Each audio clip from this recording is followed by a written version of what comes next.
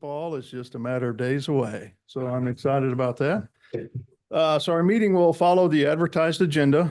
We begin with the consent agenda items, followed by the regular docketed items. Regular agenda items, we open the anticipated cases that are looking to be continued to a later date, and then do that by a single motion. Then we hear the remaining cases in order which they're published on the docket. We do the consent agenda prior to that. So anyways, so the commissioners look forward to hearing your case today, as we understand every project is important and unique. In addition, we want to make sure we address all of the docketed items individually with the attention that they deserve, because we're trying to build a consensus between the applicant, public, and the city staff. We also believe we can reach consensus by being brief yet heard. Because our meeting is hybrid and recorded, we have time limits for the cases that we hear, which is 5 minutes for staff presentations, 20 minutes for the applicant, plus any questions by the commissioners. When we move to public comments, I will call on those who are joining us here in person first, followed by those who are joining us virtually. We do have a timer to keep our meeting on track and expect public comments to be no longer than 2 minutes when speaking as an individual, or up to 5 minutes when representing a community association or a larger group. In all instances, please be brief and limit the repetitive comments.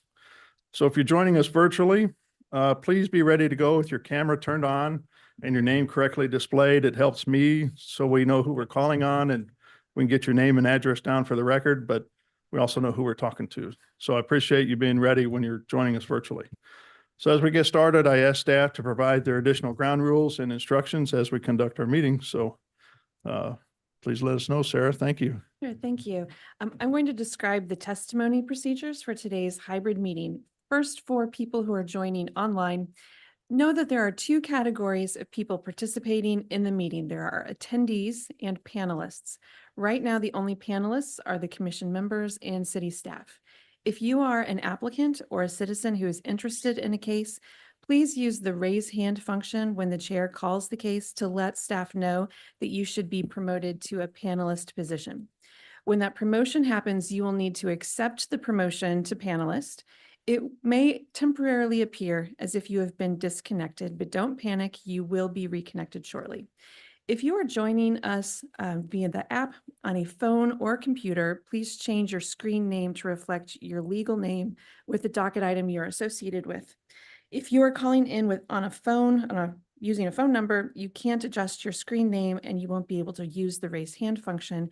But if you are joining by phone calling in, you can raise your hand when the case is called by pressing star followed by the number 9. Once you are promoted to a panelist, you will be able to share your screen to display any exhibits. At the time of promotion, the chair would like for you to turn on your camera and microphone so that the commission can see and hear you when it is your time to talk. Your microphone needs to be on mute unless you are giving testimony at the appropriate time.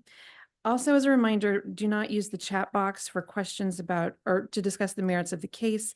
The chat box should only be used for questions about the agenda or technical difficulties. If you are here in person, please approach the microphone on the podium when it is appropriate to give testimony. You need to have your exhibits ready on a jump drive and email them to your planner. I know some of you have paper copies, and that's great. We can help distribute those when you give your testimony. If you are in person, there is no need for you to be on the Zoom meeting as well. And joining the meeting in both ways causes a lot of unnecessary feedback and audio disruptions for us. And those are our procedures. Okay, thank you. Let's go ahead and start today's meeting then, beginning with the consent agenda items, please. Staff would request to pull the first item C1 from the consent agenda. And item C2 is case number CD CPC 2024-93, a request to consider approval of a project plan, which also serves as a preliminary plat in District M1-5, allowing for 9 residential lots and 3 tracts on about 0.34 acres, generally located at the southeast corner of West 18th Street and Washington Street. Staff recommends approval with conditions. Okay, any questions from the commission regarding docket item C2? Trying to jog my memory. Could staff just explain to us the zoning and potential variances as to whether it's M zoned or R zoned?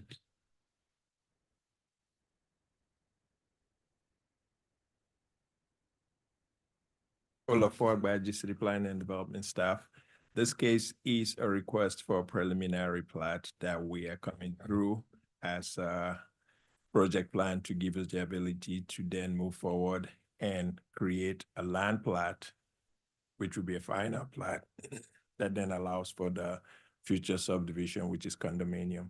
It's unique. That's why we're bringing it through as a project plan. So it's not your normal plat. We have to plat the land. And in this case, they're moving forward with 2 buildings first, which is similar to the ones last week. Then we will go ahead and then approve those. And then we'll come in later and do the rest administratively. So this just allows them to move forward.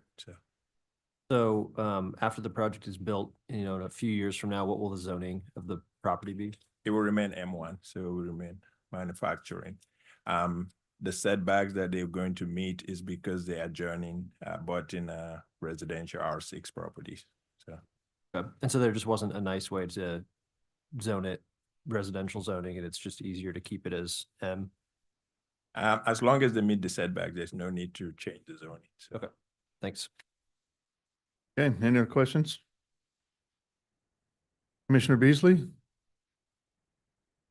Good morning. Okay. So with that, let's go ahead and open it up for any public testimony. If there's anybody here that would like to speak regarding docket item C2, please come forward or raise your hand using the Zoom feature and you will be called upon. No hands are raised. Okay, we'll go ahead and close public testimony then, and I'll take a motion, please. Chair Crowley, move to approve docket item C2 with conditions. Second. I got a motion and a second for approval of docket item C2. Margaret, can you take roll call on that motion, please? Parkin, Aye. Beasley, Aye. Prowl, Aye. Enders, Aye.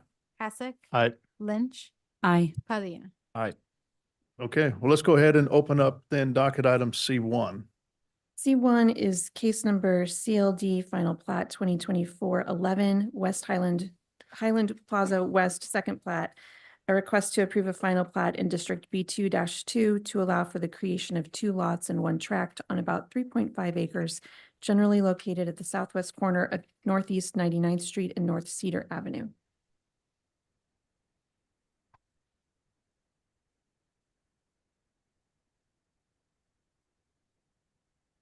Good morning, Commission. Justin Smith, City Planning and Development. The staff report I just handed out. The only thing that's changed is the conditions report is attached. That was an error on my end. Is this different than what we have from what we downloaded earlier, or what's the difference? So the original staff report didn't have the conditions report attached. Oh, okay. So now it does. This is for C1. Correct. Okay.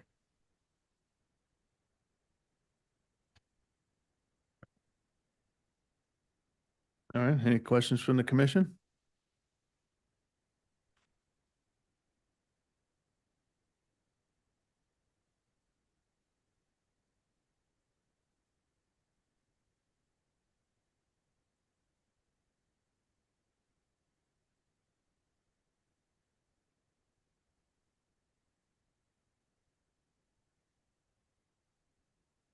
So I'm a bit confused because initially we said this was pulled. Yeah, that's, Yeah, we're hearing it as a regular case right now. Okay. Thank you. Yep.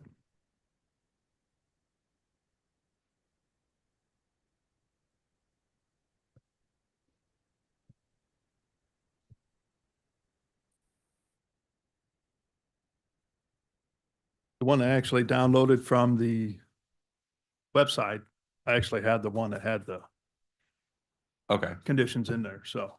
Oh, mine did not. So that's yeah, mine didn't. There's actually two that were inside the Oh, I think I area. downloaded the wrong Yeah. one then.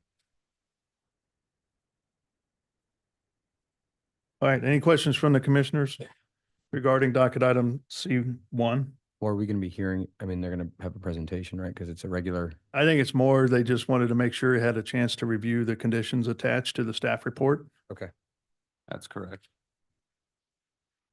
All right, seeing none, let's go ahead and open it up for public testimony. If there's anybody here regarding docket item C1, please come forward or raise your hand using the Zoom feature and you will be called upon.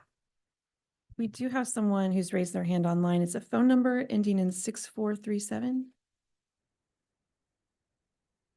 You can unmute.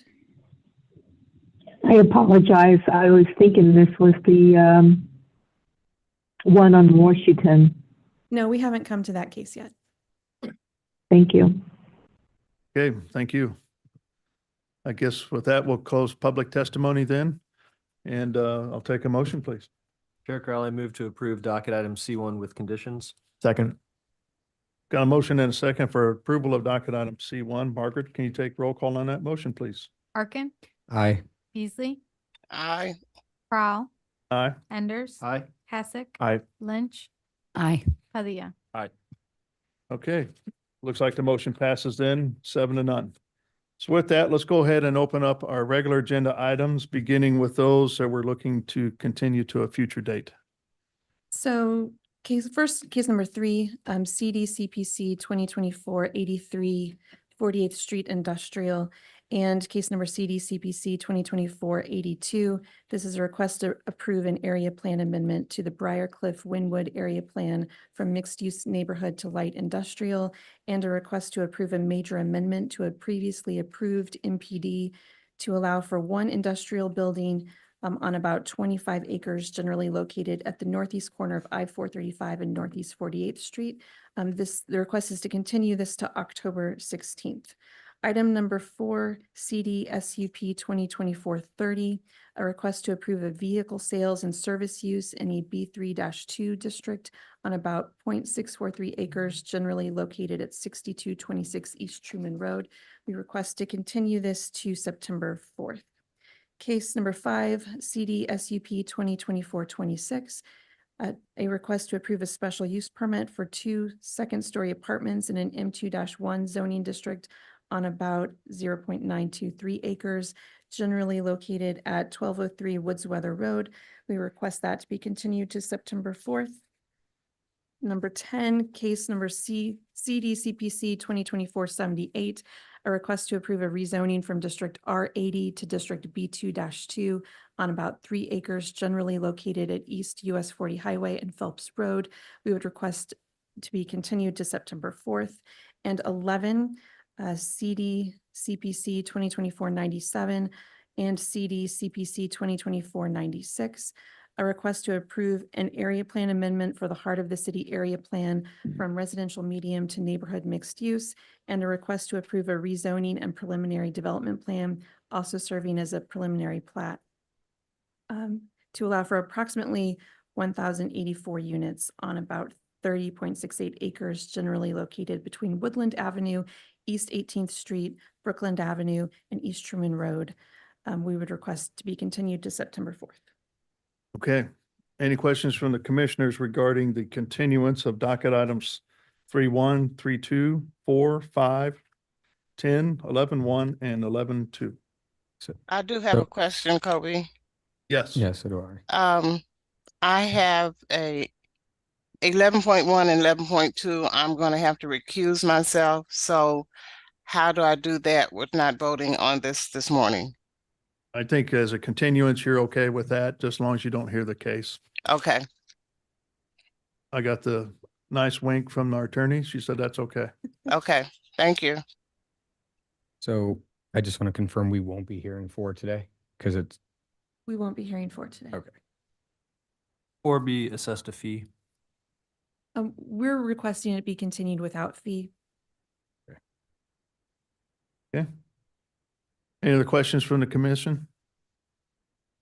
All right, so with that, we'll open it up for public testimony. Anybody want to speak regarding the continuance of docket items 3-1, 3-2, 4, 5, 10, 11-1, or 11-2? Please come forward or raise your hand using the Zoom feature and you will be called upon.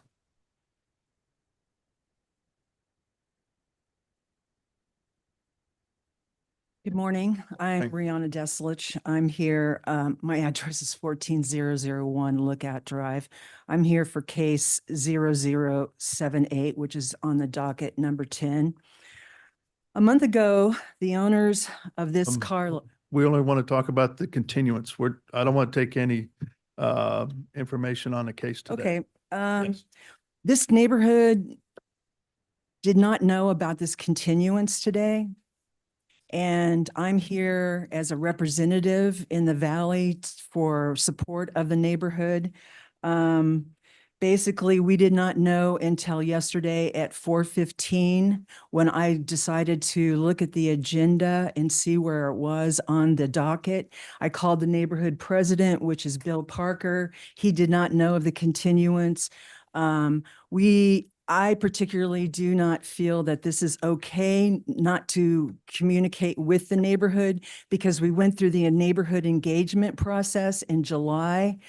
The owners of this car lot were told then to start cleaning up. Not sure that they've even started to clean up, and here we are 10 days away from the next CPC hearing. So I just want to say that not giving notice to neighborhoods, whether there's going to be a hearing or not, is a very important as far as volunteerism and coming down here and getting ready and all that. And so I just want to say that I'm thinking this community engagement ordinance needs to be reevaluated because neighbors have proven over and over that they are concerned and they want to be communicated to.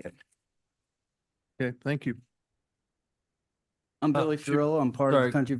Sorry, one second. Chair Corral and Sarah and staff, since the case has been opened previously, is this one where we would want to go ahead and hear public testimony but continue it anyway? Would we be able to do So that? the only thing is Forrest, we have quorum on it, so Forrestine couldn't hear it. Sure, but I'd like just wait until we hit docket item number 10. And then we can hear public testimony. I'm not even sure if the applicant's even here to Yeah. hear or understand any of that. So, I mean, it's on the docket to be continued to September 4th. So I was just thinking, that's the way it was advertised. Go ahead. Since you published this as being continued, I would suggest. I was just thinking there wouldn't Yeah, be a continue. downside to hearing public testimony for those who are here, so long as we continue it then. Other than the fact that anybody who looked at that docket who wanted to participate has been told that. But my point being, they could come to the next one because it'll be continued anyway, so they could still come and provide public testimony again. The applicant can respond to any public testimony, but then these people who have taken time out of their day don't have to come back separately to be heard.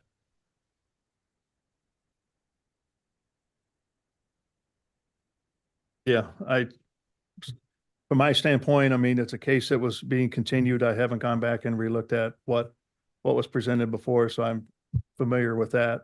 So I wasn't prepared to hear it today either. I understand what you're saying, and it is unfortunate that people took time out of their work schedule to come down here to talk. But I'm just not prepared to hear it today. I don't know what any other commissioners think. Yeah, I mean, I agree with that. I mean, when do we release these on the website? Friday.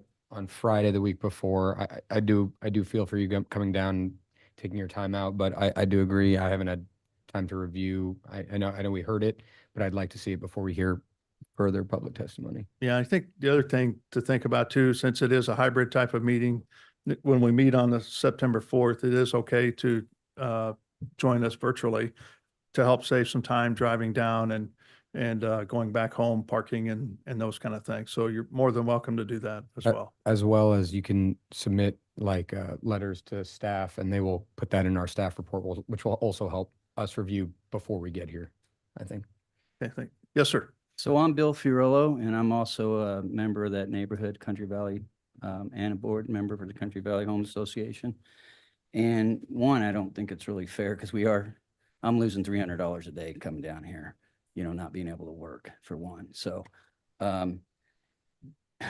it's what I don't get is that at the last meeting that we were here, was it 5 weeks ago? And you guys told them, to show us good faith, we give you 5 weeks to clean it up. We'll come back in here and hear it again. Well, we gave them the 5 weeks, and I've actually got pictures that it's not fully cleaned up. They didn't do, in good faith, what they said they were supposed to do. But now they can get a continuance to make us come back again. And I also have all kinds of stuff that you guys would like to see here of what they had back there.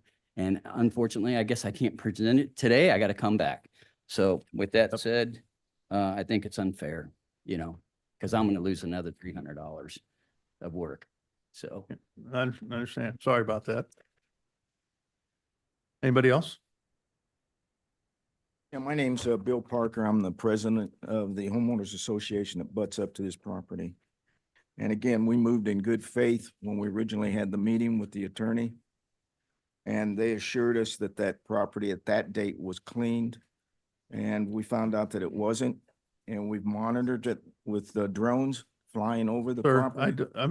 don't want to hear merits of the case right now. Okay. Okay, just the I'd continuance. just like to only. know if you're going to change the meetings or give extensions, that it at least send me an email or notify us, because I got 124 people Okay. that are, I got people right now that want to come up here, but they're waiting on me to tell them.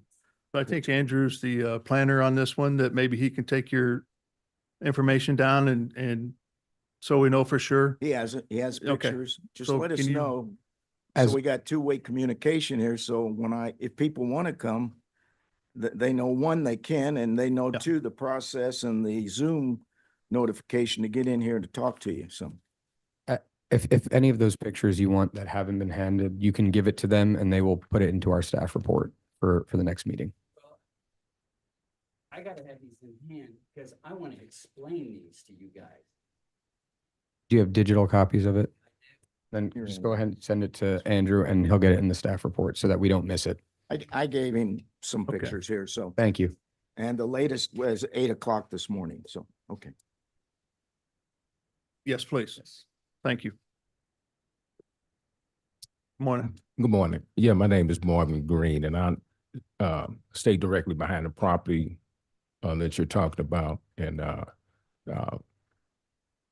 we came down here last time, and my only statement is ignorance of the law is no excuse, for this junkyard, but happening, And I think, we should move forward to deny it, even on the next time.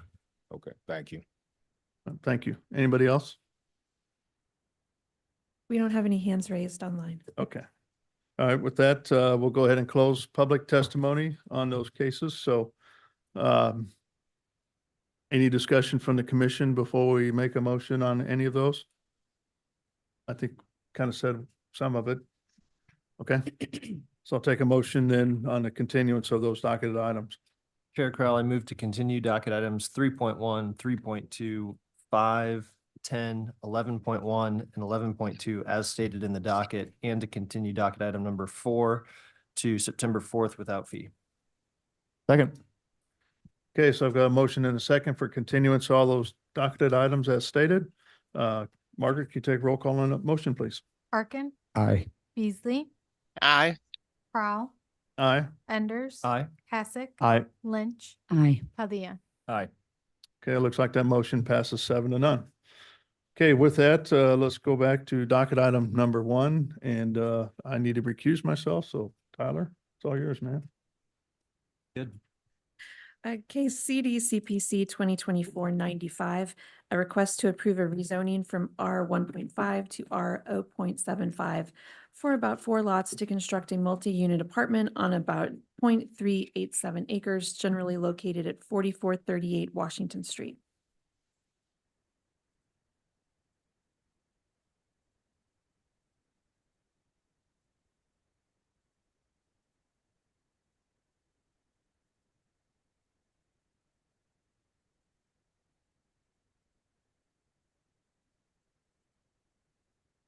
Morning on Ananasby Development Management Division. As previously stated, this is case CD CPC 2024-95. The location is roughly 4450 Washington Street. There's 4 lots involved in the subject rezoning. The current zoning is R 1.5, and there's a request to rezone the subject properties to allow for a 20-unit apartment complex. The site is located in the midtown portion of Kansas City, Missouri. More specifically, it is located adjacent to the Country Club Plaza. There's 2 images on the screen, one that's slightly zoomed out. You can see the bottom or the most northern portion of the Country Club Plaza. With the site located in yellow over to the corner, with then a more zoomed in location of the 4 subject properties along Washington Street within an established neighborhood adjacent to the Country Club Plaza. This is a look from Google Street View. This is from a couple of years ago, looking at the subject sites that are vacant. The sites look like they're under construction, but that is because there was a construction project occurring on one of the adjacent properties when this Google Street image was taken. The review criteria associated with a rezoning case is listed on the screen. I'm going to go over the 3 items that influence city staff's decision. First being review criteria B, which involves the zoning and the use of nearby properties. Directly to the north is another apartment complex. It's 8 units. The property is zoned R 1.5. To the east, we've got an 18-unit apartment complex zoned NPD. And then to the west, there are detached dwelling units zoned R6. And then to the south, there's a 10-unit townhome also zoned R 1.5. So I describe all of those projects as well as additional projects that I explained during the rezoning process for 4511 Summit Street, which was a very similar case, R 1.5 to R 0.75, to describe all of the other multi-unit apartment complexes in the area. As described on this slide as well are some other ones along Madison. That's a very large apartment complex that was rezoned from R4 to R.5. It was called R5, but now it's called 0.5. In 2002, we've got the MPD zoning property to the north at 44th, where Broadway turns. That is also a very large apartment complex. So the city council has approved various stages of increased density for this area in the past. We have review criteria E, which talks about the suitability of the subject property for the uses, which it has been restricted underneath the existing zoning code. So there are no differences in use or entitlement requirements from the 1.5 to the RS 1.5. The differences lie in the density and the height standards. And as well as H, the gain, if any, to the public health, safety, and welfare due to the denial of this application compared to the hardship imposed on the landowner as a result of the denial of this application. The current zoning code would permit an 11-unit apartment complex. They're wishing to have a little bit more extra units. That's the subject rezoning. If the rezoning is permitted, then 23 units would be allowed. They've acknowledged that they're only seeking 20 at this time. So due to the prior history of the area and all of the density that has previously been approved, city staff, we recommend approval. I will acknowledge that there is one piece of public testimony that was submitted to me after my staff report was issued, and that is a supplemental item to a piece of public testimony that was attached to the original staff report. All is on Compass Casey. That concludes my presentation. I'll be happy to answer any questions. Any questions for staff? Anna, you mentioned that the maximum number of units would be 23 is allowed if this is approved. Is there any maximum on height, on square feet, other ways that we can contextualize what the upper ceiling is for this development? The properties are also subject to the infill residential standards, which would limit this building to around 48 feet. And what are the heights of neighboring developments? I do not know that number off the top of my head. And then is there any limit on the size of the units? For this, the square footage size for each unit, for the, also do not know off the top of my head. I would imagine not. And I Yeah. imagine it would be the project would be constrained by setbacks and the property itself. But since we don't, we're more used to seeing things with plans, it's nice to kind of know the limits of what this project could look like. And because they are allowed to create each unit how they like, but I thought you were referring to how much area each unit would need for that zoning district, and I can pull that up. I assume it's around 750 for the 0.75. One other question. You said 48, isn't it 45 feet max or no? The existing, let me pull up the zoning and development code.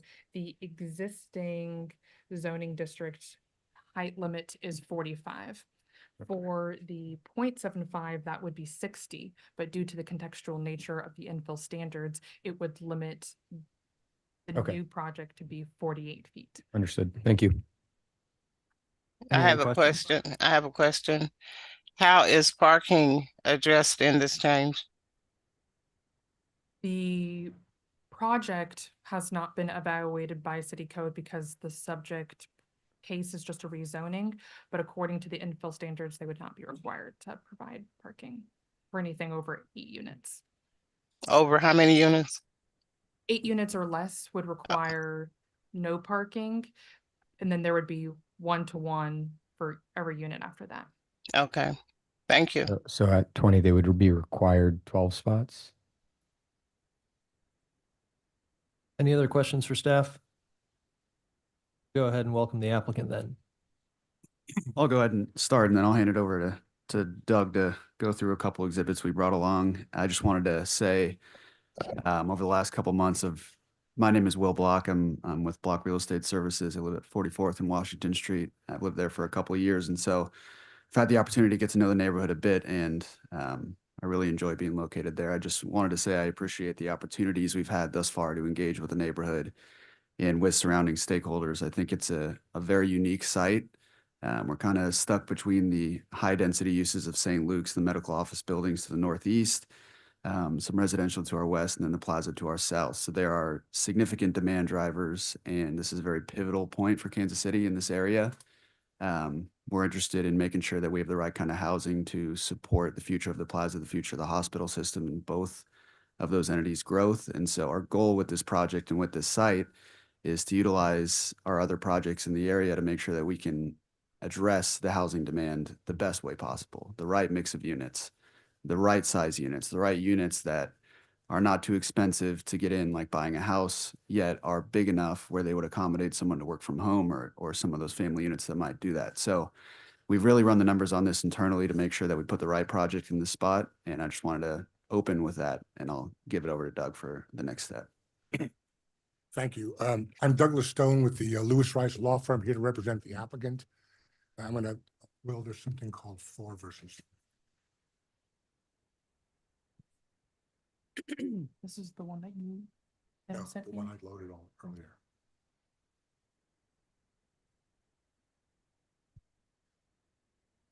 Great, thank you. Thank you very much. Again, I introduced myself. I appreciate the opportunity to be here and share our perspective on this application and why we think it's worthy of your favorable recommendation. What you see there on the screen. Can you make sure it's not on?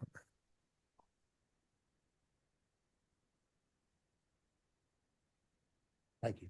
Thanks, Anna. What you see there on the screen is the project that could be built on this site today without a zoning change. The reason why that's the case is because as an infill lot, this is a 4-story, 11-unit building. With the exception of one unit, the rest of them are all 2-story units. That would be an acceptable project that complies with the current 1.5 zoning. What's next?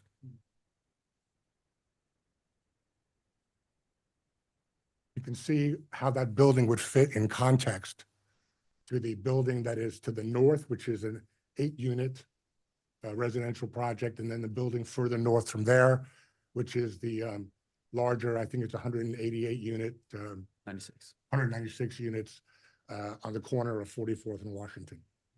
That's what's permitted under the code today. Next. This is what we want to build. It's more units, but the units are single story and are sized to meet the market demand for the mix of units that are being developed in what essentially is the outer ring of the plaza. Bringing more residential to the plaza of different unit types is an important goal of the city. You might ask yourself, why is it that the neighbors are concerned about this project when we could go upstairs and apply for a building permit for the other project? And the answer for many of the neighbors, I can't say that everyone shares this view, but we do have the supplemental information that was provided this morning or late after the staff report that Anna mentioned earlier. It's a letter from the Plaza Westport Neighborhood Association. And here's what it says. PWNA, Plaza Westport Neighborhood Association, has encouraged the developer to modify its application to rezone from an R1.5 to R7.5 without a plan to instead go to an MPD with a plan. An MPD approach, they say, would provide the neighborhood reasonable safeguards from too much height and too much density. In fact, we're building less height than would be permitted under the new zoning code. And too much density, we're proposing 20 units when the maximum for this rezoning would be 23 units. And so even if we didn't do what we said we were going to do, you couldn't build more than a 45-foot high building next door because of the infill standard. So what is the issue?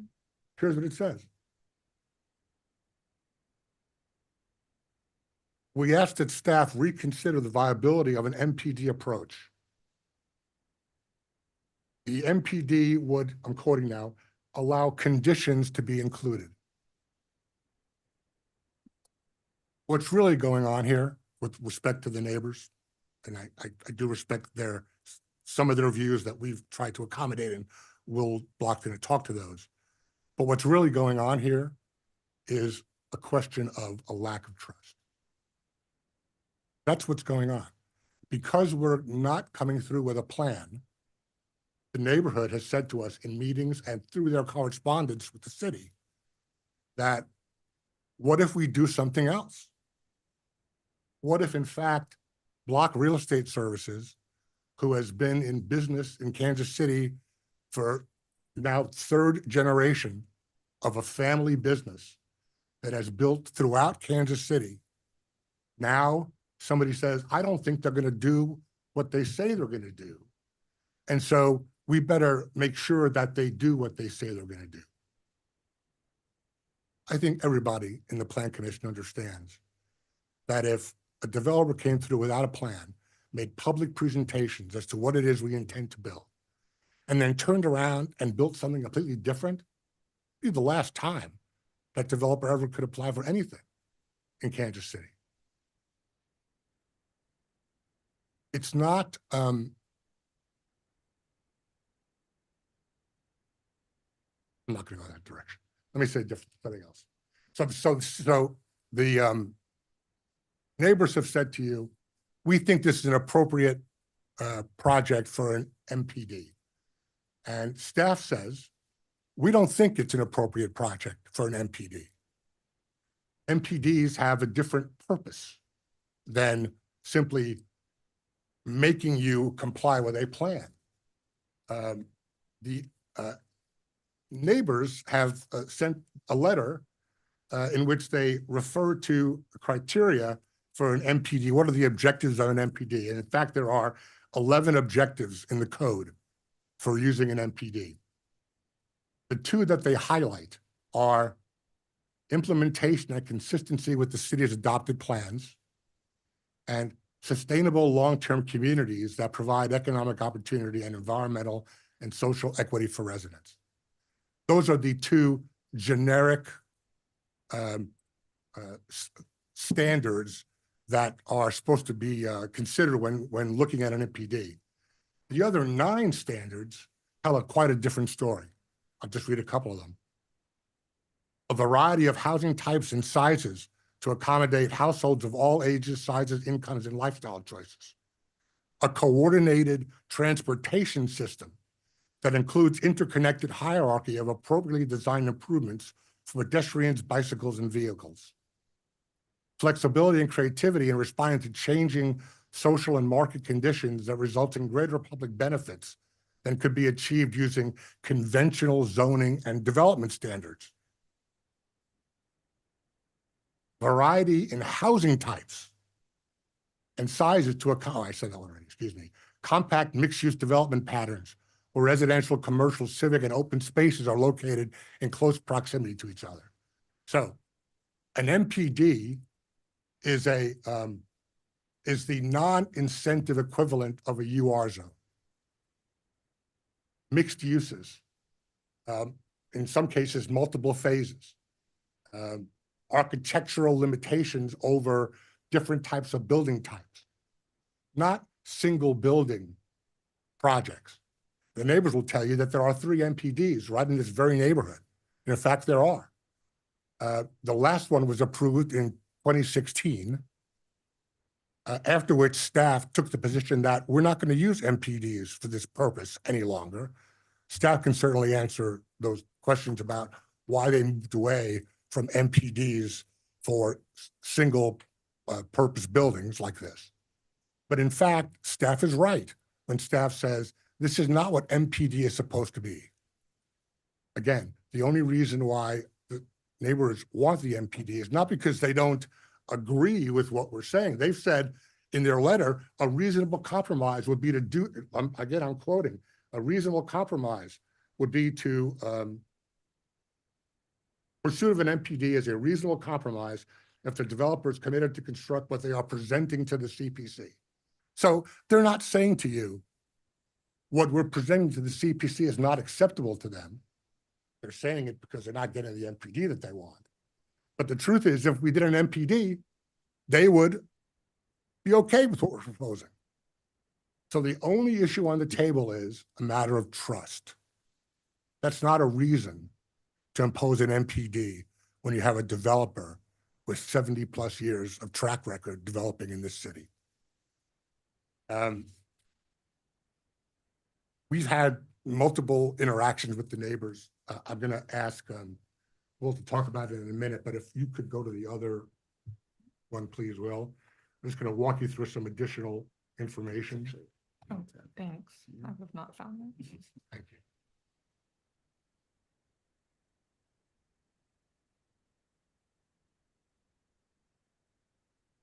Thank you. So this just puts the proposed building into context with the building to the north. You can see that, like the building to the north, in addition to consistent architecture, like the building to the north, there's a partially submerged garage with entrances from Washington going down, and then 3 stories of residential above that.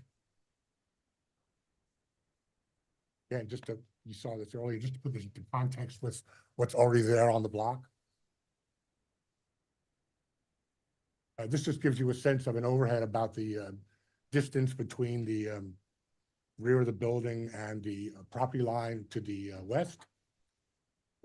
I'll actually jump in on this one again. This exhibit is fairly new. It incorporates what we wanted to do in the context of the discussions we've had with the neighbors to date. As part of the development of the site, we have elected to provide a sort of screening method via landscaping and via retaining walls. And so to illustrate the conditions on site, we had two exhibits prepared. The first one here on the top of the page shows the site from above, as well as the setbacks from the project to the west, to illustrate the yard sizes and how we're going to incorporate that retaining wall system. If you go to the site today, and Anna's picture showed this a bit, outside of the construction zone, there's a fairly large retaining wall on the west side of the site. That retaining wall is in place to hold back the ground due to the elevation change from east to west on site. So from our site that we intend to develop to the neighboring residential lots to the west, there's a significant increase in height that actually helps to bury the building as from the perspective of the neighboring sites. So to illustrate that, we had some surveys done on our site and had some elevations drawn on this exhibit at the bottom of the screen to show those heights and how the second floor of our site doesn't necessarily correspond directly to the second floor of a site as viewed from the residential lot side. Additionally, on this exhibit, you'll be able to see, here, I'll zoom in a bit.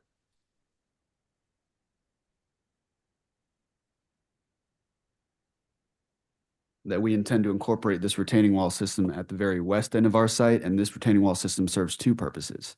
The first purpose is aesthetics, to screen the property from the east side to the west side. The second purpose is, like we did to the north on the villas at 44 Washington, this retaining wall system will be designed, once we get into the construction process, to hold in place the existing retaining wall on site. So what we'll likely do is we'll build a sort of retaining wall and backfill the space in between the two walls with some sort of gravel system to hold both in place. So as part of that system, on top of the retaining wall that we intend to put in place here, we also intend to continue at our cost a 6-foot screening fence that we've built on the property to the north. So if you imagine the aesthetics of the site, there'll be a retaining wall that we build on top of our site, and then a 6-foot screening fence on top of that wall. In addition to that, we wanted to do everything that we possibly could. And so we looked for the right kind of landscaping that we think would do a good job for screening things like views and lighting and other such back and forth views. And so we intend to put in evergreen trees that are coniferous that will be able to screen the property through the seasons, and will grow very tall on top of this retaining wall system. So the retaining wall system will serve three purposes: hold the existing wall in place and hold the grades at their current conditions, hold the screening fence that will be on top of this retaining wall system, and accommodate new evergreen trees that we want to put in place to help screen views back and forth. So these are things that we've sort of designed as part of our discussions process with the neighborhood over the last couple of months, just to do everything we can to screen the views from property to property and transition the site from the higher uses to our east to the residential to our west. And so we think this kind of fits that context.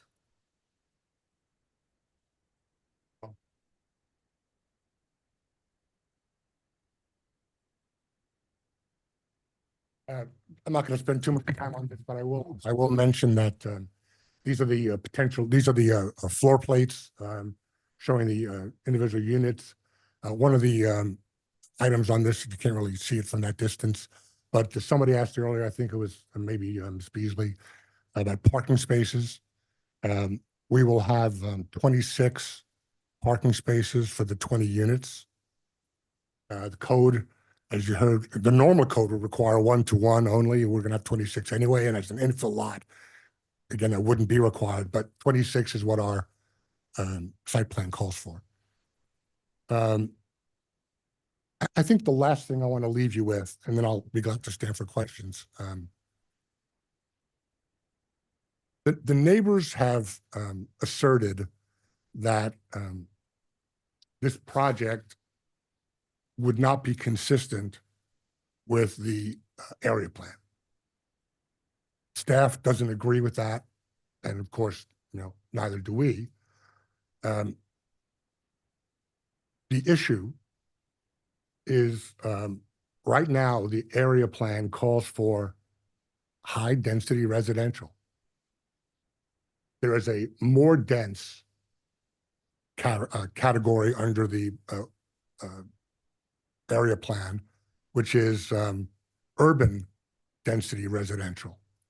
The jump from the maximum permitted under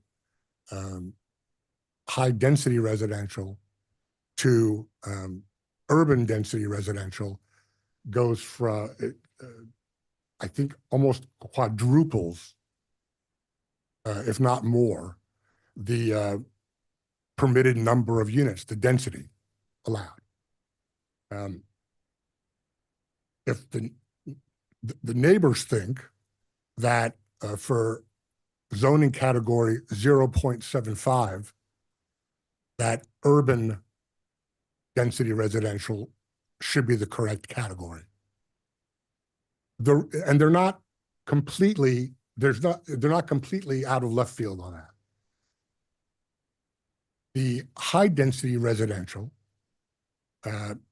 says that it is for zoning categories up to and including 1.5, which is what this is.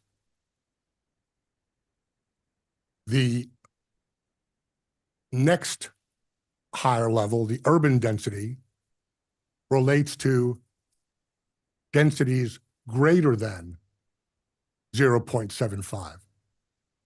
And the reason is, when the area plan was adopted, R 0.75 didn't exist as a zoning category. And so when faced without any amendment to the plan to create a new, either a new category or to change the language in the high density residential to take it up that extra notch to capture the 0.75, that wasn't done. But staff has recently, not just for this project, but for other projects as well, when faced with this question, come to the conclusion that it's better to consider 0.75 in the high density residential, because it is high density residential, than it would be to throw it into the next category, which is super high density residential. And so, which doesn't really match 0.7.5. That's more for DX and zoning like that, where there's very little limitations on the density. And so, again, in a way, neighbors are potentially shooting themselves in the foot by saying that this ought to be denied because it really belongs in the urban density category, but it's not marked for urban density. And so, if you amend the plan to urban density to allow 0.7.5, to put the 0.75 in that upper category of the land use plan, you're creating much more opportunity for much greater density under the area plan. So it's really, it's appropriate for staff to take this orphan that came into being after the area plan was adopted and decide to categorize it between these two categories with the one that's more protective for the neighborhoods. And that's what they're doing. And we support that analysis. You're going to hear a lot more from the neighbors. I've only touched the surface of what some of their objections are. And so I'd appreciate the opportunity afterwards. I know you'll give me an opportunity to respond to some of their concerns. But at this point, I'll stop and I'll be glad to answer questions. Thank you. Questions for the applicant? I guess I have one. What's the reason that you don't have a plan? But no plan. So under the city's zoning code, there are 3 tiers of a review process, okay? And it depends on the scale of your project. So for a residential project, 20 or less units doesn't require a plan. More than 20 units to 50 units requires what's called a project plan, which is a little less involved than a full-blown development plan, which would be for 50 units or more residential. So the city has made the determination that for these scale projects, you can proceed right to a building. You're not prohibited from submitting a project plan, though. I don't think the city could review it. I mean, I don't think there's any basis in the code. I mean, staff would have to answer that. I don't think, the answer is I don't think so, frankly. Sarah may have a view on that. Not to put her on the spot. It's not required because of because of the scale of the project. I mean, the council has made a legislative decision that once you get to a certain number of units, it's required. It's not required. Yeah, just Now, in terms of, I don't know, I can't speak for what city planning would do if someone submitted a plan that's not required. Yeah, we would not require them to do Yeah. it, but I guess they could elect to do a project plan. But from a city staff's perspective, we would not force them to. 'cause And the it reason doesn't I'm fit asking them. is just because for what I hear is you saying that that's the only problem. There's no plan, they don't trust you. So that will fix it, right? Sure. So what you're saying is, when there's absolutely no indication whatsoever for 75 years of doing business in the city, of building what you say you're going to build, that now because somebody is nervous, we should ignore the rights given to us under the code and come forward with a plan that isn't not just not required. It's not. Staff takes the position on a lot of different applications, on a lot of different zoning applications, that the city doesn't condition zoning. Okay, zoning is yes, sir. You're you gonna. mind if I jump in? Yeah. I had a similar question, so I want to not speak for Commissioner Padilla, but so an applicant who's going above and beyond to create a really great project and working with the neighbors to the best of their ability. Again, I just want to be clear, if you all are going to build this project, you're going to be doing a lot of the work that a plan would require. And so I think the question was purely to understand, not if you were required. We fully understand you weren't required to have a project plan. We were just simply wondering, or I was simply wondering,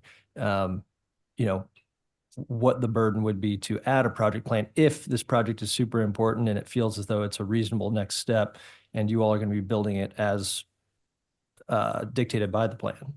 I think I'll jump in here.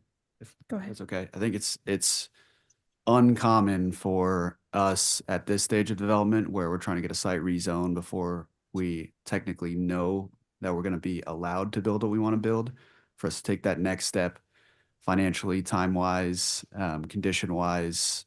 It's really filling in the gaps. The appearance of the building, the units, those types of things pretty much remain similar to what they're designed at this level. But to fill in those gaps before we know that we're going to be allowed to build that type of project through the approvals entitlements process is a fairly large risk that we don't typically take. I would ask that you all as the applicant just understand that the same uncertainty you're explaining to us that you experience as an applicant is the same uncertainty that the neighbors are feeling about trusting your plan. So it's okay to have that perspective, but it's not okay to say it's not right for neighbors to feel uncertainty when you yourself feel the same uncertainty. No, that's not what we're saying, sir. We're not saying that we're uncertain as to what we're going to build. What we're saying is when you build I completely misunderstood then. So let's keep on going with this project. Well, I'd like to, but if I can, please. When I a don't think developer- it's necessary, Mr. Stone. Okay. Yeah, I had one clarification about this, and maybe this is for staff. So say this gets rezoned, we approve this. They have up to 24, they could go up to 24 units, correct? Which at that point, 23, which at that point at 23, would they have to provide plans to the city or no? After a rezoning is approved, then they are free to submit building plans and permits. Okay, but it wouldn't come back to us because it would be within the amount. So you guys saying 20?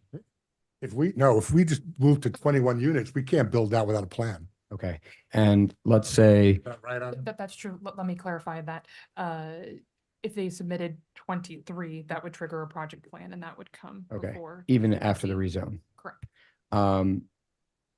Let's say they build this and then split one of the double units into to make it 21 units. Would they have to bring that by us afterwards? Correct. 21 would trigger a project plan. Like after it's built and then they decide, oh, well, we want to split one unit in half? Yes.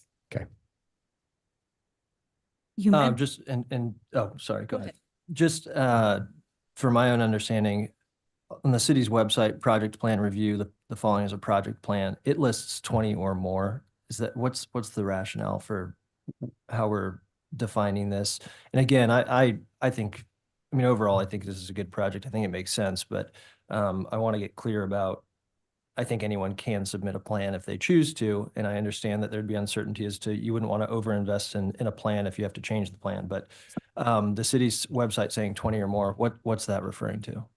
And without knowing exactly which webpage you're referring to, I would say that that's probably a typo because the code specifically states any development containing more than 20 units. Great. I'm just curious, you have 20 units. Are they, single bedroom studios, 2 bedrooms? What is the density of population that you're expecting? At the right side of this matrix, we went ahead and detailed that the goal with this project is to meet a different demand than what is already there on site today. So we've recognized that there is a high demand for unit sizes that accommodate the ability to afford living in this area. People want to be on the plaza, they want to be near St. Luke's, and they might not want to buy a house. They might not want to pay HOA fees at a condo. They might be unable to afford interest rates, put a down payment on a house, and these types of things that are barriers to entry. So the smaller unit types accommodate more people living on the plaza that might not otherwise be able to. And so with the smaller unit types, in this case, 7 1-bedrooms and 13 2-bedrooms up to that 20, we're trying to meet that demand. So we're trying to meet those smaller groups, be able to decrease those payments as compared to doing like a 3-bedroom unit, which is going to have a higher payment per month. And I would just add that if we were to build what's permitted under the code now, the 4-story, 2 level units, you'd actually have more like 40 bedrooms because most of those are, 30 something, because most of those are 3-bedroom units. Yeah, the 3-bed, 3.5 baths. And so in terms of the number of bedrooms between the 2 projects, there's actually fewer bedrooms in the smaller unit, right? But you would still be 11 units, correct? That's right. Yeah, it would change the mix of beds There'd to be units. different kinds of units. So it would be more. Yeah, okay. Yeah, it's different user. We're trying to meet a different user type that might not be able to afford the townhome / larger unit / home. If that makes sense. So I have 2 questions for clarification, if you don't mind. You just added a statement about townhomes. So we're not doing townhomes because initially you had said the plan had some units that were 2 stories. So everything now are considered apartments and not townhomes? Correct. And then this display that we're looking at, I'm a bit confused. You have highlighted BRS 4450 Washington, but my address in the docket is 4438 Washington. Right, right. What's going on here? It's 4 parcels. We just started from the other end. 4438 is the northernmost parcel, and 4450, because it's 4 lots at the moment. 4450 is the southernmost parcel. It's the same piece of real estate when you combine. Okay. And then I had a question regarding what is the mix of single family homes in this area? Because one of your graphics where you were talking about your retaining wall appeared to have single family backing up to it. Are there no single family left on the actual street that you're building on? That's right. That's correct. The context of this project from Washington is all multifamily, all up and down the. On the west side of Washington is all multifamily. I think at the very southeast, there are still a few remaining single family homes between some of those multifamily and larger units. So other than those few homes on the west side of the street, it is all multifamily from my recollection. So is Washington the only street? Because one of the images I thought was trying to show us where other developments had taken place. So is Washington the only street in this area that has basically converted over to multifamily with a lesser amount of single family? I think Anna's is poised to answer that. Commissioner Beasley, this is Tyler. I would say that there are many, many, many sites in this neighborhood that have increased density. And that used to be single family. I'm trying to get a visual for the area for the neighbors that are concerned and untrustworthy at this time of what they're going to build. Are they already looking at an abundance of multifamily?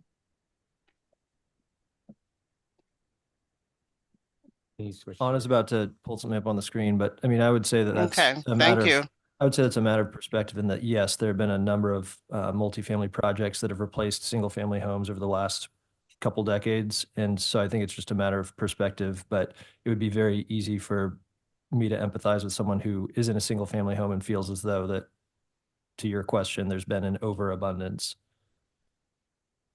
I'm just trying to get a feel of where we are. So I'm looking at blue, yellow, and green. Where the All red- of those, the all red of dot. those. Ms. Beasley, the red dot is the rezoning in question. The yellow highlights parcels that have already been established in rezoning with multi-unit apartment complexes. And that's my question. Thank you. So if we look at Pennsylvania and Washington, we've got the two big yellows. Then we go over to Summit, you have multifamily, and then you come over to Madison, you have multifamily. So all of these others are my single family, right? There's also a condo association. Can you see my cursor? I do. That is also a condo association. This is multifamily. There's multifamily here. There's multifamily here. There is more multi-unit structures than what is highlighted in the yellow. Okay. So I get the feeling of the neighborhood. They're gradually being converted from single to all multifamily. That's what I was trying to visually see. So thank you for this slide. It was quite helpful. We saw, well, first question, does Block Real Estate Services plan to own the development through to completion? Yes. And there were some projects recently in the area that Block Real Estate Services submitted plans for that maybe are in the development process or have already been built. Did Block Real Estate Services own them through to completion? Yes, I think actually to date, we've never sold a development in the multifamily industry that we built. Yeah, I think that Doug's points are well taken by me, but I also completely understand those who would not, you know, if it's your if it's your primary financial asset, you know, you might not trust a track record because there are things that change with the development process. And so I think that it's important to understand the history that you all have had in the area and the city, but I also still fully understand where homeowners would feel otherwise. Are there any other questions for the applicant before we open it up for public testimony? What is the height of the project? You So- may have touched on this already. I'm sorry. I go back to the internet. That's okay.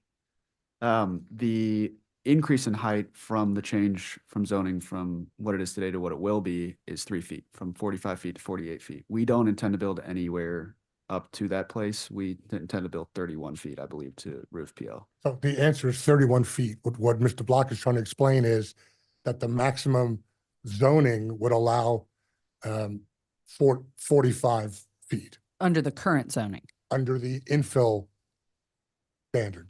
The 40 current zoning limits the site to Current 45 zoning is feet 45 feet. per R-1.5. The future zoning will limit it to 48 feet per the infill standards. We only intend to build 31 feet. I'm just looking at that dimension. Is that to the roof line or is that to the roof without, so that's not counting the parapet? No, it's correct? roof plate line, Roof so plate, it does okay. not count the parapet. Good clarification. Yeah. All right, with that, we'll go ahead and open it up for public testimony. We'll start with those who are in the room with us, and then we will move to those who are attending virtually. Please go ahead and raise your hand if you're attending virtually, and we'll call on individuals. We allow 2 minutes. It will be timed per individual and 5 minutes when speaking for a larger organization. And I'm out here. Pass them around. If you will take. I've only got 9 of them, so I'll take them. Yeah. Oh, okay, great.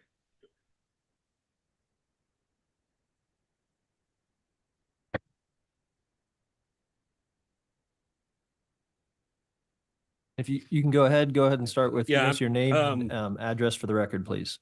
Yeah, my name is Mike Unger. I live at 4437 Pennsylvania, which is directly behind the area. Later on, we'll talk about the whole thing of trust. It's not trust. And someone else will talk about info. Right now, I want to talk about zoning. So if you look at attachment number one, the bold lines are where an R6 is immediately adjacent to an R1.5 without any intervening street or alley or parking lot. That is those lines are the only areas north of the plaza. Okay, so we're already up against a unique situation. Then I went and downloaded a lot of the maps from Compass, which took a long time. And I wanted to find out where is a 0.75 immediately adjacent to an R6 in the city without an intervening street or parking lot. There are no other locations. There's not one location in the city where a 7.5 is adjacent to an R6 without a street, an alleyway, or parking lot. None. And I believe this is correct, and staff can look it up. I think this will be the largest height discrepancy in the city. So, but you guys can go look at that. It took a long time. My attachment number 2, I've only got 2 minutes. I took the elevation that the architects drew. I added on to it. The elevation only shows 3 stories. They have a 4-story option. And then in blue, because the blue is the infill requirements, the non-blue is if it's an R1.75. So you can see on attachment number 1, this will be 40.47 feet above the height of the building. So the resident that lives at 4437, the new building could be up to 40.47 feet higher than her building.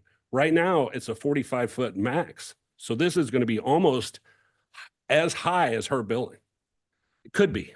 Once again, the blue is the info requirements. The printed text is the zoning. And then I do the same thing for the west elevation on Washington, which will be 22 feet above it. So I know I'm running up against time, but keep in mind that elevation that you were shown earlier, the elevation that's under this one on attachment number 2, only shows a 3-story option. There is a 4th-story option that's not on the elevation. Then you can check out those heights. Hey, Thank you. And so two primary comments, which I'm sure the applicant will respond to later, are feeling differently about the limitations of the height of the project, and then the idea that the 2 zoning types abut in only this area. Right. All right. Thank you very much. Appreciate it. can I just have some clarification from Anna, from staff? So I just want to make sure before we move on. So the height limitations is from the point on site, right? So that 48 feet would be from their site, not from adjacent sites, correct? Correct. So, okay, and we are about, what, 4 feet below the adjacent, the sites behind you guys? Is that, yeah, The elevation changes from north to south, but but you'd be pulling it from the high point on your property, right? Your height limitation, correct? the height limitation is as measured from finished grade of property. So when the project is built, that will be, I believe, at the top of the sunken parking garage there. Okay. So the actual site elevation today, though, is much lower than the sites directly to the west because of the retaining wall in place. Okay, thank you. That's my clarification. Christina's going to show you pictures of what a 1.5 adjacent to an R6 looks like. Yeah, lack of trust, I'm sorry, but block is. And would you go ahead and speak into the microphone, and then we'll start with your name and address for the record. Thank you. Christina Boveri, 4447 Pennsylvania Avenue. Lack of trust. Yeah, I'm sorry, but Block promised us green space with 4400 Washington. We never received. He promised us that the neighbors would use the dog park. That is not allowed. And also, if you can see that picture on page 1, that is what is directly right now that he has built behind 4437 Pennsylvania. That is looking from your backyard.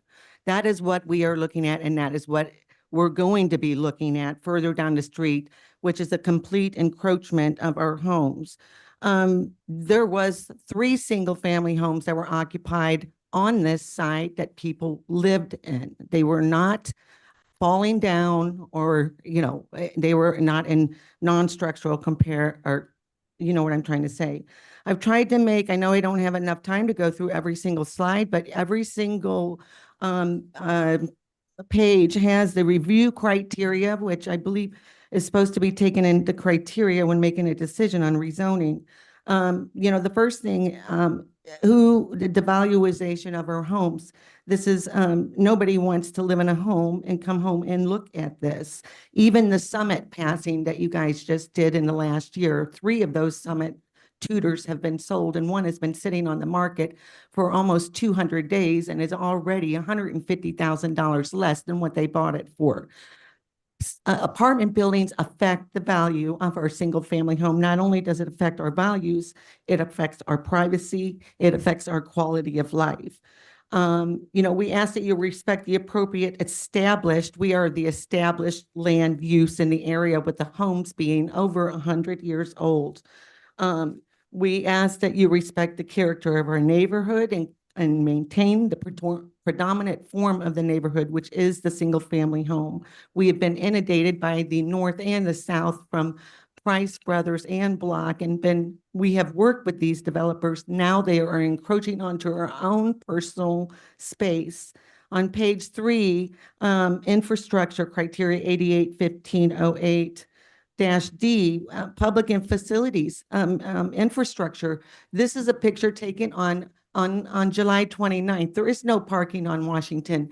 Not one developer, none of them have provided us with a parking study. We have asked repeatedly over the years for all of these developers to provide that. It has not been provided. I think that touches on most. I have on the very end, my public testimony, and also I have the statement of concern by all of the neighbors on Pennsylvania, Washington, and Jefferson. We are missing a couple pages here that I did not staple together, but there are more names on this list of the people that do not want this to happen. This is setting a precedent if this passes for protection of all of our neighborhoods throughout Kansas City. I have been in the real estate business for 27 years, and I know the effect of what a multifamily home does, a multifamily development does on a single-family home's value. I ask for you, please, think about us and put yourself in our position, and if this was your backyard, and if this was what you were looking at when you came home. Thank you. Thank you.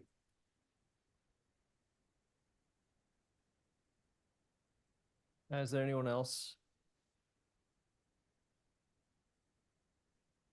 My name's Tom Davis. I'm on the board of the Plaza Westport Neighborhood Association. And so I'll follow up Christina's presentation. But you've touched on the key problem here, is that there's no plan. We've been presented things that have a couple of different options. There's no assurance as to what they've presented is really going to be built. We've also been presented with a 4-story option that they're apparently showing us, but now saying that they're not going to build. And so the factors that you must review under 88-515-08, we do not think allow for the rezoning of this project to this stage. And so, I'll touch on some of this really quickly. The conformance with the adopted plans is the Midtown Plaza area plan. This does not conform to the Midtown Plaza area plan. That was basically acknowledged here before us. This is supposed to be a buffer between the high density and these single families. Well, they're taking away the buffer. It's becoming a wall, right? So that doesn't conform. The zoning, you've heard, R6 next to this proposed should not be acceptable.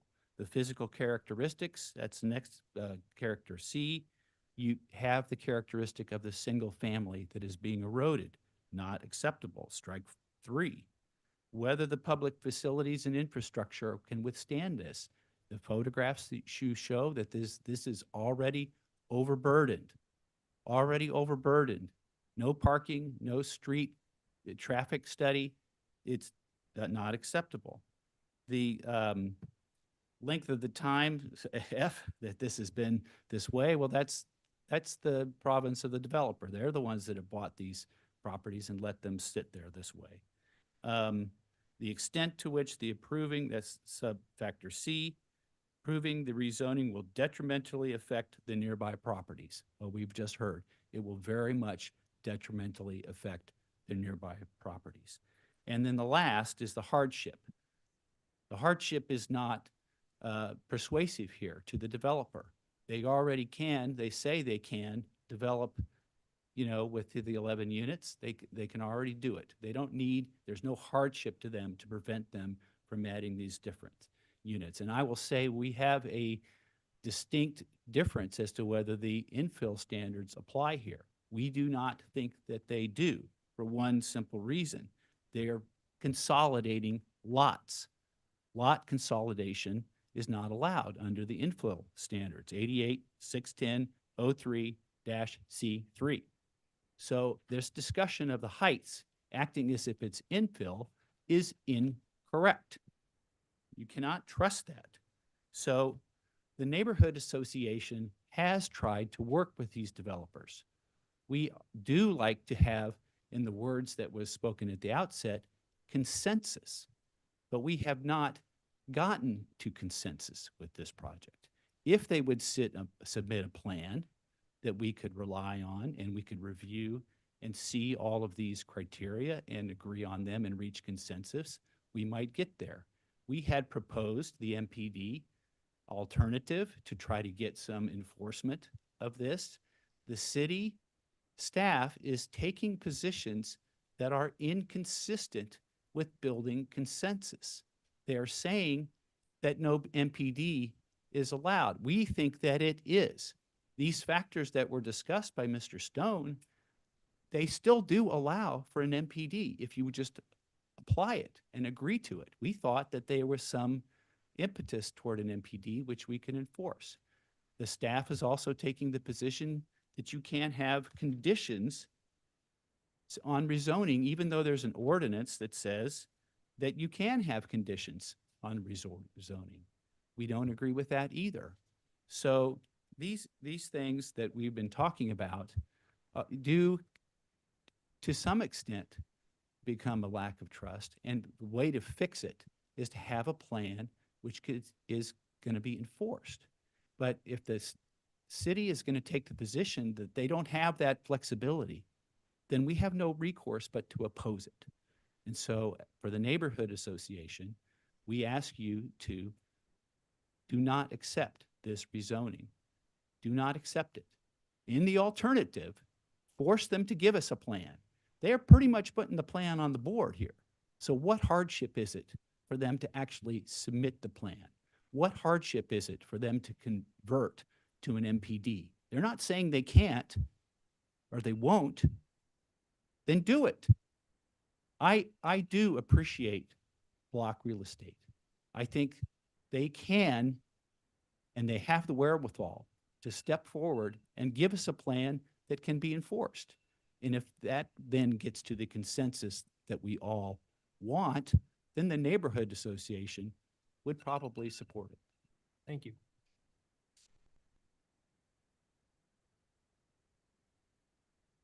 Is there anyone else present? Great.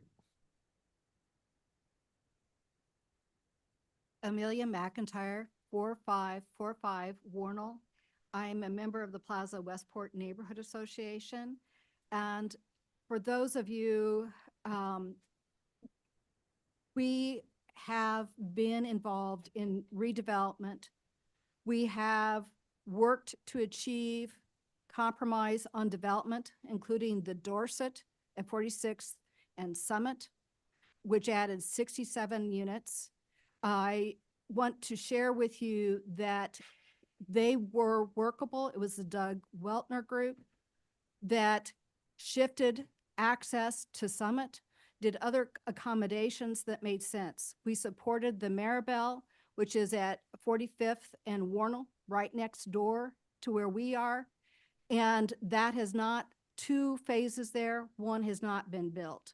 We supported development where it makes sense on the periphery of our neighborhood. So we are not against development that is reasonable and placed in the right area. We offered a Midtown Plaza area plan suggestion because we do not agree that no amendment is needed. And the Dorset is the example of that. In this situation, it is zoned presently R1.5. That is high residential. That's 29 units to the acre in the Midtown Plaza area plan. That would allow 11 units here. In the Dorset situation, we knew and were supporting 0.75 zoning to be implemented to cover a gap. We understood the gap. We supported that. But at that time, the city appropriately determined that an amendment to the Midtown Plaza area plan was appropriate for that to go from high density to urban residential. Also, I'll just hit briefly, the city did determine a comprehensive traffic study was needed from 39th to 52nd state line to basically Troost. That was funded by an ordinance 230579. That has not moved forward. This is exactly the kind of problem that you do one thing here, you do another thing there, but without looking at the total picture. That traffic study hasn't proceeded, and that was adopted in early 23. You're asking for trust. That's another reason why we are concerned. We advocated for that traffic study from a multitude of Midtown neighborhoods, and it wasn't implemented. That contract wasn't entered into, and it's not done. That is to the detriment of businesses, homes, everything for that not to occur. Thank you. Thank you.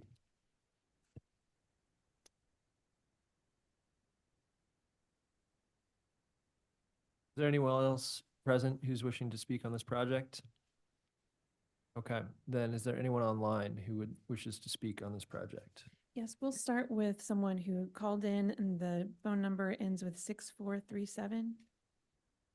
Yes, Linda McClellan Real Estate LLC.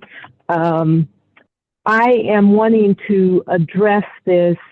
My address is 3631 Bell Street, but I have a stepson that lived there off of Washington, had rented there for a while, and his property that he was renting was purchased by Block. It was a nice, beautiful home and torn down. The thing I want to address is really to the city. The city needs to be responsible here. You call for more and more density. It is about money. It is about power. And for me to hear someone say, oh, Block Real Estate Services have been in business for 70 years, we should trust them. It's a monopoly.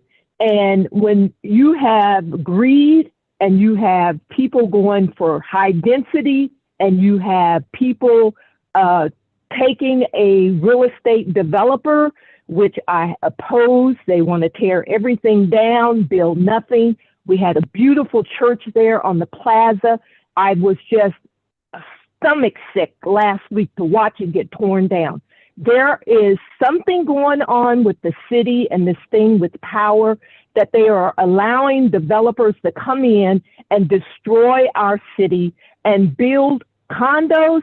We are over inundated with condos. And to think about the people in their single residential homes there and building these monstrosity buildings, for what purpose? And to hear someone say, oh, I live here on the plaza and I've gotten really involved with the community. How long have you been there? Were you there just for the purpose to try to get this development done? I think we need to reconsider this, not allow this to go forward, and put yourself in the residential shoes. Would you want to come home and look at this building overshadowing your home? That's all I have to say. Thank you very much.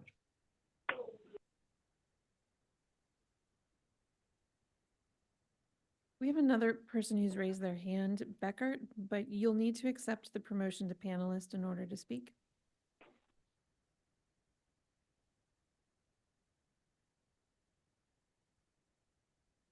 And you can unmute.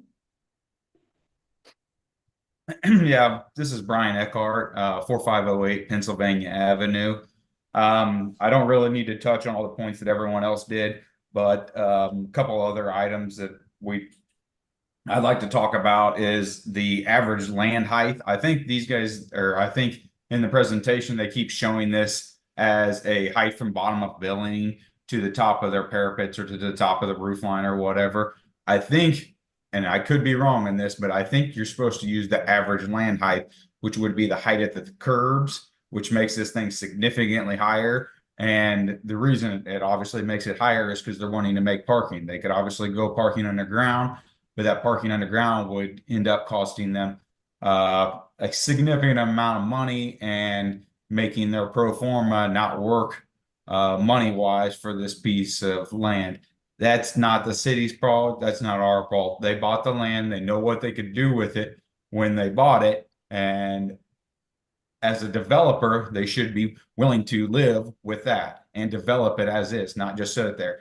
Another item is Block, also a large real estate company or a large developer, and I'm not trying to pick on them, but if they would like to develop neighborhoods and develop these multifamilies, they have many, many parcels, probably within a 6, if not 8 block radius. And I'm not talking one, but multiple that they could develop into multifamily without even having to bother a growing neighborhood and claiming hardship. I don't understand how a hardship would come into play when you, as a premier developer in Kansas City, bought it, knew what it was zoned at, and are trying to get it rezoned. If you couldn't get it rezoned, build to what you was. Quit tearing down houses people can live in so that you can have that. That doesn't make it. I know it makes good sense to them, but it doesn't make good sense to any of the neighbors and residents that live there. And I understand he lives. The last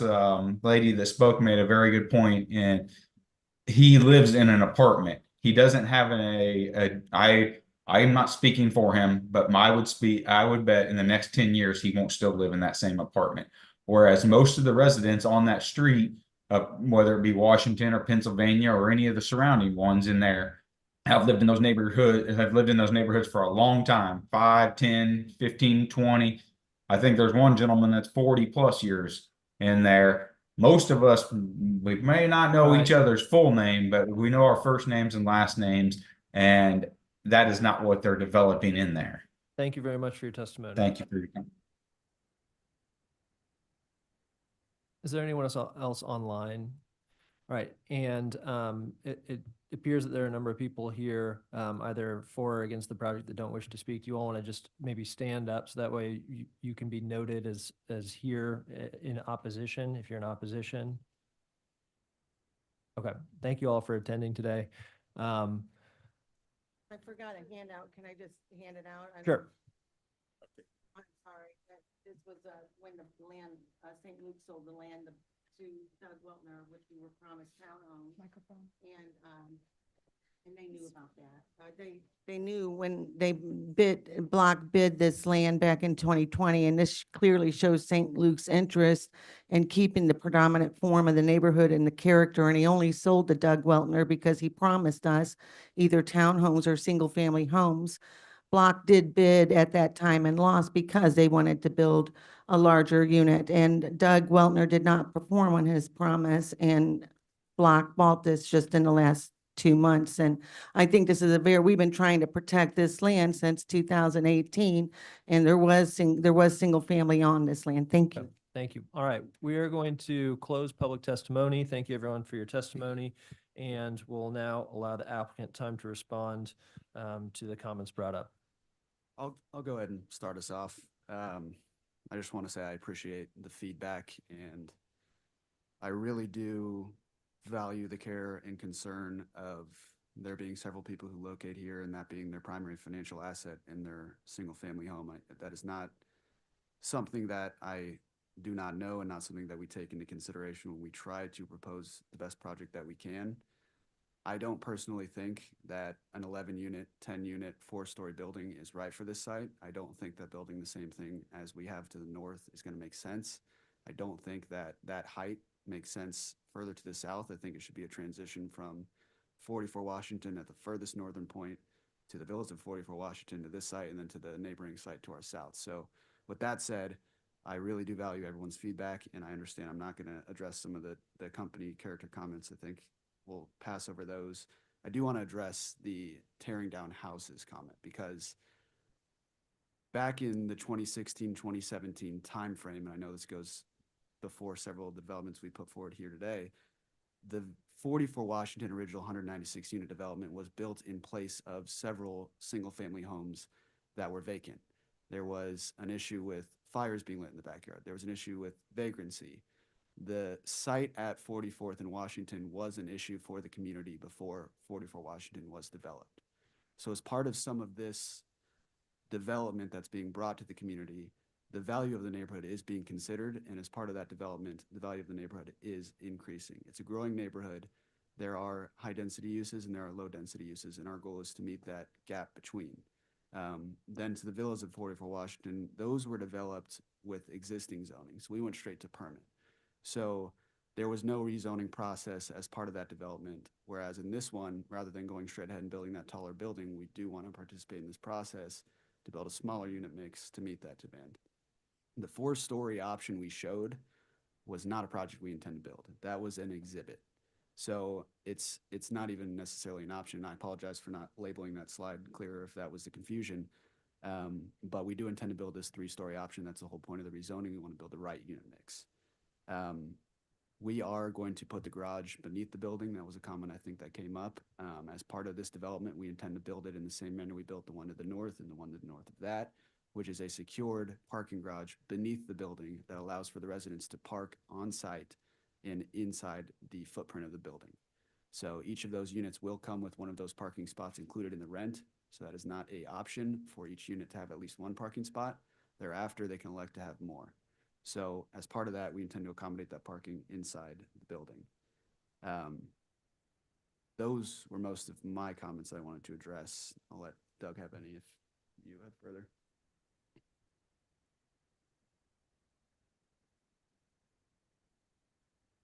There's a lot of stuff that we've talked about here. But I come back to where I started when we began this presentation. And again, like Mr. Block, I apologize if we created some confusion in people's minds. We can go today and build what has been called the 4-story option. That's what we meant when we provided that drawing to them. We can rezone and have a shorter building with units that meet the need of that particular market and frankly fills in a gap between already existing buildings and continues the architecture of the 2 buildings going toward the north.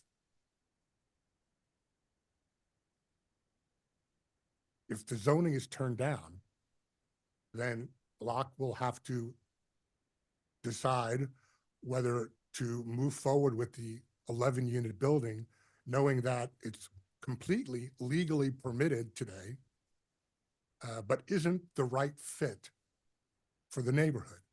It doesn't meet the kind of mix that's appropriate for the various uses, multifamily and single family, that exist.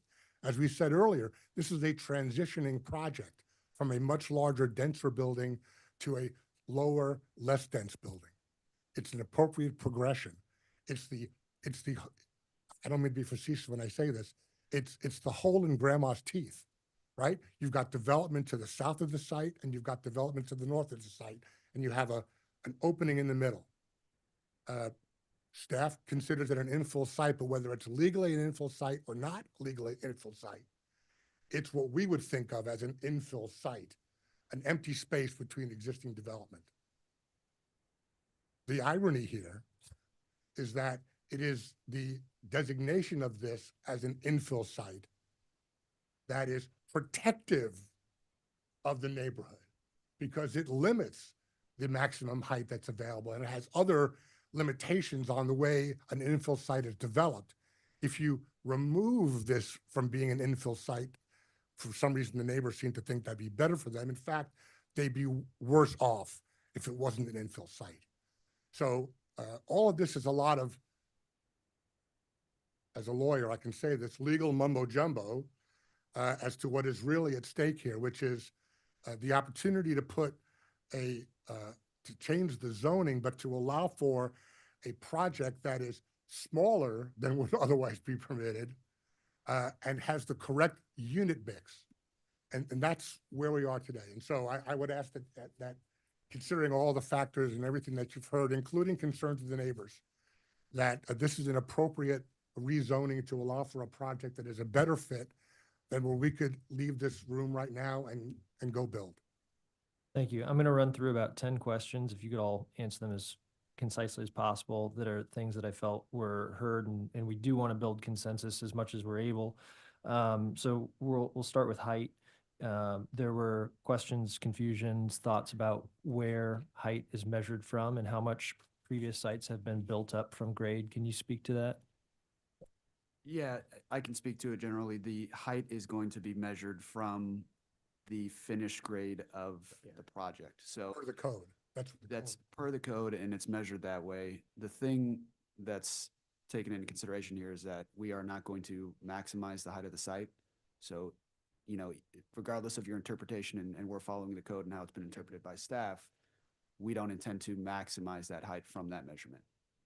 And did you have an opportunity to see what was brought forward? Do you want to speak specifically to that? Just because, again, if there's an opportunity for us to be on the same page, I'd prefer that people leave with the same understanding. Sure, and consensus is important to us too. I think this is an exhibit that shows what the neighbors who prepared this expect our ability to develop on site, the allowed height if rezoned, but I think this, if I'm following correctly, ignores the infill standards limitation of 48 feet. This is if those do not apply. And so I guess I would say I don't agree with the code interpretation here. Then sticking with the. May I say one thing because I drew that? The blue is the infill requirements. Thank you. Then sticking with that, there were a couple comments about R6 zoning abutting R.75. Did you want to speak to that briefly? The only thing I would point out is the existing site conditions today. If to get the whole picture, I think it's important to note that the elevation of this site is far lower than the elevation of the site to the west. So while there may not be a street or some other environmental separation, there is a height difference, and it should be considered as part of the overall aesthetic and environment of the site.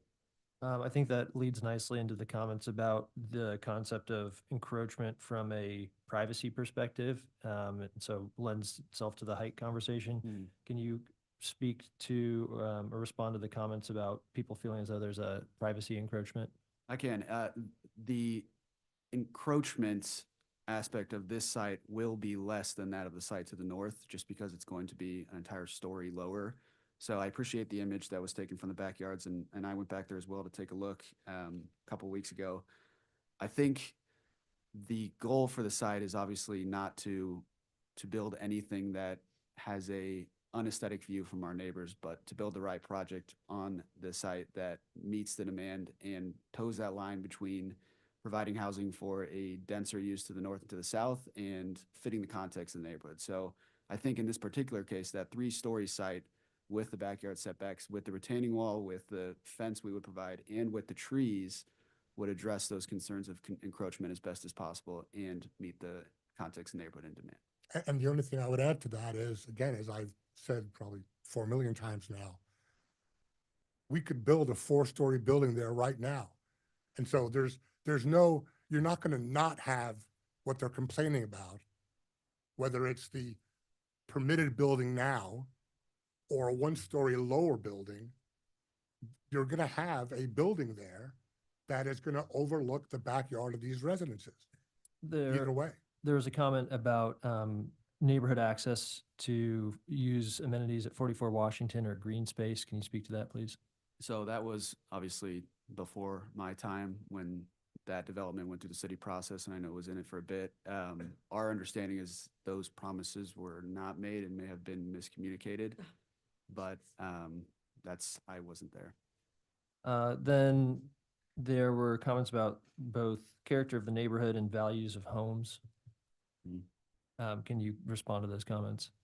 Yeah, I think, and sort of address this a bit in my opening, the context of this neighborhood is a pivotal one for the Plaza area, Westport area. It really transitions from the medical office buildings, St. Luke's, kind of higher uses to the northeast, back into residential, and then back up to multifamily to the west as you approach Bellevue and those streets over there. Then to the south, the plaza with the higher uses of Price's development at 46 Penn, and then the office buildings are to the south. And so this neighborhood, and it was addressed in the 44 Washington original project, is tiered up to those higher dense uses. So we try to base the height of the buildings to transition from those higher buildings to these lower single family homes. The height on site helps us in that case, but if you look at 44 Washington, for example, it's 5 stories in one area, 3 stories in the other area. So we try to tier those properties properly back to the homes as best we can. And then before we move to discussion, are there any other questions that anyone has for staff or the applicant? Is there anything that staff wants to add? Yeah, if you want me to clarify our determination of not encouraging the MPD or the infill ordinance, I can do that. That'd be great. I had all 3 of those questions. Well, also, did you add there that there's no other place in the city that is 0.75 to R6? Is that correct? City staff has not done an analysis about whether or not that's true or not. If I may, the only thing I would add to that is we need to keep in mind that R 7.5 didn't exist Correct. I know. before 2017. Yes, it switched. Yep. Yeah, and the other couple that you mentioned, if you want to just. And I did prepare some visuals for that so you can see what I'm talking about. But it just jumps. Okay, so the 4 things that I heard from the supplemental testimony provided from the Plaza. Anna, can you speak up a little bit? I hear myself ring, so it's really distracting. Can you hear me? Ms. Beasley, can you hear me? Oh, so maybe it's an issue on Zoom. Barely. You can barely hear me? Yeah. Okay. Okay. I heard you earlier this morning, fine. Okay, yep. Sit up straight, Anna. Oh, I'm sitting up straight. Okay. So I heard 4 things. I reviewed 4 things from that supplemental testimony provided by the Plaza Westport Neighborhood Association. It's whether or not conditions can be attached to rezoning cases, the applicability of the infill code, how we determine height and where the ground level is, and then the viability of the MPD approach. So conditions attached to rezoning cases. That is correct. We do not do this. If you see conditions associated with the rezoning case, that's because there is some sort of project plan, development plan. It's a UR MPD district, which does associate an approved plan. That is why. State statutes even tell us that zonings should not be connected to conditions. It says all such zoning regulations shall be uniform for each class or kind of buildings throughout each district. So an R.75 off the plaza has to have the same regulations as an R.75 north of the river, east of town, etc. So that's why we do not condition plain rezonings. Whether or not this is an infill lot because they will be consolidating the lots. So an infill lot is defined as something that is lawfully created, whether or not it is deeded or platted prior to 1954 or if it's annexed into the city prior to 1954.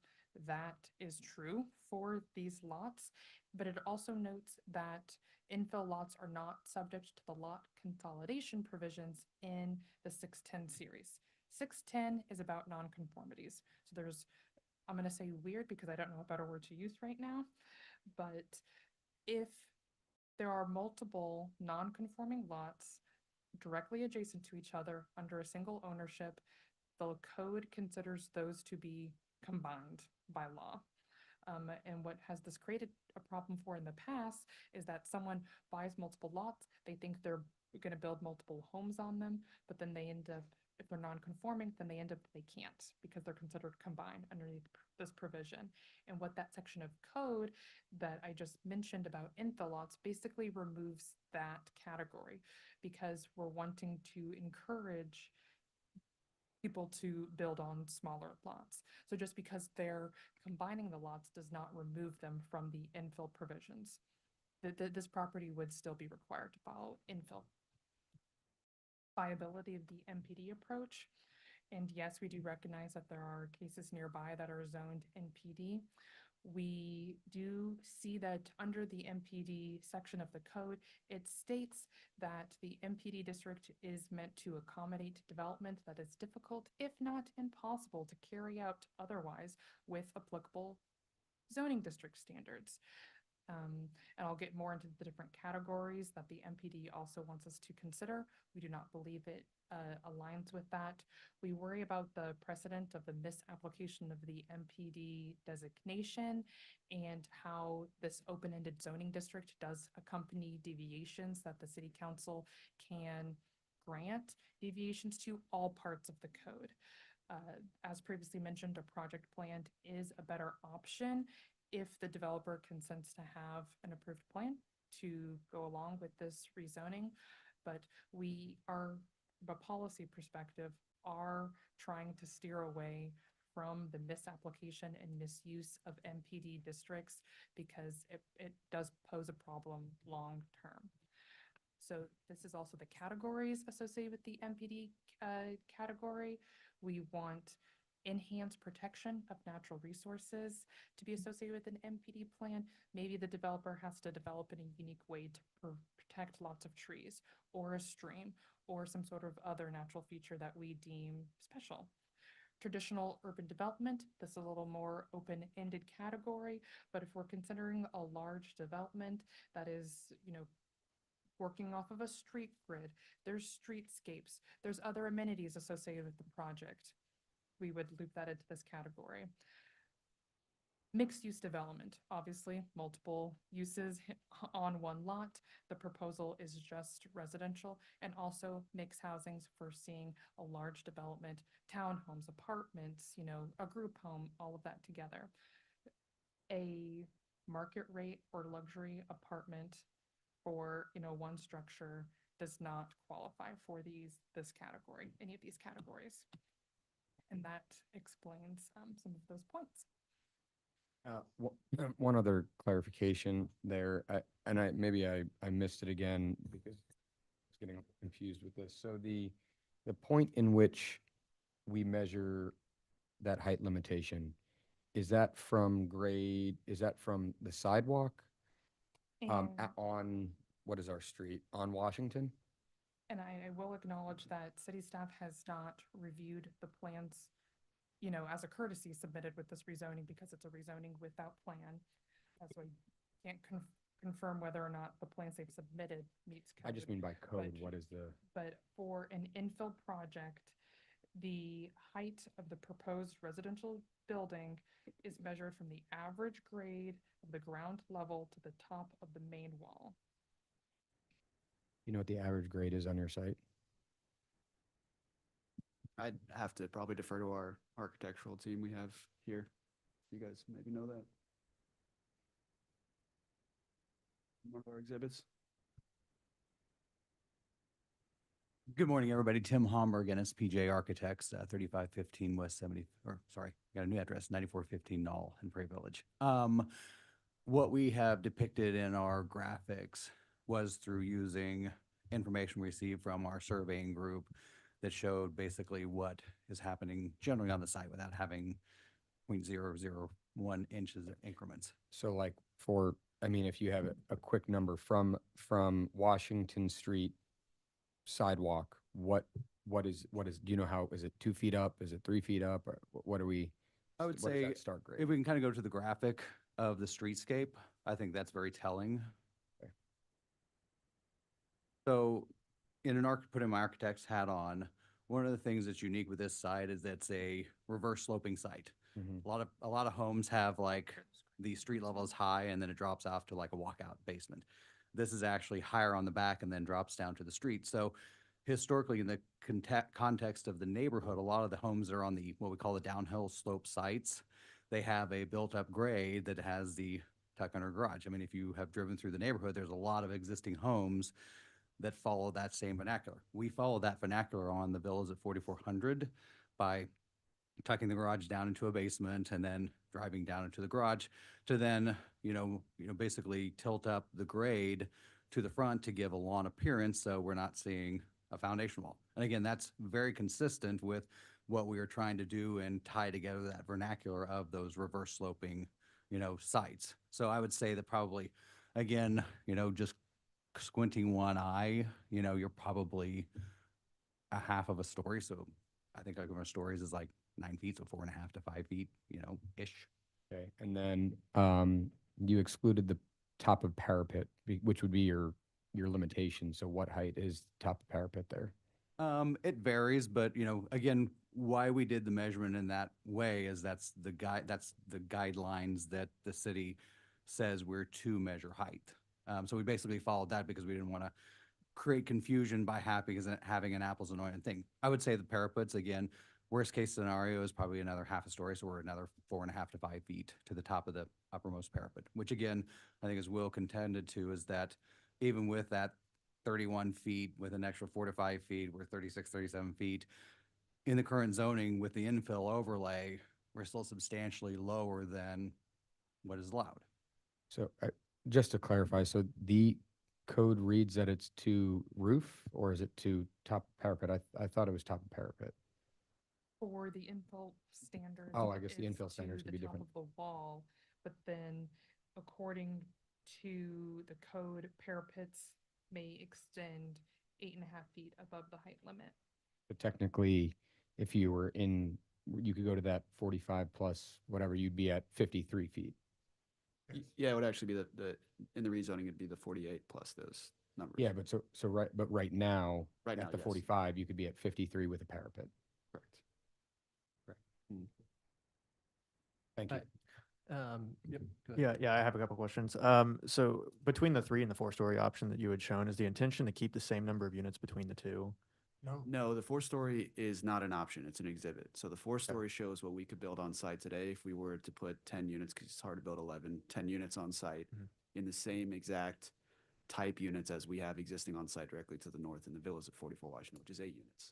Our goal is to build a smaller size units in a shorter building, which is the proposed 3-story option. Okay, and is the reason for going for the 3-story just, I'm sure there's many reasons that would go into it, but is one of the reasons that there's a cost benefit to going to a 3-story for egress purposes? For the reason that the 3 stories is the proposed project is because the size of the units and the width of the site permits 3 stories. If I guess we were to shrink the building, it would be taller, but there's no point in going higher. It would be more expensive. Sure. Okay. All right, we're going to go ahead and move to discussion and a motion. Does anyone have any thoughts?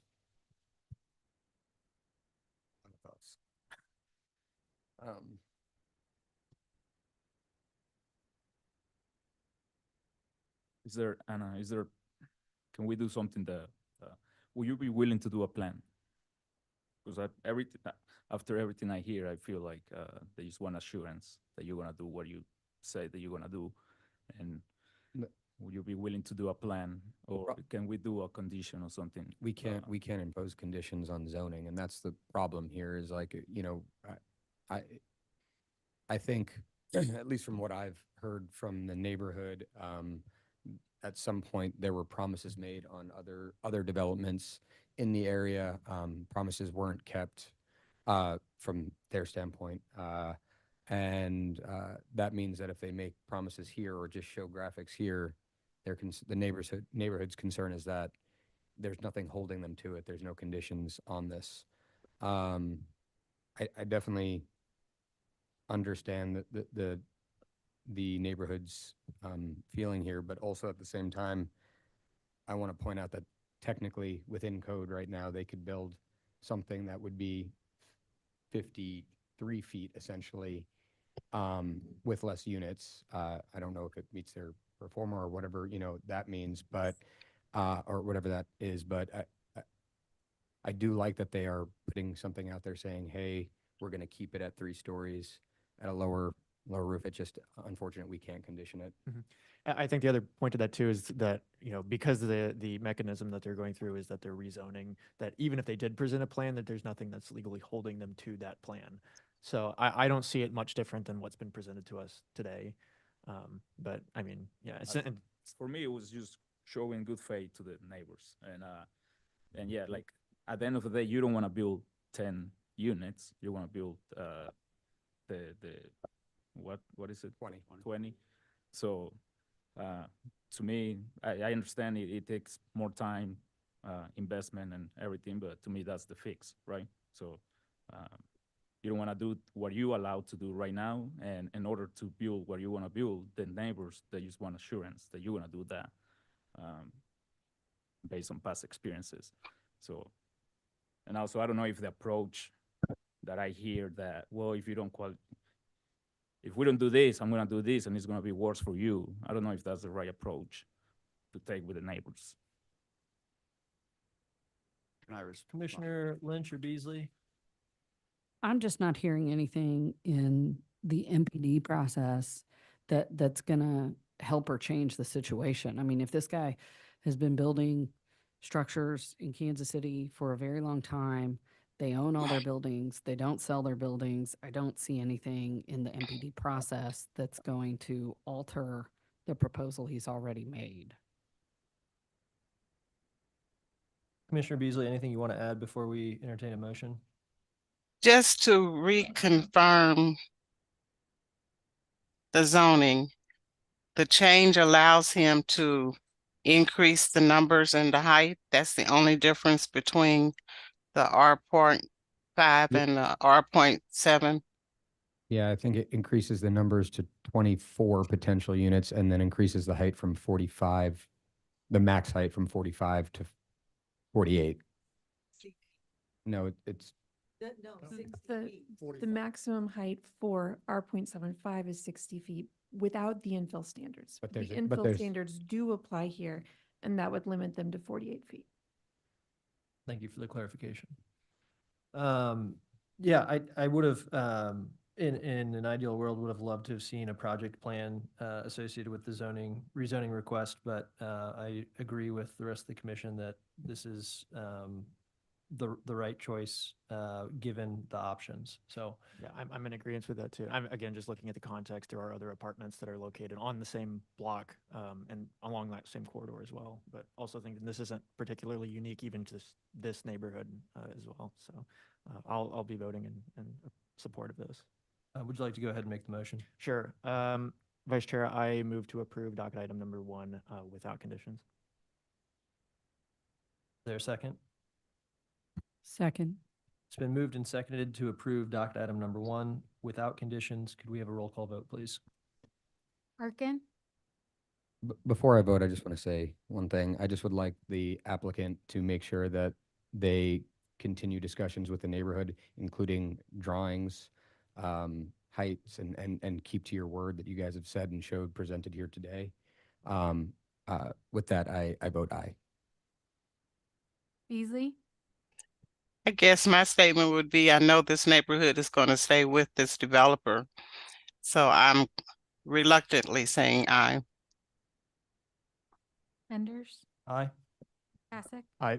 Lynch, Aye. Padilla. Before I say something, I want to say that I'm not against the project. I guess I'm against you know, what the city guidelines has for these kind of projects, that where you don't have to show a plan to do this, and that limits the community engagement and the no, like, I guess to be a good neighbor, you know, to the other people in the neighborhood. But so yeah, I'm not against the project, but I'm against how it's set up. But so I'm gonna say nay.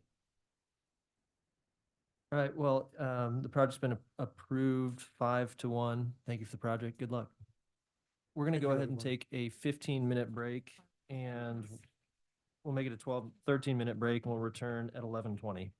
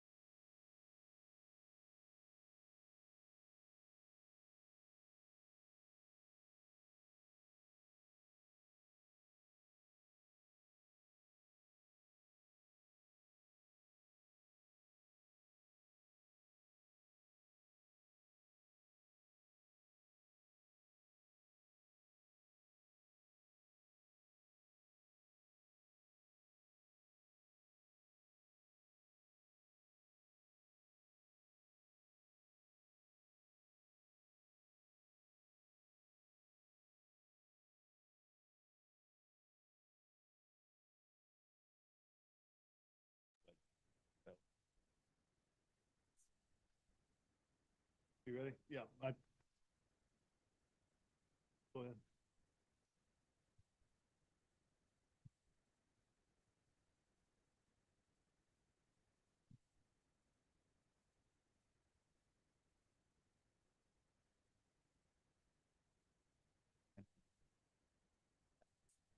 I just give my credit card. Margaret, we back to recording. So we're back on, let's go ahead and get started with our meeting again. We've got a few cases left to finish up the day. All right, so I think we're on docket item number 2, please. And I've lost my agenda.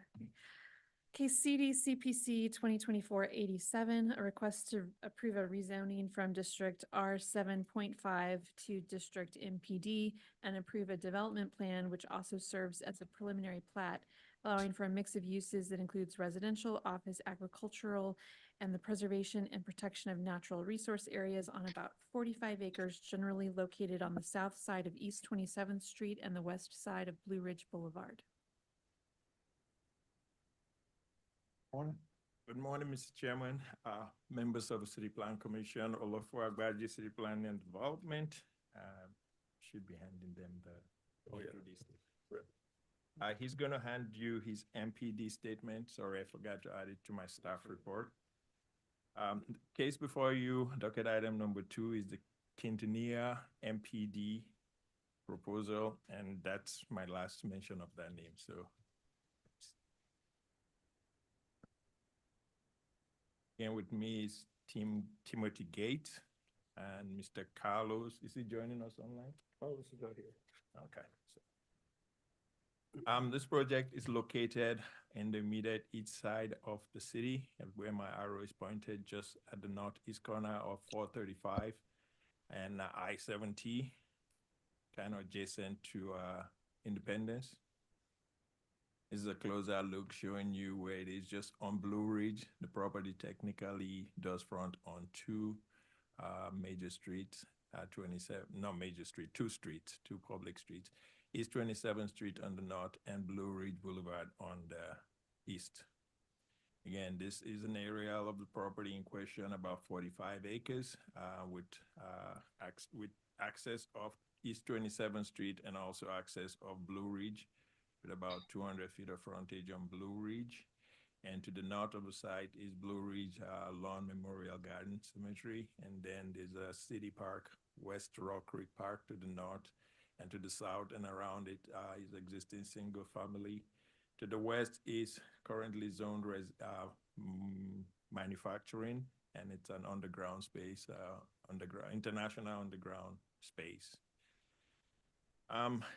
Quick background on this, back last year, October of last year, the applicant had attempted to rezone about 10 acres of the property that front on Blue Ridge.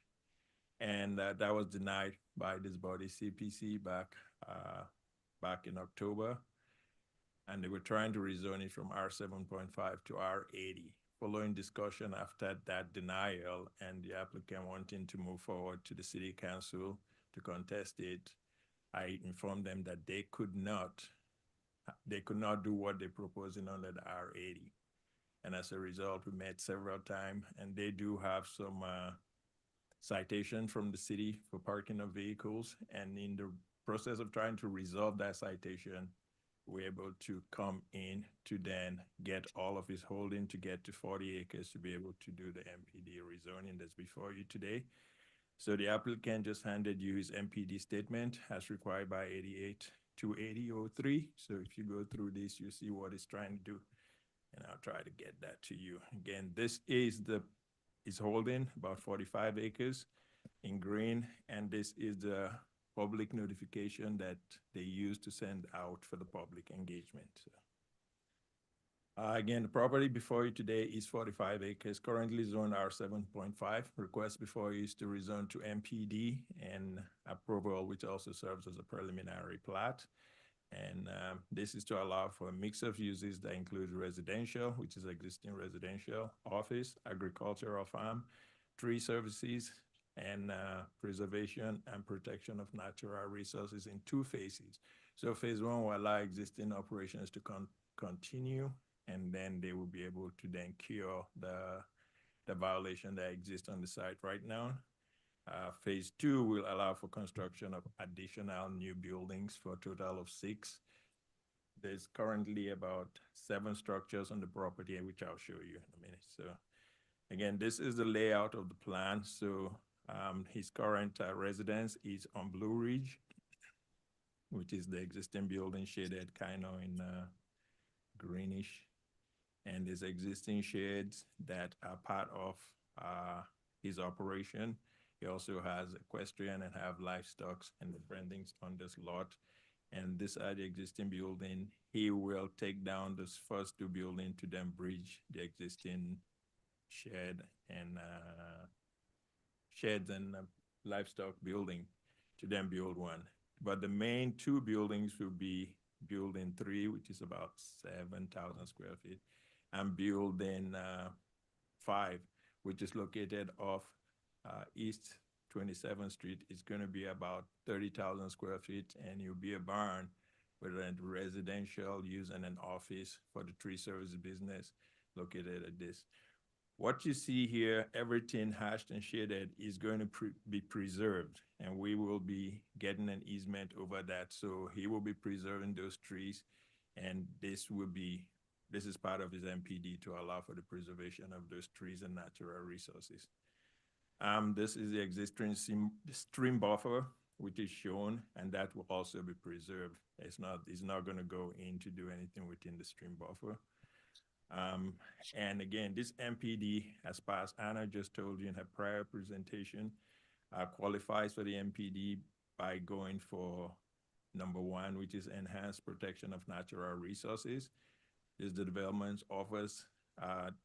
development that offers protection of natural resources and sensitive environmental future, including streams, water bodies, floodplain, wetlands, steep slopes, and woodlands, wildlife habitats, and native plant communities. They're also doing a mixed-use development, which includes residential and the commercial operation of the tree business, also farming, that then allows him to take care of the area around. Again, I just handed you all of this as part of his MPD statement, so I don't have to read this. So all this is part of, it includes offer educational opportunities for children to come and tour and see an active farm. And does he do his horse show there? Pardon me? Does he do his horse show? Yeah, he has horses that dance, yes. Yeah, so, and that's an opportunity to have those things within city limits. This is building number 2, which again is going to be a pole barn for the animals and his operation. And this is a elevation of building number 5, which is going to be the large building eventually in the future. I don't know how far he's going to do that, but His comment's been that, when he retires, if his son wants to take it over, that maybe they'll build that up there and the son can take it over, or if he sells it to somebody else, he puts them away from him. So the phase 1 property where his house is and the existing operations would be where he retires and stays, and they take over at that new building up at the top of the hill. And in conclusion, they held a public engagement meeting July 30th, and I did attach the summary. And he also had I had more people sign letters after the public Letters. engagement meeting. Do I give them to her, or? Yeah. So with that, staff's recommendation is for approval of the MPD subject to the conditions. That ends my presentation, and I'll take any questions. Olaf, I just had a couple questions on the conditions, or just some on the site plan itself. So the first one is about gravel roads throughout the project. I think from our other urban farm, they had to have dust-free or paved roads, but here they're showing a lot of gravel roads on this one. Is there? The I'm missing gravel something? road is going to be between, let me go if you can see my cursor. Everything beyond this turnaround is what's required by fire. So all this is paved, currently asphalt. The gravel road is what connects the 2 phases, which goes through the site. Gravel road will meet the criteria, and gravel is now proposed for the northern part. So the gravel is beyond the requirements for gravel road. Okay, And so even that it's parking also lot going- being gravel as well? Well, for the that- parking lot on on the side of the building 5 would be concrete. He shows gravel, but more than likely that would be concrete on the backside where the shop doors are. But over where the mulching bins and stuff, that would be gravel, because they're, be dumping mulch and grinding mulch. The connecting, drive between, through basically through the pastures there, that would be gravel. The road that goes down to the fire turnaround has to meet the fire standards of 85,000 pounds of asphalt or concrete or whatever. There's an existing paved driveway there. We have to have it cored to make sure it supports the fire truck. And then there'll be a fire hydrant there at that turnaround. But the connecting road between the two would just stay gravel, kind of just an old pasture road that'd be tractors and whatever. Okay, I just want to make sure, being consistent. The other thing I had on the conditions, it looks like they're wanting to use a cast iron for their water main into the site. Might want to have water services update that. There will be a resubmittal following this prior to our ordinance request. So we will make sure that those water conditions are taken care of. Okay, yeah, and then any sewer service is going to require the sampling manholes and that when they tie into the public system, I assume. We're not adding additional sewer service. The only one would be for building 5, and that's far enough away from the sewer main that it would be septic. It's allowed to have septic for that particular property. Okay. There is a sewer line that runs along that creek all the way through the property. Right. But if you're within so many feet, you do have to Right, connect. and then they had looked at it and said that we set far enough away. That's what staff said, or that department. Okay. Anybody else have any questions for staff? Well, I know that on the other side of that road is the cemetery, but just north of the house, is that another residential subdivision? Like that little cul-de-sac kind of looking thing? There are houses up and down East 27th Terrace. 2 of those parcels, it's owned by Oscar. I can't read the name from here. Those are vacant ground. They've burnt the house there. There's a lot of, we have a neighbor here that can tell you, he's been there since he's 5 years old. They burn copper there. There's some homeless people there. They've got people in a camper. Carlos, my client, has went over there and cleaned up as much as he can, as best he can, but almost all the neighbors around the property have signed support letters. Those particular people don't even have a mailbox, so when you mail it, it just comes back saying no receptacle. We've tried to find who owns it. There's a homeless lady that says she owns it. We've asked her about trying to buy it from her, but she's just out there, so we don't know. But I do have a highlighted map showing all the neighbors that did sign off supporting this, and it's almost all of them. I didn't get it to Mr. O until late yesterday, so I don't know if he has it available, but we've got, at the neighborhood meeting, everybody supports us. We have one neighbor that has some conditions on her support, but she supports us. Then all the other neighbors, all the neighbors in yellow support, signed support letters that you guys have. The ones that are marked Q are owned by my client, Mr. Quintanilla. So those 3 with the Qs are his lots as well. But all those I highlighted in yellow have signed letters in support. The 2 bigger parcels you see right there, the L-shaped one, that long rectangle, is the kind of the problem properties for the neighborhood. And like I say, I don't live there, but I've went down there and we do have a neighbor here that's willing to speak, and he can kind of tell you more. He's been there forever and ever. A couple of the other ones that aren't highlighted, support, we just couldn't get with them and whatever, but they had signed a support letter in the past. So we don't have anybody that we know of is objecting to our plan compared to the last project, I guess. The last project, one of the complaints that later surfaced was the smell from the livestock that they were raising on the farm. And so I was just curious if there are people there, was there any discussion as to whether the tree line was going to remain to kind of block the smell? I'm sorry.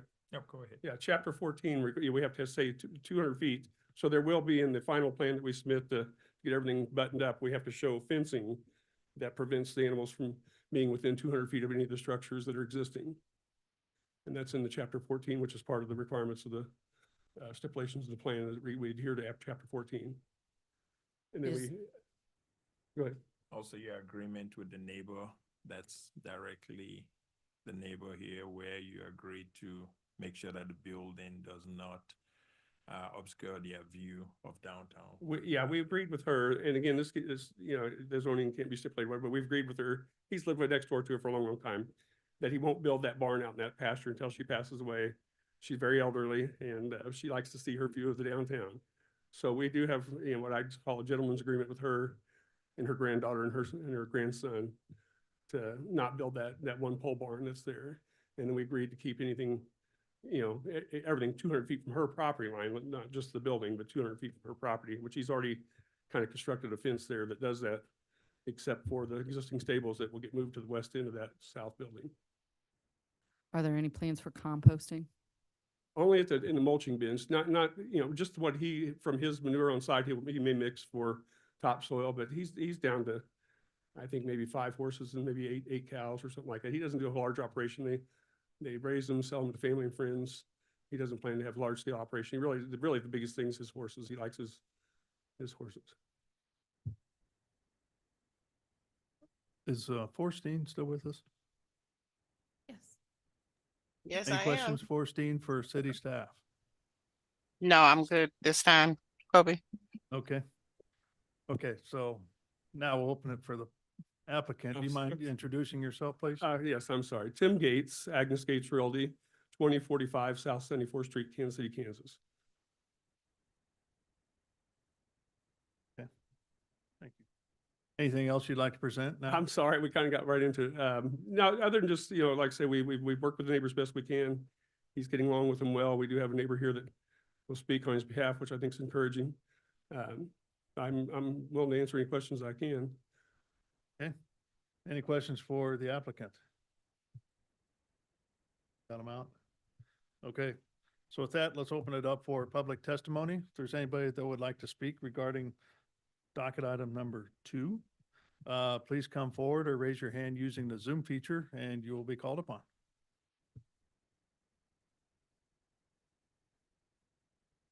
Yes, my name is Ricky Elmore and I live at 9231 East 27th Street. Have been since 1996, but I've also lived in the neighborhood since 1970, since I was a youngster. So where he's wanting to build his building 5, that attaches to my property. And there used to be a school there. Now they call it West Rock Creek Park, but actually it's just a vacant lot. When they tore that down, everything got dark and blighted and dim and dumping. But with what he's been doing down there and fencing it in, it has bettered our neighborhood. And when he builds the other things and lightens it back up, well, then I believe that will push the element away, the criminal element. And the adjacent property that's behind me is where the burned out houses are. And there's an element back there that hopefully when he gets to doing what he's doing, that maybe that will leave and maybe he can have access to purchase that property, and maybe we can keep things around. And, cause our neighborhood, normally there's not a lot of police over there other than on the independent side, but the neighborhood has changed since they closed that school down. So now with him coming in, bringing in a new thing to the area, I believe it's helped out a lot. And a lot of our neighbors really appreciate what he's doing. Okay. So, and I do also. So, and thank you all. All right, thank you. Anybody else want to speak? No one on Zoom. Okay, so we'll go ahead and close public testimony then. Anything else to add? Who's the current owners? How long have they had this property? I don't know, maybe eight years or so. When did Carlos buy over there? Been about 4 or 5 years on the Blue Ridge side, but he's owned the property off of the 27th. Quite a while, the 40 firm. Yeah, the larger tract. I'm not sure. I just met him about 3 years ago, so I don't really know the details. It's been a while. Blue Ridge kind of divided between independence. Yeah, okay, so the site, did they own the site when BZA approved He did not. He bought it from the guy that had the demo business and all that type of stuff. Okay. And I think that to him, this guy had these big buildings, had these trucks, all this stuff, and in his brain, he thought, well, I can do what I want to do there. and I don't know if it was language barrier or just miscommunication or what, but I think he was taken aback once he found out that he couldn't do what was already kind of being done with the heavy trucks and whatever, but he was not part of that. Okay, all right, thank you. So at this time, we'll close testimony then, speak amongst the commission. If there's nothing to discuss, I'll take a motion, please. Chair Crowley, move to approve docket item number 2 with conditions. Second. I've got a motion and a second for approval of docket item number 2. Margaret, can you take roll call on the motion, please? Arkin, Aye. Beasley, Aye. Prowl, Aye. Enders. Aye. Kasich, Aye. Lynch, Aye. Palia. Aye. Looks like the motion passes 7-0. So Thank thank you you for guys very bringing it much. in. and Thank you. Good luck. All right. Moving on to docket item number 6, please. A CD CPC 2024-102, a request to approve a major amendment to a previously approved development plan to allow a Goodwill facility with associated uses in District B2-2 on about 14.6 acres, generally located at 5,000 East Bannister Road. Emily, he still has to come this afternoon. Those are different jurisdictions. I'm sorry, you talking to us, Orstein? Okay.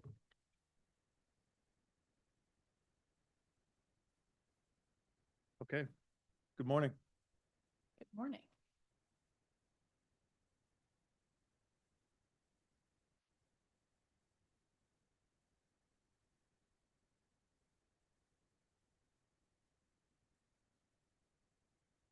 Morning, Commissioners. Docket item 6 before you is a development plan acting as a major amendment at 5,000 East Bannister Road.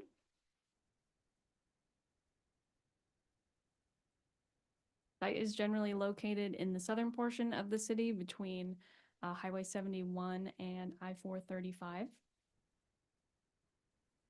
you.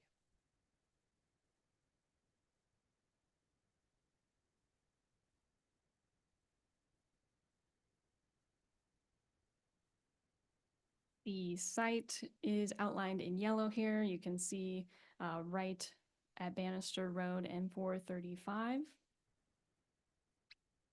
And there's one existing building on the site. Here is the site plan provided that staff reviewed. So as I mentioned, this is acting as a major amendment to a previously approved plan on the site, which was also zoned B2. The previous plan only called out entertainment and spectator sport uses. So when Goodwill came in proposing their use, because that entertainment use was the only use allowed, they were required to do a major amendment. However, for any future use of this site, this development plan will approve the use of all permitted uses in the B2 zoning district. So there won't need to be any cumbersome amendments, hopefully in the future. Just a couple things to point out. This is an existing building. There aren't many proposed changes to the site as there's adequate parking. Most of the changes will be to the interior of the building, and there will be an added pedestrian crossing from the existing sidewalk on Bannister Road, as there are a couple of bus stops in the area. So just ensuring that there's adequate pedestrian connection to this building, as the primary uses will be Goodwill retail with, associated sort of backstock warehousing, and also adult education and classroom space for those looking to continue their education, finish high school education and such. And then we just have some photos of the existing building, as I mentioned, probably not changing too much on the exterior, just some improvements to any landscaping that may be dead, needing replacement, etc. And then this is the area highlighted on the site plan where that pedestrian connection will be. So you won't have to walk through the entire parking lot. There should be a safer crossing to cut through this grassy area. And then again, another image of the site. Vehicular access will remain the same. And then this is looking north on Bannister. Site is up at the hill here. And as mentioned, there are bus stops along the sidewalk. And staff is recommending approval subject to conditions for this development plan. And I can take any questions. Okay, thank you. Any questions from the commission to city staff? Ms. Beasley? I can't see her, that's why I keep asking.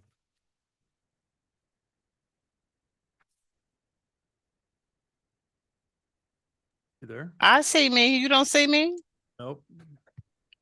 Well, my No, the camera's little- still the on. little Picture doesn't show up where I can see you. There it is. Oh, okay. So Okay. no, I'm just trying to visualize where this building is, but go ahead.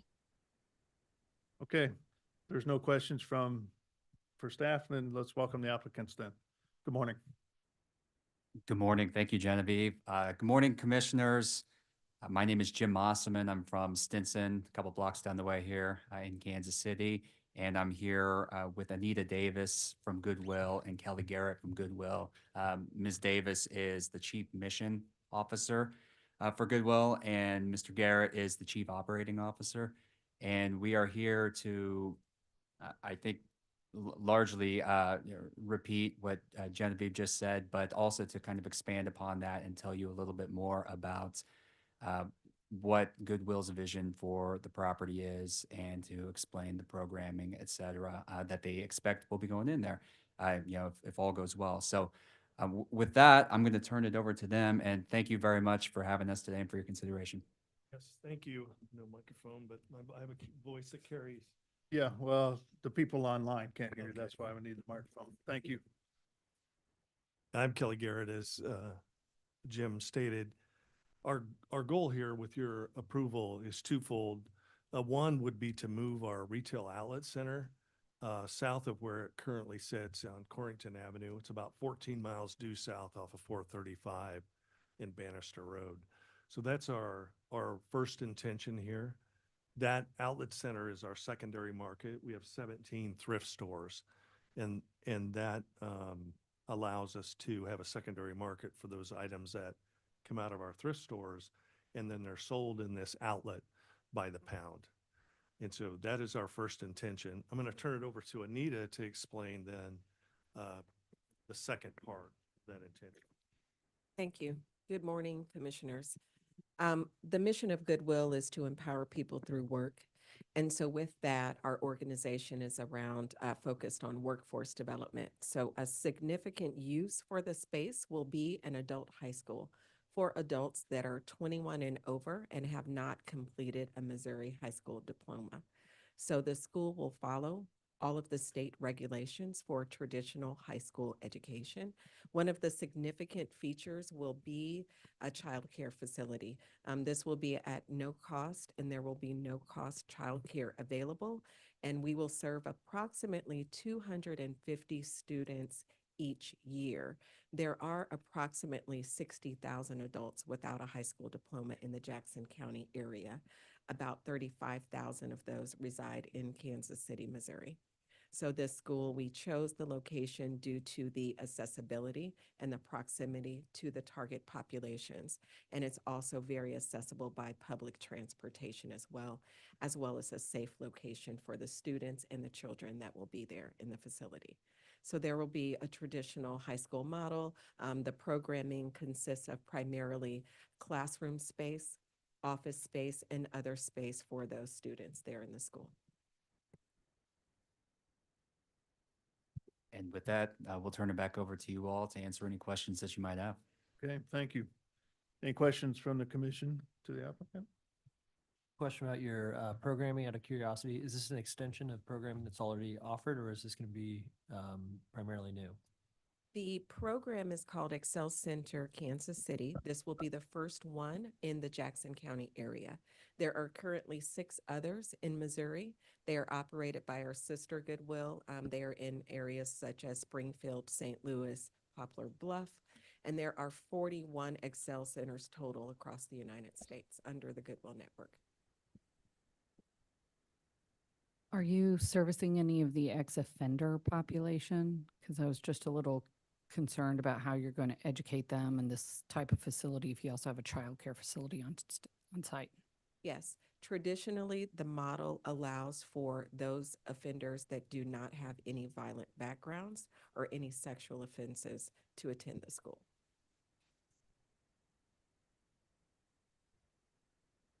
Anybody else have questions? So what's the Commissioner Reese? hours of your school? Currently, we are proposing to be open from 8 a.m. until 8 p.m. We will start student recruitment, so we hope we have a demand for the evening, which will dictate whether we do operate programming in the evening hours. And you said that public transportation was near. Could you confirm which bus routes are by your property? I'm not sure exactly. I do believe it is the Troost line that comes to the 71 Highway and Bannister Road area. We would be considering having that bus stop location moved closer to the entrance of the school area. I was thinking Prospect used to come out that far. Are you aware if Prospect line still comes? I do think you're right. I do think it does come out there too also. Okay. And then just out of curiosity, I know there's a Goodwill building between 18th and 19th, just west of the freeway. Is that still going to be operational? Yes, it is. Our primary mission support center and administrative offices are located at 800 East 18th Street. Okay. And then explain a little bit more. You had said, if I was following you right, things that don't sell in your thrift stores will then be transported to this location to be packaged and sold by the pound. Is that what I heard? Yeah, that's correct. Our outlet center serves as our secondary market for the outlet stores, or for the thrift stores rather. But we have a process there that we execute over a number of weeks in those thrift stores of items that are donated to us. And then once we get to a certain point in that process, then we pull those items out. They go to our outlet center so that we can sell them there. We do sell items by the pound in that outlet center. And then also that is our primary recycling center also. And so we recycle goods to keep them out of the landfill. That's one of our other main missions at Goodwill, is recycling goods to keep them out of landfills. We recycled approximately 18.5 million pounds of goods and kept those products out of landfills just last year. I think I heard something that I didn't hear previously. So are you saying that the public can come in and buy stuff by the pound? Yeah, that's correct. It is a retail center. And so it is open to the public. We have slightly varied hours there than our thrift stores. We're only open 1 hour earlier. I guess we're open from 9 to 7 at our outlet. Our stores are 10 to 8, but they are open to the public, and we do sell items. Okay. It's new information. Thank you. I think I'm done, Kobe. Okay, thank you. I'll wait a couple minutes because I know you come up with another. Okay, if there's no more questions, let's open it up for public testimony then. If there's anybody out there that would like to speak regarding docket item number 6, please come forward or raise your hand using the Zoom feature and you will be called upon. We don't have anyone who has raised their hand. Okay, so we'll close public testimony then. Anything else you'd like to add at this time? We're good. Okay. At this time, we'll close testimony, and if there's nothing to discuss, we'll take a motion. But I do want to say thank you for everything that you're doing. I think it's great work, and I really like that you're going to have the school, the education there. That's a wonderful thing, so appreciate that. Very cool project. Chair Crowell, I move to approve docket item number 6 with conditions. Second. So we've got a motion and a second for approval of docket item number 6. Margaret, can you take roll call on that motion, please? Beasley, Aye. Crowell, Aye. Enders. Aye. Hasek. Aye. Lynch. Aye. Padilla. Aye. All right, looks like the motion passes 6-0. Thanks again for bringing it in, and good luck. Thank you very much. Okay, moving on to docket item number 7, please. Okay, CDSUP 2024-27, a request to approve a special use permit for an expansion of Friendship Baptist Church in an R 2.5 zoning district on about 19.38 acres generally located at 3530 Chelsea Avenue.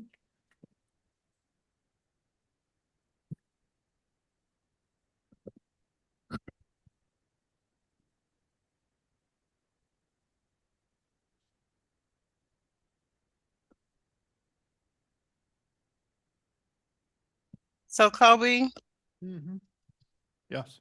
before we get started on this, first of all, I want to say good morning, Pastor Terrence. And second of all, Kobe, I've got to recuse myself for this one. This is my church. Okay. Okay? All right. Well, you'll be with us the rest of the meeting though? Yeah. Okay. All right, thank you. Hi. Morning. Good morning, Commissioners. All right, so Stephanie Saldari, City Planning and Development. I got docket item number 7, CDSUP 2024-27. This is a special use permit for the Friendship Baptist Church located on 3530 Chelsea Avenue. So the church is located right in the middle of Kansas City, just south of I-70. Highlighted in yellow is the church.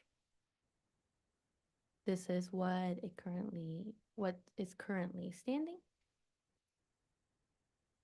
And highlighted or shaded in yellow is the addition that triggers the special use permit. This is an addition of about 7,677 square feet. And this is just zoomed in. This will go in the back of the church. And this will be used as a space for the church's youth to hold religious classes. These are the elevations, so the facade will match the existing building. And so for the approval criteria, so this project will not have a significant adverse impact on the general welfare of the neighborhood or community.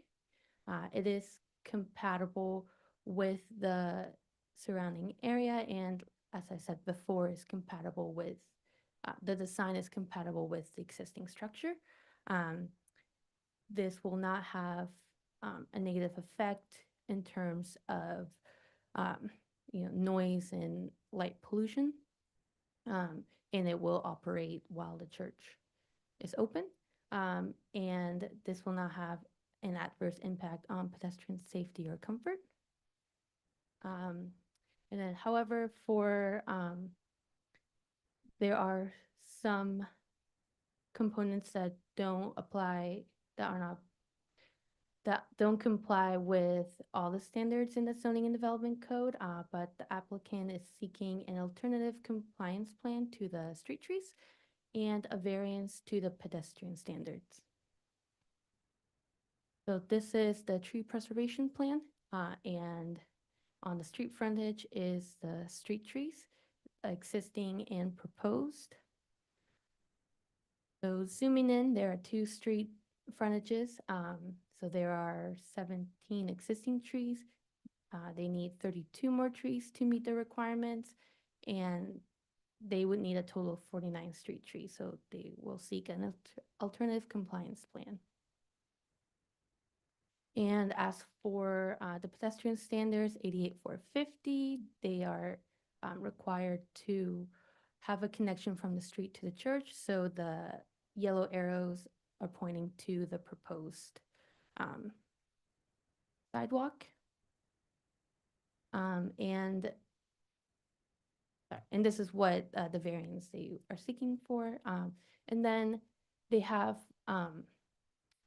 included new concrete walks that will connect the addition to the church and the parking lot, and no variances are being sought for these. So staff recommends approval subject to conditions. And that concludes my presentation. Okay, any questions for city staff?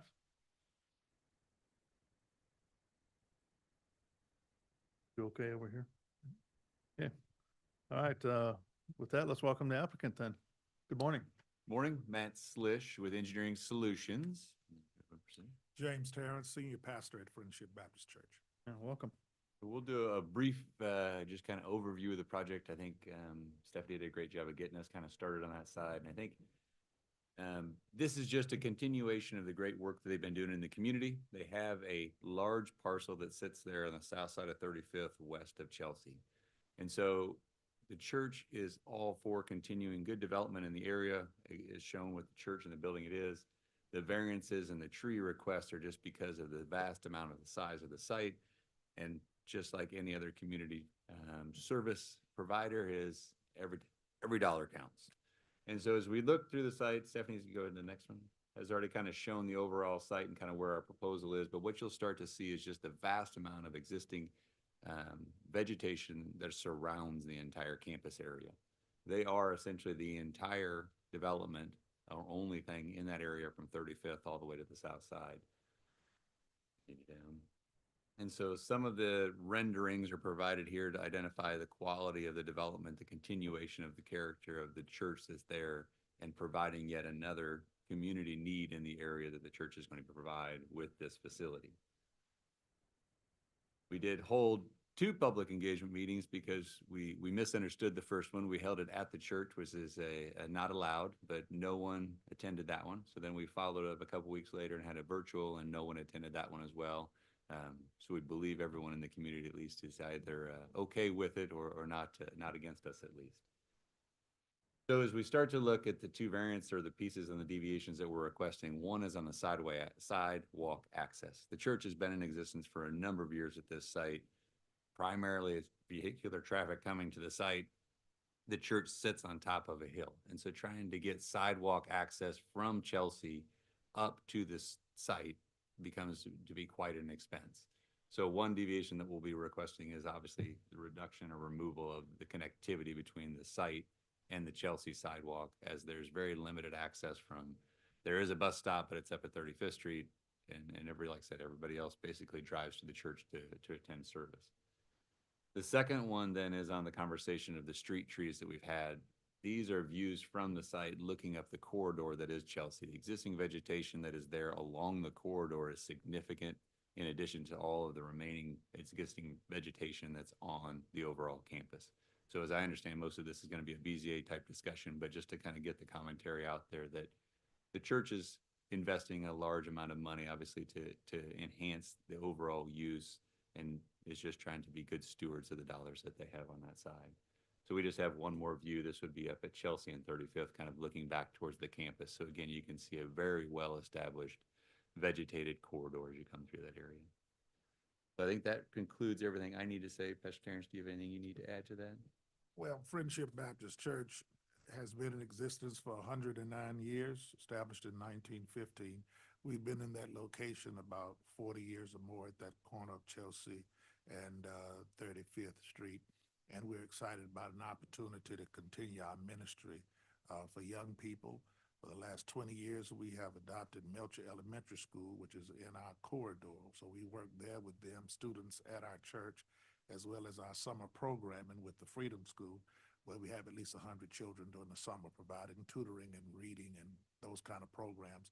So this will help us continue to minister to teenagers and to children through the development of classrooms, the youth center, and we hope to get your approval to move forward. Thank you. Just so the commission knows, I think the 2 waivers they're looking at are number 5 and 7 on the conditions list there. Is that right? Let me Yeah. double check. I just have a question on the variance for the sidewalk. You're showing in your plan that it deviates from the existing drive, and you're asking to remove that because of the existing grade. How come you haven't run that parallel to the existing drive? As you saw in that picture, it's a relatively steep slope. So it becomes kind of one of those sidewalks that's difficult to traverse basically from up that sidewalk. So the idea of trying to create the L shape that we created was it would make it ADA compliant to get from Chelsea up to the site. So Also, on the south side of the drive, there's existing flumes that come off of that drive. And then also that sidewalk, if it's on the south side, runs into the trash enclosure that would cause relocation.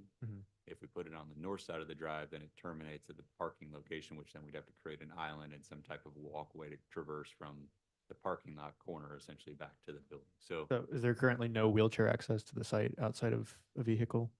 correct, vehicular access, because again, there's the nearest bus stop is at 35th and Chelsea, which is probably a quarter mile to the north side of it. So from an ADA compliance standpoint, someone would drive to the site and then it's easily accessible from the parking lot.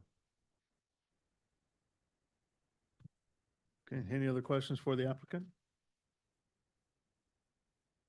All right, seeing none, let's go ahead and open it up for public testimony. If there's anybody out there that would like to speak regarding docket item number 7, please come forward or raise your hand using the Zoom feature and you will be called upon. We have no raised hands. Okay. All right, with that, we'll close public testimony then. Anything else you'd like to add? Sir, thank you. Okay, thank you. So with that, we'll close testimony and speak amongst the commission, or if there's nothing to discuss, I'll take a motion. Chair Crowley, move to approve docket item number 7 with conditions. Second. So I've got a motion and a second for approval of docket item number 7. Margaret, can you take roll call on that motion, please? Crawl, Aye. Enders, Aye. Passick, Aye. Lynch, Aye. Padilla. Aye. All right, looks like the motion passes 5-0. Thank you for coming in and Thank you. appreciate your work. Thank you. Not used to be calling first in the alphabetical order. All right, let's move on to docket item number 8, please.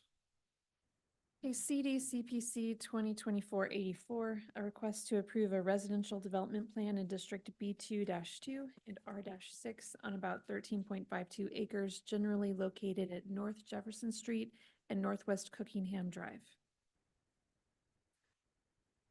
And Brian Mertz has raised his hand to be promoted. Good afternoon, commissioners and Chairman Crowell. I am Andrew Clark in City Planning and Development in the Development Management Division. I will share my screen and then present docket number 8.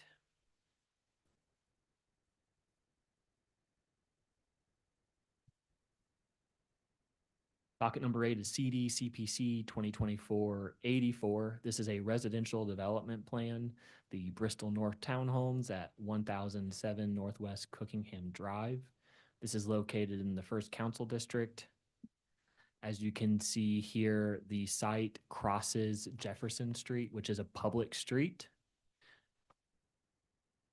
Here is the proposed site plan.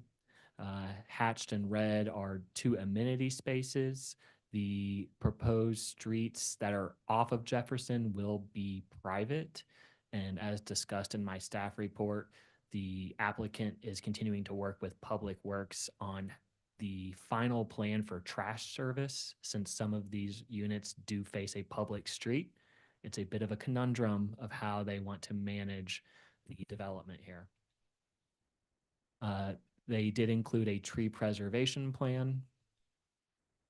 And it's a total of about 161 residential units with a mixture of 2plexes, 4plexes, a variety of 2-story residential units.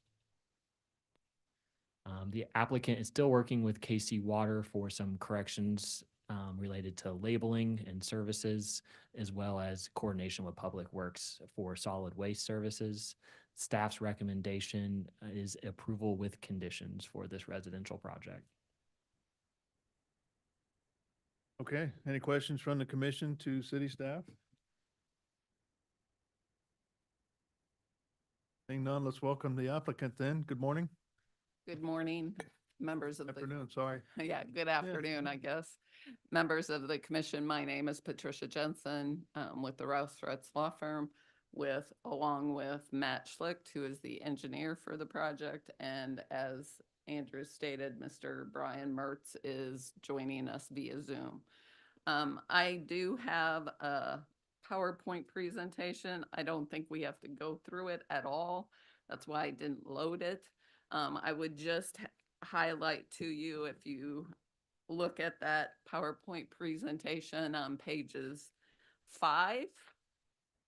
And then Andrew's already showed you the site plan layout, but page 5 shows the rezoning history on this site. This site was previously approved for a number of retail uses, and you can see that approved plan.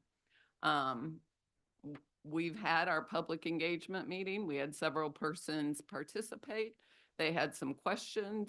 Mr. Mertz volunteered to meet them at the site to discuss any specific concerns. It was mainly about drainage and the placement of our detention basin and how that would affect their homes.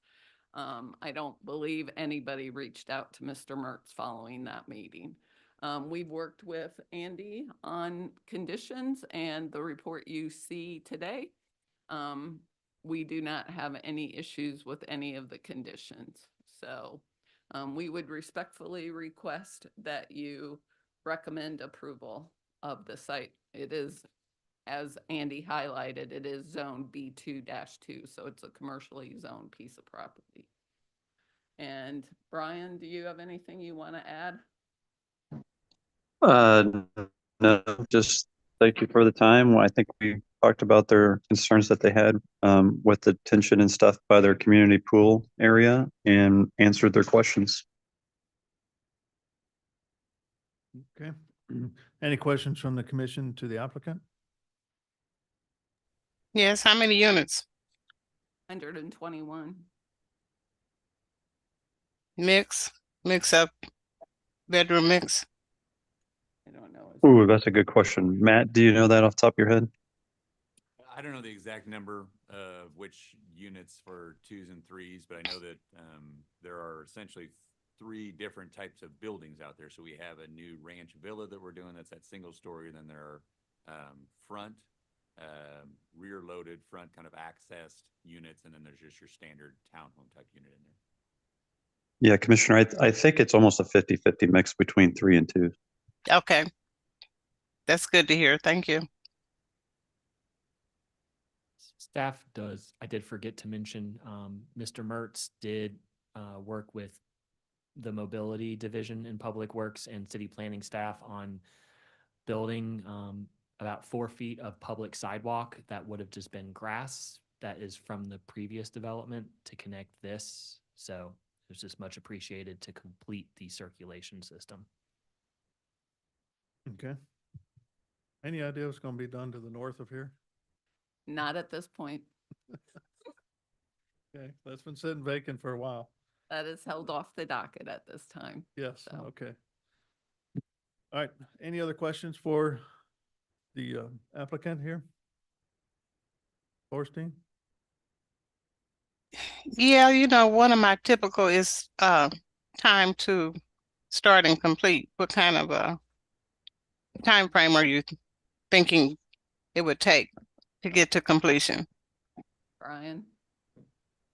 That's kind of a loaded question right now.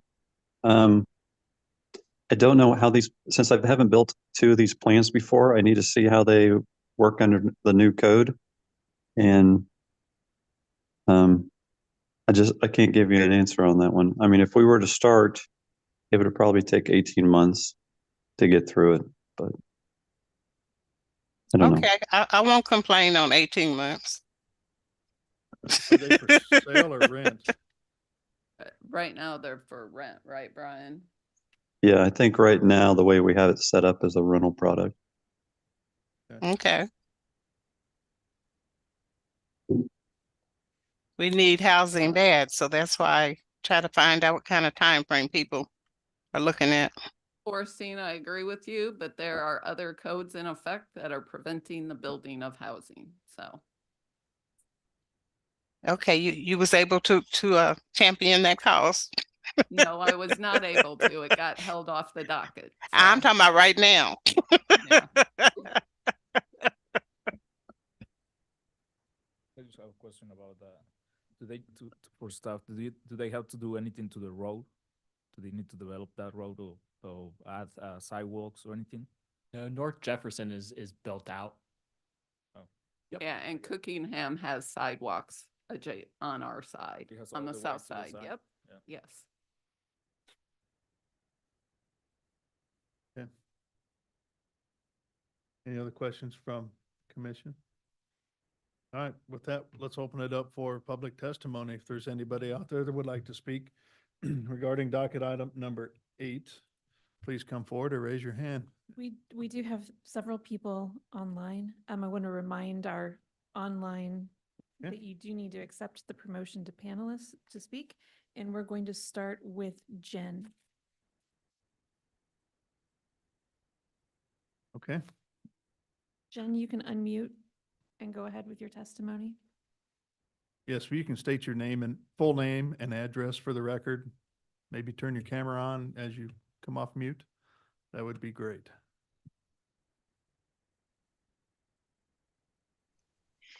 Can you hear me? Yes. Yes. Can you turn your Okay. camera on? I'm sorry. I'm not. No. I'm sorry. I really didn't want to go first, but here we are. This property. Oh, I live at 11515 North Summit. This property will be my backyard. I learned about it, and it's apparently my fault because I was out of town. But I have not been on any of the other meetings. I'd love to see whatever PowerPoint someone said they had to present. I feel like we have tons of apartment buildings. We have a huge apartment building at the south side of our neighborhood, a huge apartment complex at North Oak and 96th Street. Lots and lots of housing up here that's being built. I believe what I've been told is this is currently zoned for 20 units, which I think is plenty to keep both the city and the developer happy. 50 plus, like 100 and something, which is the first time I've heard 161. Holy smokes. I mean, has anybody seen this property, this land here? It's a main entrance for our subdivision. A lot of people use it. Will there be a turn lane for this? I have a lot of questions, I've lived here 18 years. The Nashua Gashland, I don't even know what the right word is. I'm sorry, this has really caught me off guard today. It was established to prevent this thing from happening in our backyards. We love our area. We're not opposed to them building 20 units, but 161 seems like a lot to put in there. And you say a sidewalk. I'm not sure if that, I mean, 169 borders it, 169 highway borders it on one side. So I'm not sure where your sidewalk would be going. But I noticed that you wanted to make everyone comfortable with your decision to create this 161 unit area. I mean, I don't know. I don't, like I said, I have so many questions. I mean, is there, like, what are you going to do, like, on our property lines? Like, is there something established between our property line and that property line? Trash pickup, mail service. I know your trash pickup apparently is something you're still working on, but those are concerns that I would have. I work from home, so I will see this every single day. Out my window, I have 6 picture windows that will look at this 6-foot picture windows that will look at this property every day. Yeah. Hey, Jen, I just, your time's up here, so we need to move on. oh, great, I would thanks. assume that, yeah, the developer. You would assume what? I'm sounds sorry? like- I said I would assume the developer's already been out talking to a lot of neighbors. I don't know. I don't, assume yeah, you I don't might know. do as I don't well, believe so. anyone knocked on my door, but I am assuming that there's a reason for that because we also just fought across the street. The one that somebody remarked on and laughed about, we fought that back in the spring. So Thank you. Okay, who do you have next? Next is Katie. Katie, you can unmute and add your testimony.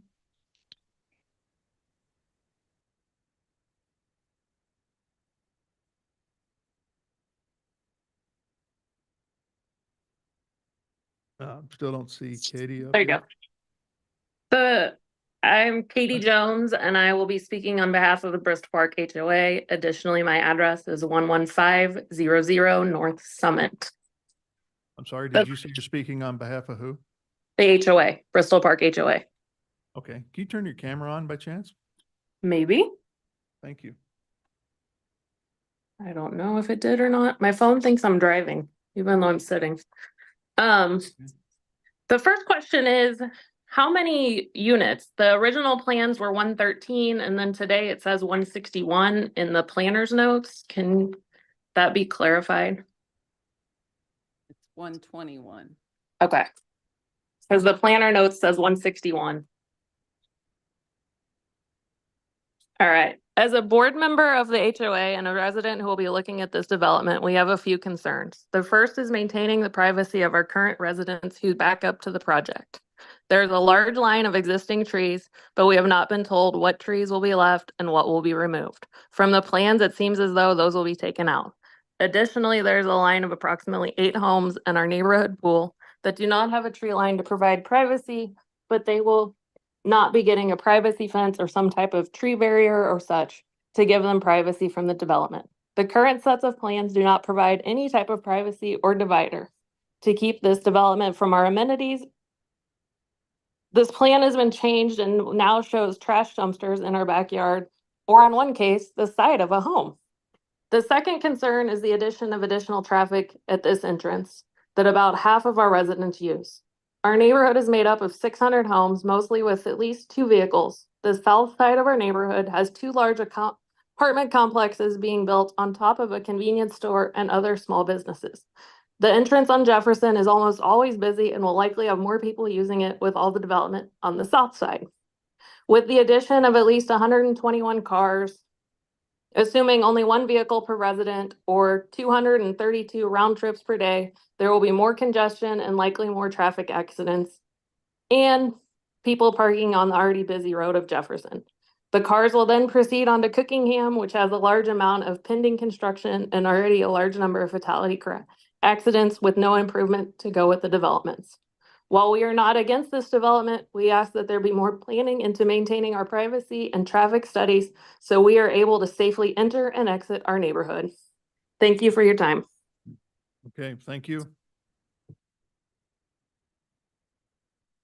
Our next public comment is from Crystal.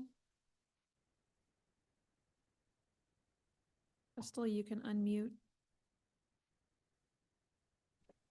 Hello. Hello. My name is Crystal. Let's see if I can do that. Let's see. Can you see me now? Yes, there we go. Thank you. Okay, sorry. I'm a resident of Bristol Park, and I am just now hearing about what's going on and then building the fourplexes. I too live on Summer Street at 11527 North Summer Street. I'm the corner house, and I actually was in there a few months ago fighting for them not to build the manufacturing distribution across the street. We do, like Jen said, and the HOA board member, there's a lot of traffic that comes in and out of our subdivision. There are 3 main entrance and exits, and one is Jefferson. From my house, which I live on the corner of Madison and Summit, which is right off of Cookingham, the exit past Jefferson. We have 600 people that come in and out of the subdivisions right now. To add another 120 units just to that corner space really doesn't make any sense as far as the bus routes for our children that start at least 6:30 in the morning. It's just and like Jen said and the board member said, we already have apartment complexes on the south side of the subdivision. I know that, we're building a lot up north and all around the city, more that the city needs more housing. And maybe I missed the meeting on why the influx of apartment buildings all of a sudden being built around single family homes. Is the city planning on, a migration of so many thousands of people where we have to build, a lot of multifamilies around single family homes? But as far as as far as the traffic is concerned, it sounds like it's going to be a disaster to add another 120 units just to that corner lot. It's not that big, in my opinion. It's not that big. I look at our children in the community and how many buses have to come in and out, how many people are leaving at the same time at 6, 7, 8, 9 o'clock in the morning. It seems like it's going to be a huge traffic jam if we're going to put those many people in that corner. Okay, thank you. Thank you. All right, That's all public testimony. okay. So at this time, we'll go ahead and close public testimony then. There's a few things that were brought up. Hopefully we can address here. Go ahead. Chairman and members of the commission, I'll just highlight again the statement that this property is only zoned for 20 units is totally false. It is zoned B2-2. And again, I showed you the rezoning history on that site on page 5 of the PowerPoint.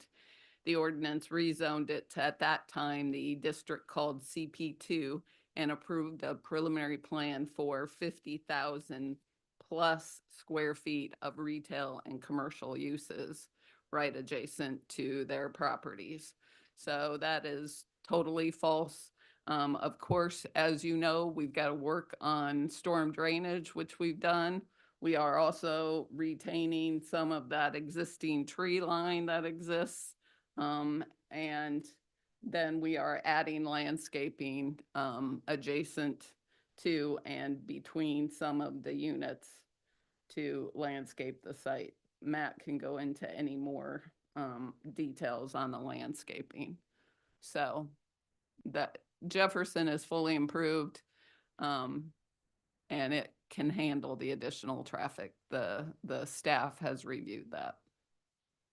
I think the only other one to comment would be, we did have a public engagement meeting that was noticed as per city standards of everyone around, and I believe we held that meeting for 60 to 90 minutes and talked to 15 or 20 residents. So I'm not certain of how these residents. Yeah, and I can give my email address, and Jen can email me and I'll send her the PowerPoint. My email address is pjensen, JENSEN, at Rouse, ROUSEPC.com. So you can email me and I'll gladly send the PowerPoint presentation to you. Brian, did you hear anything else you want to comment on? Yeah, maybe a couple things. I would say when you email Patricia, and we've done this in the past for people who maybe are not up to speed on what we're proposing, I can meet you on site with your neighbors and clarify anything else that we need to go over. If there's certain concerns regarding your lot and what you're going to be looking at, if if we have to do some more landscaping or whatnot. I live in the Northland too. I'm not an out-of-state developer. I understand you're trying to protect your property and stuff. So I'm not I'm not tone deaf to what you're saying. So if we need to meet, that's fine. I would say that I thought we worked pretty well with city staff on doing some rear loaded things. So we're keeping access points onto Jefferson open and making it the traffic more internal to the site. And our unit mix also helps with keeping down those car counts and kid counts somewhat because of our 2 bedrooms in the range plans. So I feel like we have a product that can be across all ages. So I just want to put that out there and appreciate the time. Go ahead. Katie and Jen have raised their hands again. Do you want to hear from them again? Unfortunately, we already closed public testimony. Yeah. Guess a couple follow-up questions from public testimony. Is there any parking allowed on North Jefferson? It's a public street, so it is allowed. So people can park on both sides or just one Correct. side, or? That would be up to the Director of Public Works. Okay. Yeah, because I can see a lot of density like this. I assume each unit will have a garage they can put their car in. Okay. And then you say you talked about already the traffic flow. No, was a traffic study required on this, or is that something that was provided as part of the overall? It's less than 300 units for a residential. That's typically the threshold that the city traffic engineer requires a full-blown traffic impact study. Okay. All right. On that note, for those who joined on public testimony and were discussing traffic, I've always been surprised at my time on the planning commission about how much traffic commercial properties generate relative to residential properties. And so I think this is a really, really great project actually in terms of from a traffic perspective, because a little bit of commercial development, which is permitted by the current zoning, would drive a whole lot more traffic. And I like the way that they've outlined this plan because it'll have a neighborhood feel as opposed to looking at the back of a strip center or a standalone retail building, which often isn't screened as well and just doesn't, have the same neighborhood feel. So I think that based upon that, it's a really nicely designed site. Okay. Anybody else final questions based on the testimony? Okay. All right, anything else to add at this time? No, we just request that you approve it subject to the conditions listed in the staff report. Okay. All right, with that, we'll close testimony then and speak amongst the commission. If there's anything to discuss. I'll add, as was noted, I think I imagine Public Works will do it, and since it's a busy road and there's a lot of, Northeast Cookingham is a busy road and traffic coming onto Northwest 113th Street. I imagine Public Works will prohibit parking within a certain distance from Northeast Cookingham, and hopefully the applicant can look into that to make sure that happens. That said, Chair Crowley, move to approve docket item number 8 with conditions. Second. So I got a motion and a second for approval of docket item number 8 with conditions. Margaret, can you take roll call on that motion, please? Beasley, Aye. Crawl, Aye. Enders. Aye. Passick. Aye. Lynch, Aye. Padilla. Aye. Looks like the motion passes then. Thank you. Thank you. All right, so with that, I think we're on our last one here, docket item number 9. CD MISC 2024-2. The Director of City Planning and Development Department requests amendments to Chapter 88, the Zoning and Development Code, by enacting new sections 88-347-1 through 88-347-3 and subject matter for the purpose of creating standards for gasoline and fuel sales, amending sections 88-120-03 and 88-140-03, and amending section 88-805-04 and section 88-810 by adding and revising definitions applicable to this new code section. Right, good afternoon. This is the final case on today's agenda, and I will share my screen. Again, for the record, I'm Andrew Clark with City Planning and Development, and I also have Officer Jeffrey Krebs with me today. He is one of our reviewers for the projects to come before your body, and also was instrumental in assisting city planning with some of these recommendations.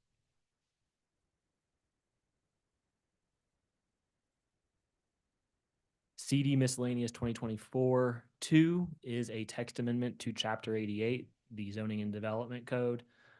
First, and you saw this in the update on August 2nd, this has been a multi-departmental review approach with feedback from the regulated industries, KCPD, Office of Environmental Quality, and City Planning and Development.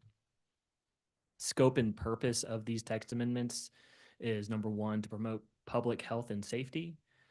Number 2 is enhance public engagement with this specific use. And overall, for the zoning code and these proposed standards to be consistent citywide and a citywide approach. I broke the text amendment up into the sections. First is the applicability. This new section would include all new gasoline and fuel sales establishments, as well as the existing. Another note in here on number 2 is enlargements and expansions. Those would be triggered to come before the City Plan Commission and Board of Zoning Adjustment when a special use permit is required, and we'll get into that later. 347-02 is location standards. The Main Street overlay, which was approved years ago, does require that no such gasoline and fuel sales establishment shall be within 2,000 feet of an existing gasoline and fuel sales establishment. That's to avoid concentration, or as we see on some corners where of the 4 corners, there might be 3 gas stations.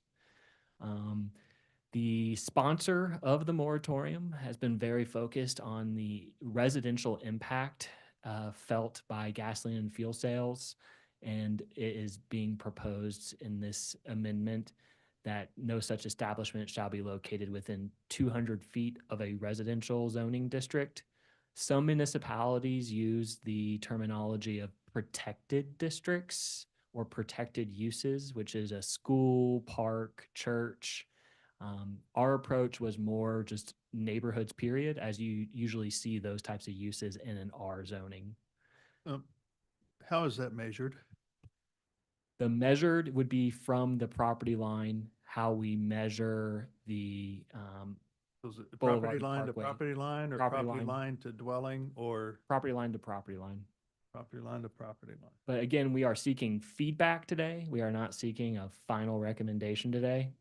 So the specifics when it comes to measurements, we will appreciate feedback. What's the current distance? Right now, we do not have any standards for gasoline and fuel sales. So 0. So you want us to comment as you're going or at the end? We can pause for each section, which might be the easiest. I'm looking at Chairman Crowell as well. I think it kind of depends on what the comment is. Okay. Well, I just wanted to bring up with regulated industries, they measure from the front door to the property line to figure out the distance of who gets notified. Okay. So it from was the meant, front so door it's, of like the gas station to the Yes. nearest dwelling unit, or to the Yes. property line of that dwelling unit? from the front door 300 feet out, and whoever falls within that measurement gets notifications. Okay. As in a radius. Yes. Okay. One goal of this text amendment is also Chapter 48 is neighborhoods, nuisances. Chapter 10 is regulated industries. Establishing consistency amongst the different chapters in the overall city charter is what we are trying our best to achieve with this text amendment. That goes into number 3, that special use permit applications shall notify all property owners within 750 feet. Feedback staff has received from concerned neighbors and neighborhood associations is that the 300 is not capturing enough of the residents that want to be engaged. And the 750 feet comes from the amendments that regulated industries just got approved at the beginning of April, expanding the distance of people notified when a liquor license is being proposed. So we're trying to match the public notification distance that already exists with regulated industries.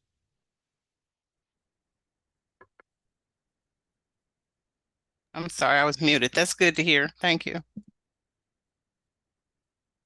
Can I move on? Yes, sir. Okay. I guess one more. What will happen with the current, the ones that have the permit right now, but they're not built and they're gonna be inside the 2,000 feet? I'll get to that. That's a great question. What is the purpose of the 2,000 feet requirement? I mean, I don't understand.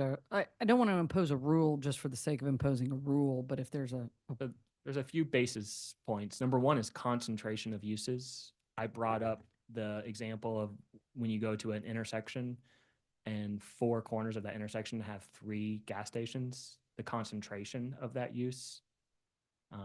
So having them so clustered together, the intention is to have them more spread out to serve more people. The other point is that this is in the Main Street overlay that was approved in 2018, 2017. So it's already within the code of ordinances in one of our existing overlays. And number 3, the sponsor of this ordinance is 5th District Councilman Curls. And he keeps echoing, if you travel 15 blocks in his district, it's often that you'll see 10 gas stations within the 15 blocks. So a major concern is the concentration of these uses. And I don't mean to chime in, but I'm Officer Krebs with KCPD. One of the things that we also are seeing is the city adopted the risk terrain modeling last year with city council and things, and we have the RTM task force. And if you actually look at our statistics, during the meeting we had with city council, it actually showed that we are seeing an increase in crime within 100 feet of a gas station. Our increases with risk terrain modeling, it looks at our crime data and the demographical data, and tries to see what are our hotspot locations that could be a cause of crime, and gas stations is one of those. How did you arrive at that specific feet number, though? I mean, that is in the Main Street overlay, so I'm staying consistent with the existing city policies. But for example, Atlanta requires 1,500 feet between an existing gas station. Hartford, Connecticut is at 1,200 feet. Des Moines, Iowa is at 1,350, and Denver. City of Denver, they actually go before their city plan commission today, and they are recommending 1,350 feet between each existing gas station. So when you say it's consistent with the overlay, I don't understand what that means. We have the Main Street overlay. Okay. And the overlay has additional standards that Chapter 88, the base zoning code, requires.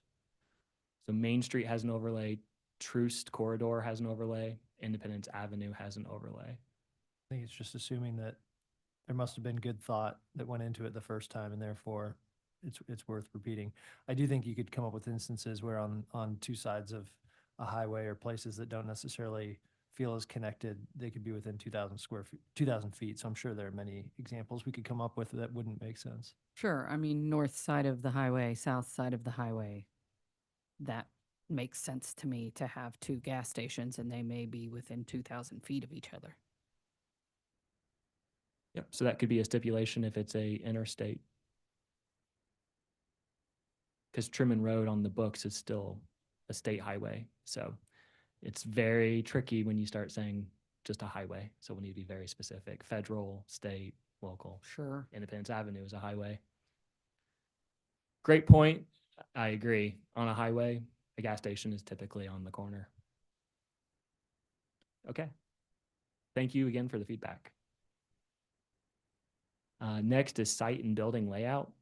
Highlighted in yellow are specific sections that staff would appreciate feedback, and we've already received some feedback on these highlighted sections. Again, this proposed ordinance is to really reinforce crime prevention through environmental design principles, which is what Officer Krebs reviews on the cases that come before your body already. This is an attempt to codify some of the basic principles of CPTED. One specifically is that the building entrances and exits be visible from a street. That is, so someone from the outside can see if there is a negative activity occurring inside of the building, or someone inside the building can wave for help. That goes along with number 4 and 5, related to transparency. And staff is requesting feedback also from industry, those involved in this industry, for feedback related to what percentage is realistic with their functions. I will also want to let you know that coming up, staff is recommending that all gas stations require a special use permit. And the reason why is to offer relief for different situations, because every site is different. So we don't want to prevent someone from being able to build a bathroom to improve their site, and we're saying, well, you have to have a window. We understand we're not going to put a window in a bathroom. Can you all explain number 1, So I would just think intuitively, a lot of exits out the back, for trash enclosures, et cetera, or deliveries, or it's more convenient the way that existing buildings are. And since this isn't just new buildings, so I understand how a new building might want to design it in a specific way, but since this includes improvements to existing locations, can you kind of explain the thought process about prohibiting any door on the back of the building? I'll have one comment and then I will let Officer Krebs. This really came from the SEPTED and PD. But I do believe exceptions that are within here about loading areas needs to be well identified. But I will let Officer Krebs follow up. I think as far as entrances and exits, what we're talking about is like the main entrance and exit, right? So what we want to see, what we want to see is we want to see the celebrated entranceways. Reason being is because when you have a celebrated entranceway, it helps with the natural access control. You don't have the confusion of where the main entrance is for the exit. Now, keep in mind, we understand that obviously you're going to probably have fire exits, possibly the dumpster exits in the rear, but then that's also where we probably need to have more discussion as far as if we do have a exit for like dumpster to take trash out, getting maybe peepholes into the doors and some type of line of sight, so that way before employees exit the store, they can look and make sure nobody's hiding back there. That makes sense. I would be more or less concerned about it if it said public entrances. And then on number 4, when I think of a gas station, I think of, like often an ideal site for a gas station is a corner, adjacent to 2 streets. And I feel as though this requirement kind of is prohibitive of the way that most of them are designed, in that most of the time they don't design the space to have transparency on 2 sides. Do you all see that as a inherent conflict? So I understand, gas, you're talking about corner lots, and then you're talking about adding, like, instead of just doing the front of the building at that 70%, taking into account the side of the building. Is that? I thought that's what this was requiring. Because if you're on an intersection with 2 sides, then I feel as though, most gas stations typically have that front transparency and some have a little bit on the sides, but maybe it doesn't go back as far because that's where they have machines or equipment or bathrooms or whatnot. And it feels as though, I don't know, going on driving trips, different places, it seems as though across the country, gas stations are designed where they kind of have front transparency and then they load up all their walls with all the things that make their business work.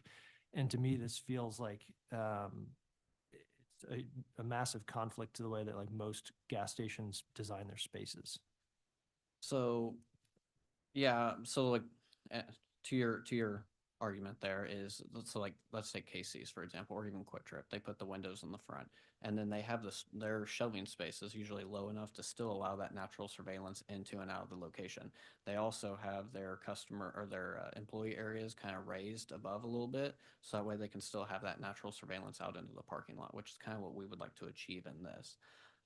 But you are correct, on the sides of the building, yeah, you normally don't see windows, but then maybe that we can add that transparency to where we can get like, well, I'll use Quick Trip again as an example. The doors on the side are glass and you can see fully in.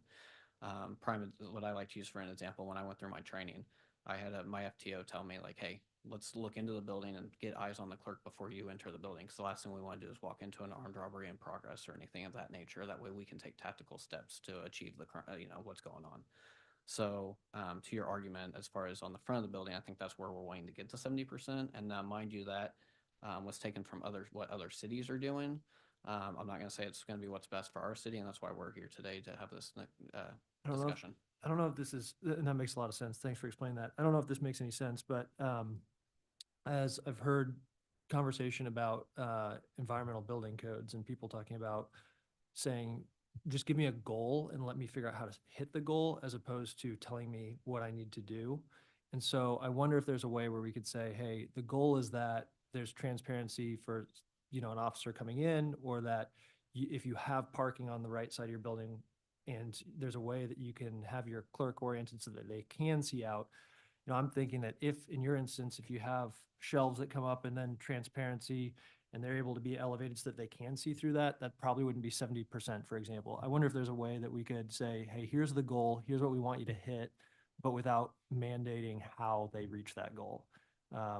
So CEPTED, Crime Prevention and Environmental Design, really does look at what we can do naturally to solve issues, right? Not all locations are you going to be able to achieve that natural portion, and that's where it comes into, I mean, that may be where we start discussing on, okay, if you can't achieve that 70% so we can get that natural surveillance, then maybe look at putting something in code for surveillance cameras. Because if you can't get the natural surveillance, then that's when you start looking at the mechanical surveillance, which is what surveillance cameras would be. To where now we're requiring, okay, we need to make sure we have the surveillance cameras in that area so that way we have some type of surveillance to where, yes, a clerk could look out and still see that area even though it's closed off. Does that make sense? Yep, thanks. Is there any concern from a crime prevention standpoint in if you create this much transparency, is that sort of inviting people into the space to rob it when they see the stacks of beer piled up in the corner or something like that? So my argument against that is when you're a convenience store, they're already going to know what's inside the location. Same thing. I do CEPTED assessments for current businesses, and I get asked that all the time. Well, I own an office building, and we're telling people to keep blinds up. And they ask all the time, well, we got computer equipment and things like that in here. They already know what's inside the building. If they're going to want to get in there to cause harm, they're already going to do so.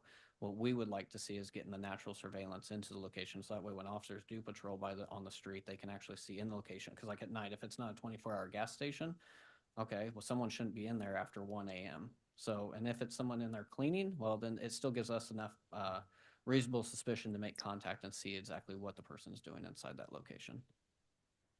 And yeah, I mean, number 6 for me, I don't know, I've not operated a gas station before, but if I felt the need to put security bars on my 2 glass doors, I would still want that to count towards my transparency calculation, just because it's like probably one of the largest, most convenient ways to have transparency, and I'd feel that it was very unfair if that didn't count towards my percentage. And that's also where crime prevention and environmental design, one of the principles is not target hardening. So target hardening is, once again, kind of like what I was mentioning about mechanical surveillance. Target hardening is also things you can do, which is what security bars are when you can't achieve that natural surveillance. And again, just echoing the importance of the special use permit process is every site, it's going to be different. And that's why we're trying to provide as much flexibility. And I appreciate what you said, Commissioner Enders, on not being so prescriptive.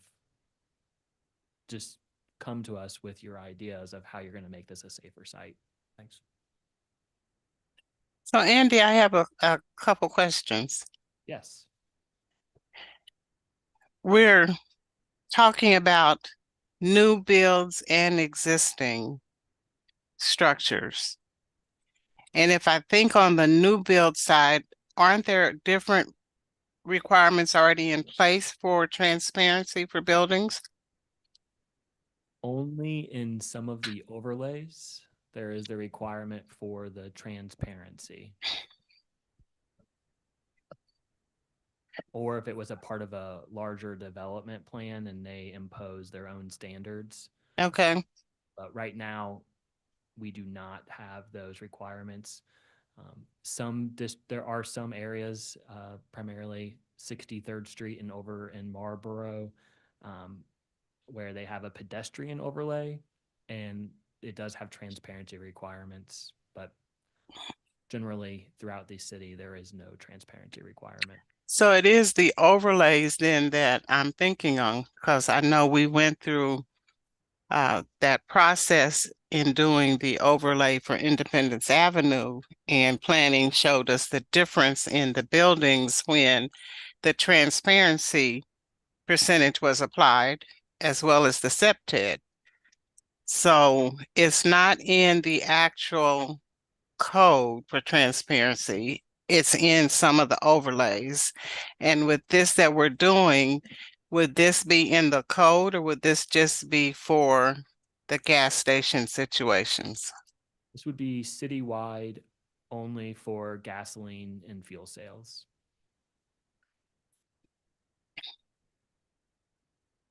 One other thought I had is when the exterior displays are so close to doors, how would you address the exterior display of goods and services when looking at your transparency issue?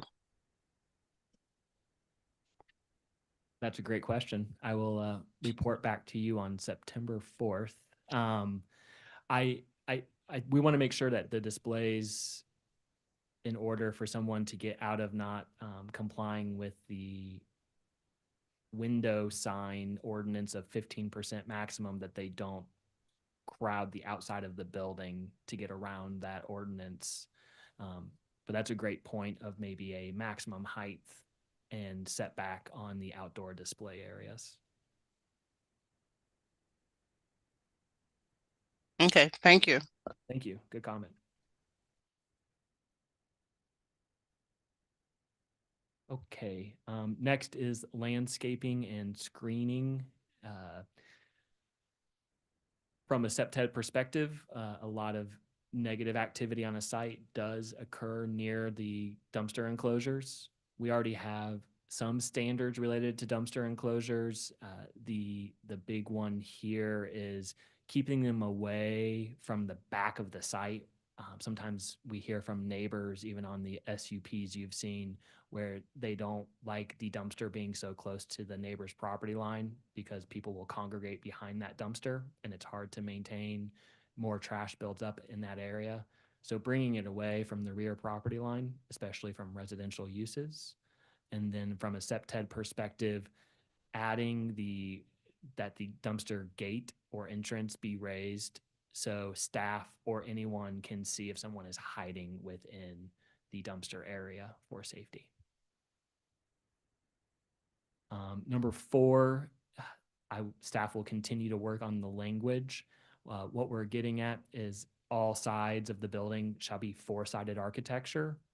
And what we mean by that is if you have an existing gas station and they want to expand, that it's a cohesive design. And we're not getting hodgepodge, low quality design. Lighting levels. Right now, again, this use, we do not have specific lighting levels in 88-430 of the lighting standards in the zoning code. The national standard, and this is also replicated from the city of Lee's Summit, is that the canopy shall not exceed more than 30 foot candles. And I can let Officer Krebs elaborate on how a site can sometimes be overlit and some of the downsides of that. So the 30-foot candles that Lee's Summit adopted is actually from the Illumination Engineering Society Standard Guide G-1-22, where it just states that basically canopy lighting should be 20 to 30-foot candles, with an average to minimum ratio of 3-to-1, which helps with the uniformity. The reason they have that standard and you don't want more lighting than probably the 30 is because with light, you also can have light adaptation issues. So that's when a person goes from a really bright area to a dark area. It affects everyone's eyesight. And the other reason is glare. You'll have glare issues. And then I know the city is really against the light trespass. So once you get above that, you're going to start seeing some glare issues and some light trespass issues. So that's why we kind of stuck to the 30-foot candles. Again, can you give an example? What's 30-foot candles? Give me an example. How bright are the lights in this room? I don't have a light meter. I'd say right now you're probably sitting at probably 1.5 to 2 foot candles. Okay, so it's pretty darn bright. Yeah. And again, the special use permit process, if there was a case where they need higher foot candles on a certain part of the canopy, that is where ultimately the Board of Zoning Adjustment could offer that relief. So if we have the canopy and the middle part is highly lit at 50, but then it slowly lowers as it gets closer to the store or the public right of way. Currently, would most gas stations fit within this, like 90+% or something? Yeah, so right now, when I've done my assessments, most of them are within that 30-foot candle range at the canopy. Like 50, 60, 80, 90, 100. As in brighter? Like, how often are they not within the range that this is? To be honest, so I've had a couple that have not been within range, and it's because they've had lights that were out that they never fixed. So they had unoperable lights on their canopy. So I think once they got those repaired, they probably would have been within that 30-foot candles. Not often, though, are you like, oh man, your lights are too bright, you gotta dim them down? Okay. Yeah, I mean, that's pretty bright. I mean, if you're only 200 feet away as a resident, that's still gonna be shining. And if you get to the point where, and that's where they have things out there now where you can put guards and shields on lights. So I actually did an assessment, and the hotel that I did the assessment for actually put lights on the side of the building, and it was bleeding into a residential area, and the residents were complaining that it was too bright. And that's where I made the recommendation when I did my septet assessment to put some guards on those lights and help direct the light to where it needs to be. Okay, and this would just be the canopy only over the fuel stations? Yes. Right there, not the whole property, just Correct. the. Okay, and we're almost finished. I know it's after lunch. The last part of the proposed amendment is related to operations. Working with the sponsor and KCPD. So Chapter 48 is nuisances, but the operations intent being in the zoning and development code is to help our compliance team with specifics as to when a special use permit may need to be revoked, and being as clear as possible with property owners to understand what they need to maintain and stay in compliance with is the intent of the operations. So again, just putting it in writing. Staff is also recommending a small amendment to the existing definition of gasoline and fuel sales, and it is including principal and accessory structures associated with fuel sales. This is because we have run into instances where somebody does not want to go through the special use permit process, so they only build a convenience store and no pumps. We want to make this clear that if you have pumps and the retail sales, that is gasoline and fuel sales. Because it could be argued that the canopy is only the gasoline and fuel sales and that the store is retail sales. So we're trying to make it as clear as possible that those two uses are principal and accessory with one another. The use table amendments that staff is proposing, again, early in this presentation, we want to make the standards uniform citywide to be fair to everyone and consistent as a citywide approach. Right now in the B4 zoning district, a gas station could be constructed without any approval from the City Plan Commission or Board of Zoning Adjustment. Also, it does not require any public engagement. You could simply submit your building plans and go straight to permit. So I think that what you just said is the answer to my question about, having a unified plan across the city.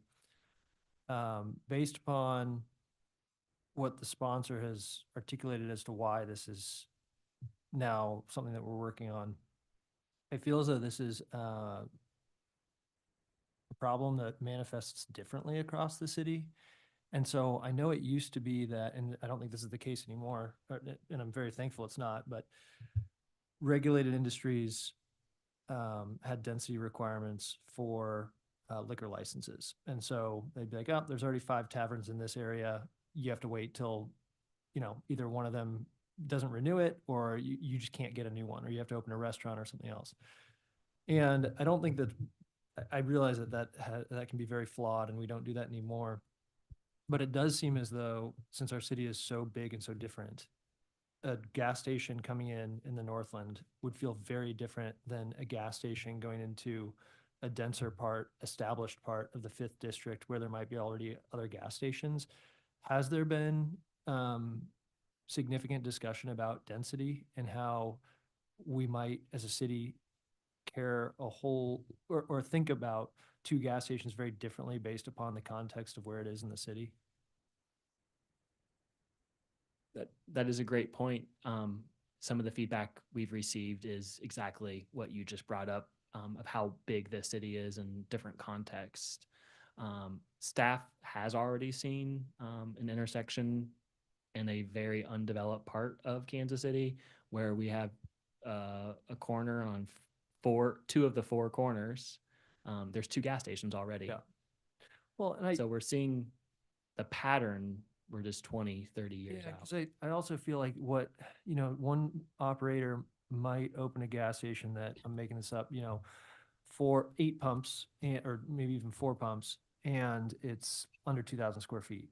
And then there's another person who's opening a 20,000 square foot space with 5 times as many pumps. To me, those are like almost 2 different businesses. Like that's as similar to me as what a 1,000 square foot made in KC store is to a Shields out at 135th, which is like a whole city within a store.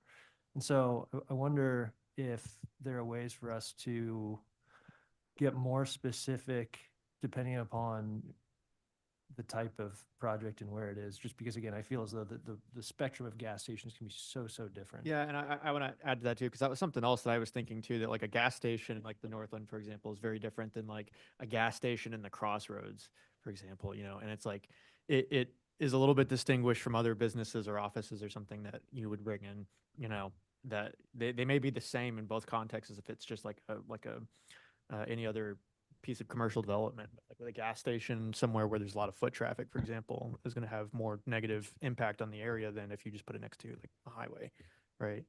So Yeah, I was thinking about those highway gas stations where there's no way you could get 70% transparency because they're just behemoth, like massive developments, or buildings. And so that's where I would hate for us to create more work on you all. And it's like, oh gosh, you weren't the people we were talking about when we tried to put this together. This was not intended for you, but shoot, we made it applicable to you. Right. I'm seeing a lot of, or I'm sitting here thinking about concerns with like a Walmart or a Sam's Club that serves gas and a Costco that also sells gas. And I'm sitting here also thinking about, what if I'm a person who lives in a food desert and I don't have, a grocery store at my disposal, and my grocery store is basically the convenience store. And how do you work through those issues with these sorts of regulations? That is, again, my staff was just trying to be as fair as possible to make it a special use permit across the board. I really do appreciate the feedback about being next to an interstate or a highway, especially if you are, let's say, on the east side of Prospect and that small gap between Prospect and 71. We're not going to put single family homes right next to the highway there. But again, carving out every section of town also is a huge burden on staff enforcing every little section within this huge city. If you think of more, please. I mean, we're trying to figure out the context, and it's extremely difficult. And if we look at the RTM data that we're using, it's not just gas stations in the inner city. Like we're seeing an uptick within 100 feet of a gas station. We're seeing crime all across the city. You see it in the Northland. You see it in our South Patrol area. So we're seeing it all across the board, not just in Midtown. So I think if we try to keep the safety element in line as well as uniformity, it applies to any kind of building in any area. It just so happens we're starting with gas stations. That's a great point.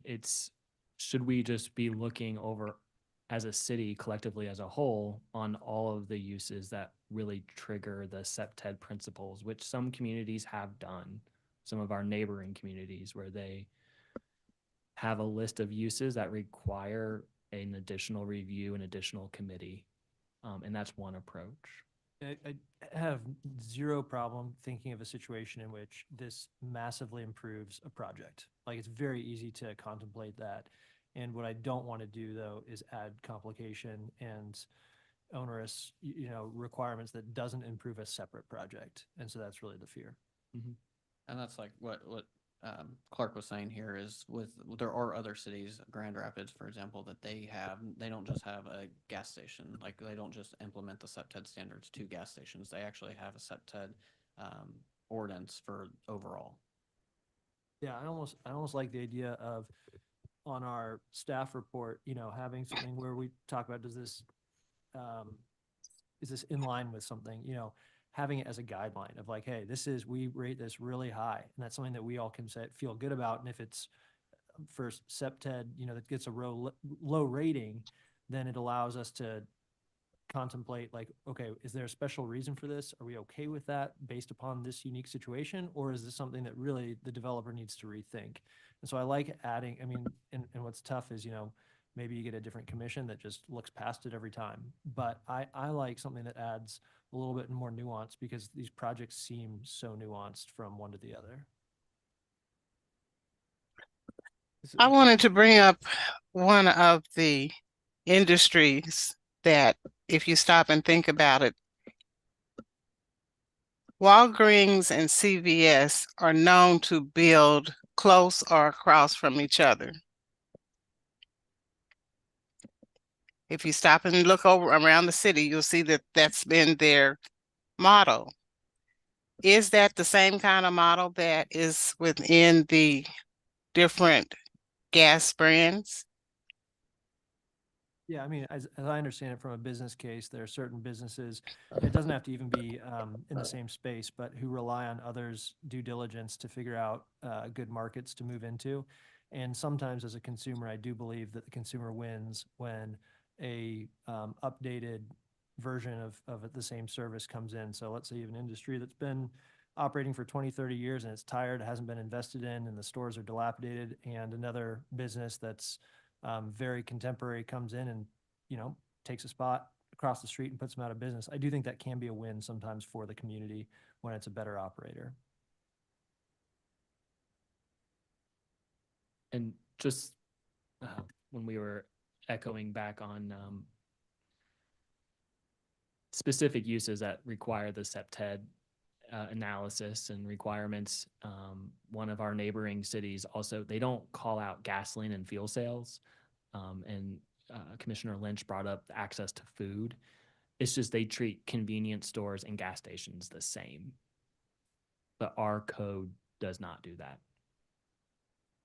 So that goes back to what Commissioner Beasley was saying, is does this eventually need to be a wider approach to a certain list of uses? And again, staff is also proposing in any of the M districts, you are allowed to build this use without any public engagement or review by the City Plan Commission or Board of Zoning Adjustment.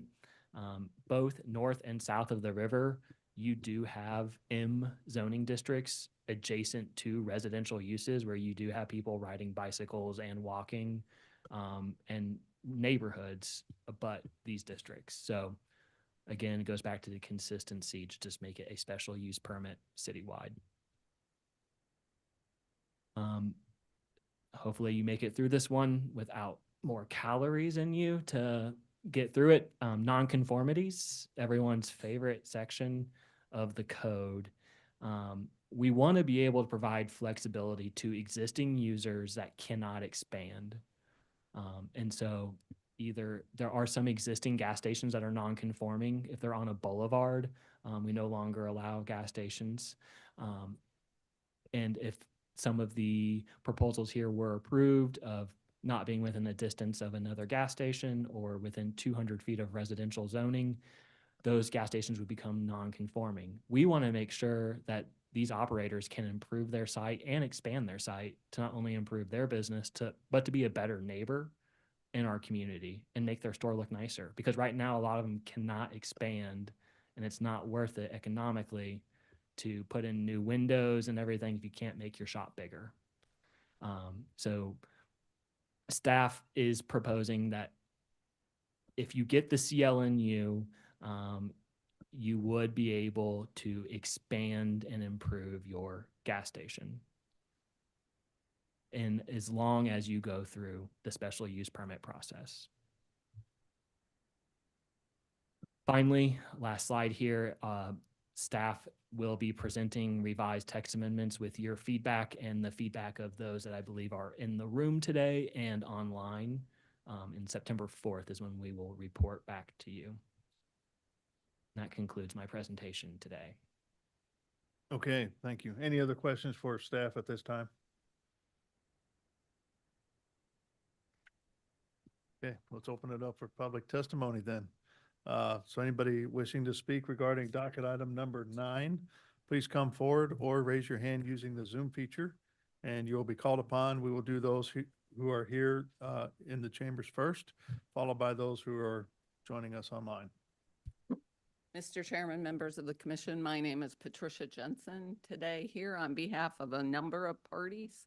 That includes Quick Trip and the station. Alan Homebrecker is the owner of the station convenience stores. He's got at least 4 or 5 throughout the metropolitan area. 2 in Parkville, 2 in Kansas City, Missouri, and 1 in Lee Summit, I believe. And also we represent a number of developers. MD Management, Gary Hayes is here on behalf of MD Management, the Ambassador Building, Hunt Midwest, and Star Development. I believe Jason Accord is online to provide comments after I get done, as well as Aaron Schmidt with Hunt Midwest. I do request that you give me a little bit more than 2 minutes because I have made my remarks as concise as possible, but I have a couple of handouts for you too. So the first thing I want to talk about is the process in front of you right now is flawed. The staff has been talking about this since February. It was not until August 9th that an email was sent by Andy Clark to my client, not sent to me at all, at 3:32 p.m. on a Friday afternoon with some of the standards. He's refined them since then and added additional things, asking Quick Trip. So he sent it to Quick Trip, asking for comments by that following Tuesday. It certainly took us back. Keep in mind, the public engagement process you make the developers go through requires that we send 10 days notice to all interested persons ahead of time of the meeting and any registered neighborhood association of a meeting to discuss the plan. Then we have to have the meeting. The meeting has to be held at least 7 days ahead of it first being discussed in City Plan Commission. If we expect this process to be required for private parties, why wouldn't the staff need to follow the same process? As I stated, the only interested party that was notified of this was Quick Trip. These other parties would not have been present but for the notification I provided to them. Nobody has reached out to the industry to ask them how to address some of the concerns that exist. My mother always told me, what is good for the goose is good for the gander. It should be required. I don't even think that staff should expect you to provide good feedback until you have the opportunity to hear from everybody. So the handout I sent to you showed that February 8th was when they first enacted the moratorium. July 18th, the planning department presented a report to the council and asked for the moratorium to be extended till October 7th, which it was. Again, they've noted they've reached out to KCPD, Regulated Industries, and Office of Environmental Quality for discussion. In those 6 months, there was never an outreach to the actual users who know exactly what's going on. They're the ones who protect their business. They try to prevent crime just as much as any other business in this area. And there was never an outreach before these standards were formalized. And then once we received notification, I reached out to the department to say, hey, This is a big change. We need to talk about this. The only person that that staff and the council person allowed at the meeting last week was the representatives of Quick Trip and myself. They didn't want to sit down with anybody else, which to me is a very unfair process. And then again, today we're in front of you. I will hand out to you now.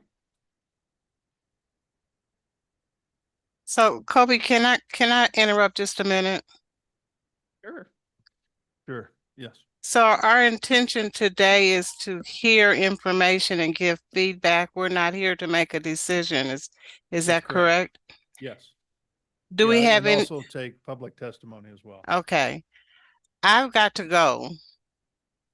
So that's why I was asking, and I will catch up with information provided at this meeting. So I just wanted to ensure that a vote was not going to be needed. No. Okay. I'll check with you later. Thank you. Okay, thank you. Uh-huh. Sorry, Forrestine. And then let's look at the staff report and the justification for changes. The staff report gives no basis for changes other than very general remarks. Staff would acquire more knowledge if they talk to the industry.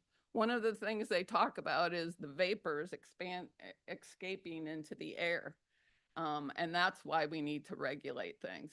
Well, there are some very tough standards at the state with regards to how the pumps and the tanks operate.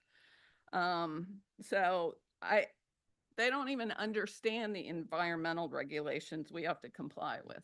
They named the climate protection plan, and I've got a copy here in front of you. I've gone through it. There's never a mention of restricting gasoline stations in this matter. Again, you've asked this information. What's the justification for the 2,000 feet of separation? That is a larger separation than adult uses, jails, and halfway houses. Is that what the city thinks of the convenience store and gas station industry? These stores are great revenue producers for the city. But if you apply these standards in front of you, you're not going to have any new stores built in Kansas City, Missouri. You're not going to have competition for your bad actors. Instead, you're going to require a monopoly for those bad actors to continue to exist. If 5% of the stores are a problem, why don't we figure out exactly what problems they're creating and target it to that? The city already has many tools in its tool chest to go after those 5%. As they've stated, there's a 15% limit on posters you can have on the windows and transparencies. Quick Trip has a map of all of its existing stores in Kansas City. We have not yet mapped out all of the other stores, and this would show you, I believe, that you will be able to locate no stores in Kansas City, Missouri. I've handed out the comments on the proposed changes. Staff sits there and tells you, oh, do a special use permit, do a special use permit. Lengthen the process. Users are not going to go through a special use permit in every case. Number one, if you know, when you go to the Board of Zoning Adjustment, you just don't get to have a majority vote to approve your use. You have to have 4 out of 5 votes to approve your use. You don't get a majority use. Also, suddenly the staff has raised being able to do some expansions on the non-conforming uses, which is good. But also you have to consider that the city's regulations for non-conforming uses will not allow a store to be rebuilt if it's destroyed by more than 50%. So that's another problem with regards to this ordinance. We request that you meet with all affected users to discuss, not just Quick Trip, that the planning staff has to meet with everybody collectively so we can work on revisions to address the concerns the city identifies. We also don't believe that a 2-week continuance is appropriate. You need 4 weeks in order to engage a good process. Keep in mind, in the next 2 weeks is the Labor Day holiday. So we are not going to be able to meet and get everybody together in 2 weeks. With that, I'm going to let Alan Homebrecker talk. We just really request that you slow this down. I know the aim. The aim is that the moratorium expires on October 7th. And there was some concern by the council members of extending it in the first place. So the aim is to get an ordinance passed before October 7th. Even if you continue it 4 weeks, it will still allow that to occur and to meet the goal. And I think your good tax producing businesses are entitled to that. This says QT's canopy structures exceed 30-foot candles. Yes, they do. Most of them are 50. And so as you were saying, as it dissipates, it would that could They meet the foot candles at the property lines, but directly underneath the canopy, they are 50-foot candles. very clear about that delineation then. And also the transparency issues. Quick Trip does not have 70% transparency between 3 feet and 10 feet on its front facades. It's lucky if it's around 46%. Yeah, I think the comment here on QT has poles that are 22 feet in height. That's one where I think we could be like, this is in a residence, this is on a highway.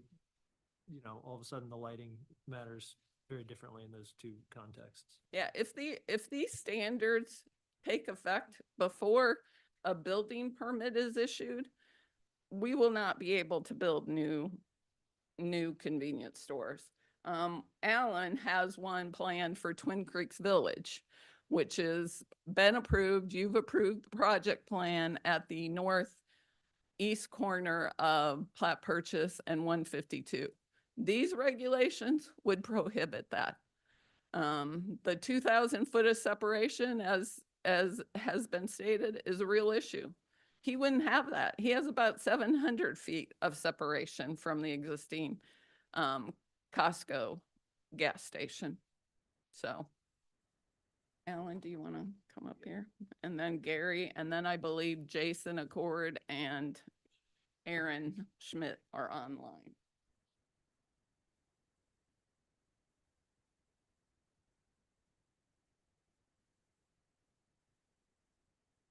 I can tell you, first of all, I really had no intentions of speaking today. I just came to hear all this stuff out.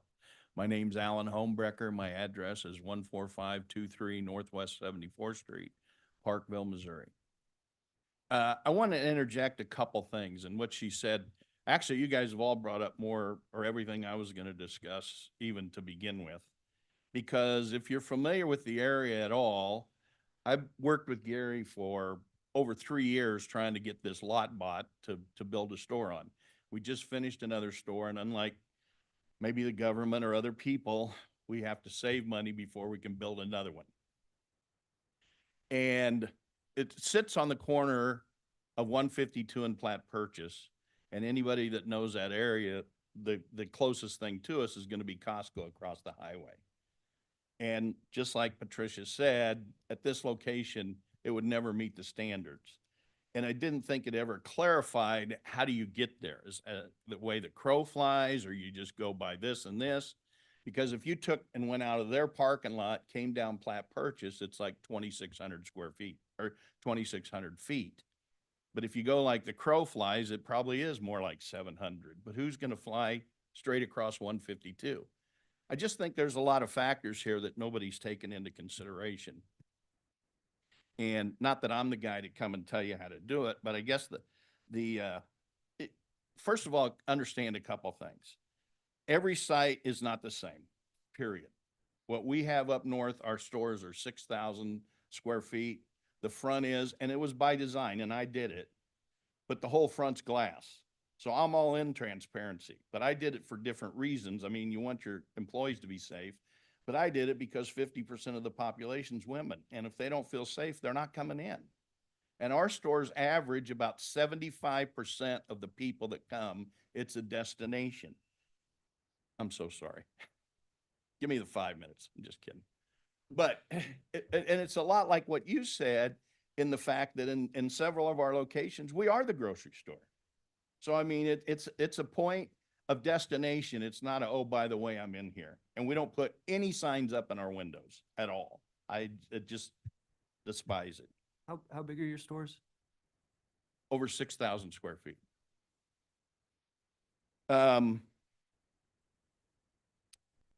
Again, I like the idea of this transparency, but you got to understand, and again, you guys hit on all this stuff already, but when you go down the sides and the back, you need it to put your coolers in and different things so you could work. So it's hard to get those on the sides. And contrary to what other people may think, I'm not a big fan of Quick Trip's new design, their Gen 3, whatever they call it now. I get it that you got the doors on the ends. I get that. But they've just wasted so much space inside. It's pathetic. And when it's precious, you got to do the right thing. Please understand, none of us want to get robbed. Okay. You asked why 2,000 feet. I still never really heard a reason for what it was. I mean, to me, it's a ludicrous number. It's way bigger than anything else out there. And I already talked about my example. And I guess the one thing, and actually she hit on it probably more than I even would have, is if you got a problem and you're looking for solutions, why don't you go to people that do this for a living? Why couldn't you come find convenience store people to find out the answer? So that's it. Thanks for your time. I was under 5 minutes.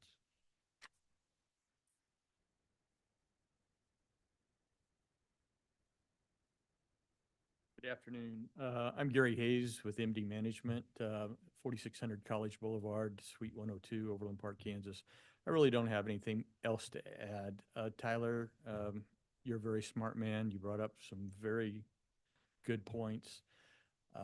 I've been in this business a long time, and one of my frustrations with the city is always the fact that they try to put together these new ordinances and these new plans without a collaboration from the operating side. I think the simple solution to all of this is if city planning would get together with Quick Trip, get together with Allen, get together with the development community and the police department, put us all in a room together and come up with a plan that works for everyone. It saves a lot of times, a lot of frustrations, and so forth. The definition on the distances, I mean, that's very, very important. Like Alan said, I mean, his store from property line to property line is only 750 feet. He wouldn't be able to build his store there. So there's solutions to all of this. We just have to work together and not work against each other to make this thing happen. And it's transparency on both sides. And Patricia's right. September 4th is not going to work in order to bring a solution to this. It's going to take some time to sit down and figure it out. So that's it. Thank you.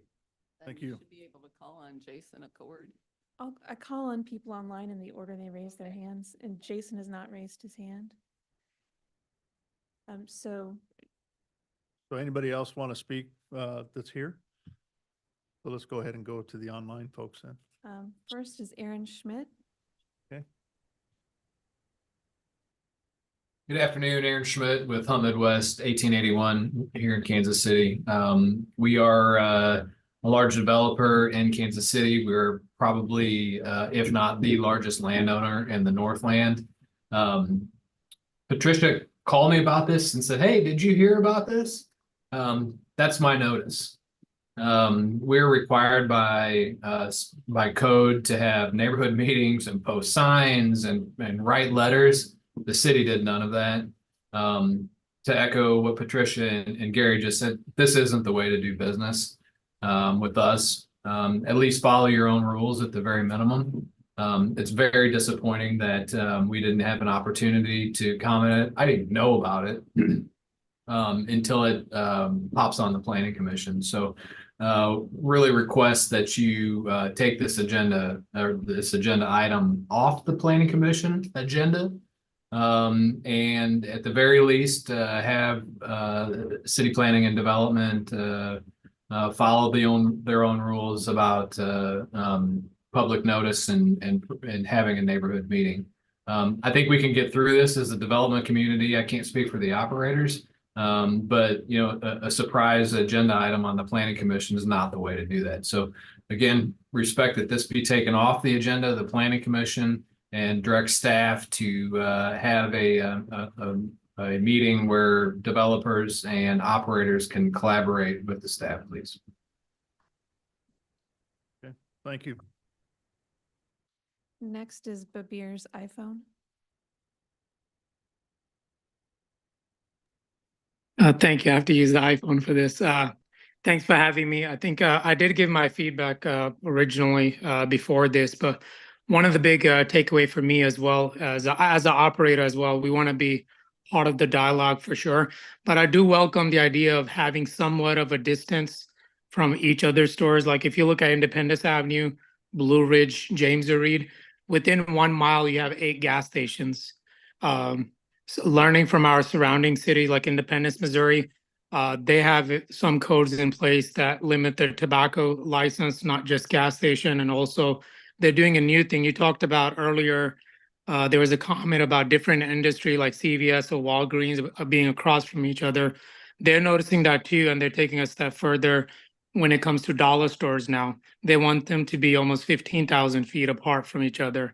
So I think it's an interesting or a good starting point that we could be part of the dialogue, and the transparency on the windows. I'm all for that. I'm on the same boat where for safety reason, it's good to have that where you're able to see outside your car or the staff can see inside. It's a good starting point, but I do welcome the idea as a small operator. If you have too many stations in one area, it doesn't help anybody. It's not meeting any community needs. I think it's just maybe a bigger corporation just trying to fill in numbers as far as their numbers of stores. So I welcome idea. I think it's a starting point, and through dialogue, I think we could learn more and get through this as well. So that's what I have to say. Thank you. Thank you. Can you state your full name and address for the record, please? Sure. Babir Sultan with Fave Trip at 9500 Blue Ridge Boulevard, Kansas City, Missouri. Okay, thank you. Thank you. And then Jason Accord. Hi, my name is Jason Accord. I work for Quick Trip. My address is 5725 Fox Ridge Drive in Mission, Kansas. And I think Patricia represented pretty much a lot of the concerns that we have regarding what the staff is proposing. And we actually met with the staff and the council member on Friday, as she mentioned, and our concerns were mostly all of the inadvertent consequences of what they were going to do. The 2,000-foot rule, for example, just basically will ensure that no one can build on some of those bad actors. And we've seen that in other cities where we operate, where we'd love to go build a nice new store, but it prevents us from doing so. So that was really our concerns. There were a lot of other things in there that just didn't make sense when we look at trying to be safe. Making the sites darker doesn't make sense to make it safer. So we would like to work with the staff on this and try to give our perspective on how they could achieve their goals. And generally speaking, we feel that overlay districts along corridors that have too many gas stations make a lot more sense than a citywide ordinance. And that's our perspective. So thank you for your time. Okay, thank you. Anybody else? Yeah, Brian Ruoff. Brian, you'll need to accept the promotion to panelist. And then you can unmute.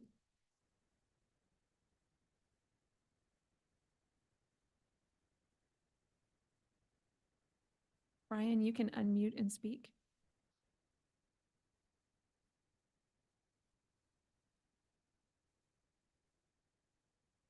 There we go. I'll keep this brief because I know the meeting's gone long. Patricia's pretty much expressed the industry issues, I think, really well.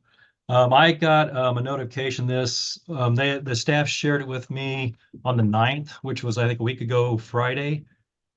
And I did a response on Tuesday that had basically I just emailed a bunch of case studies and exceptions. I thought it was a situation where there's just I know what they're trying to do. I think it's really vague. I think it does need a lot of industry feedback. I think it needs better definitions of how these distances are treated, because I can think of a lot of unique situations.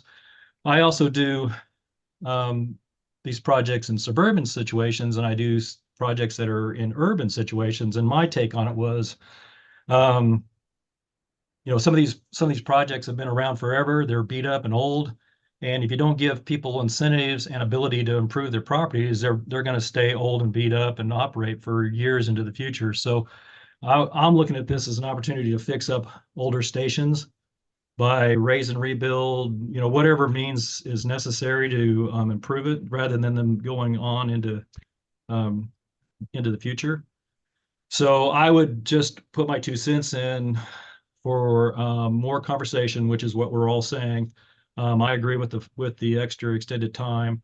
I felt a little bit pressured on that. I did share it with an operator. I did share it with some industry people briefly, but their take on it was a little bit mixed, and there's a lot of confusion from the operation standpoint of what this really means to them and how it's going to be interpreted. Because when you go through the special use permit process and all that, you start with the definitions that are created in the ordinance, and then you work back from them normally. So I want to make sure that there's that realm for each individual project to converse on the unique requirements of that project. And I'll leave it at that. Thank you. Thank you. Anybody else? No, that's everyone. Okay, thank you. So we'll go ahead and close testimony at this time for today. I think there might be some that comes up the next time we get together and talk about this, I'm assuming.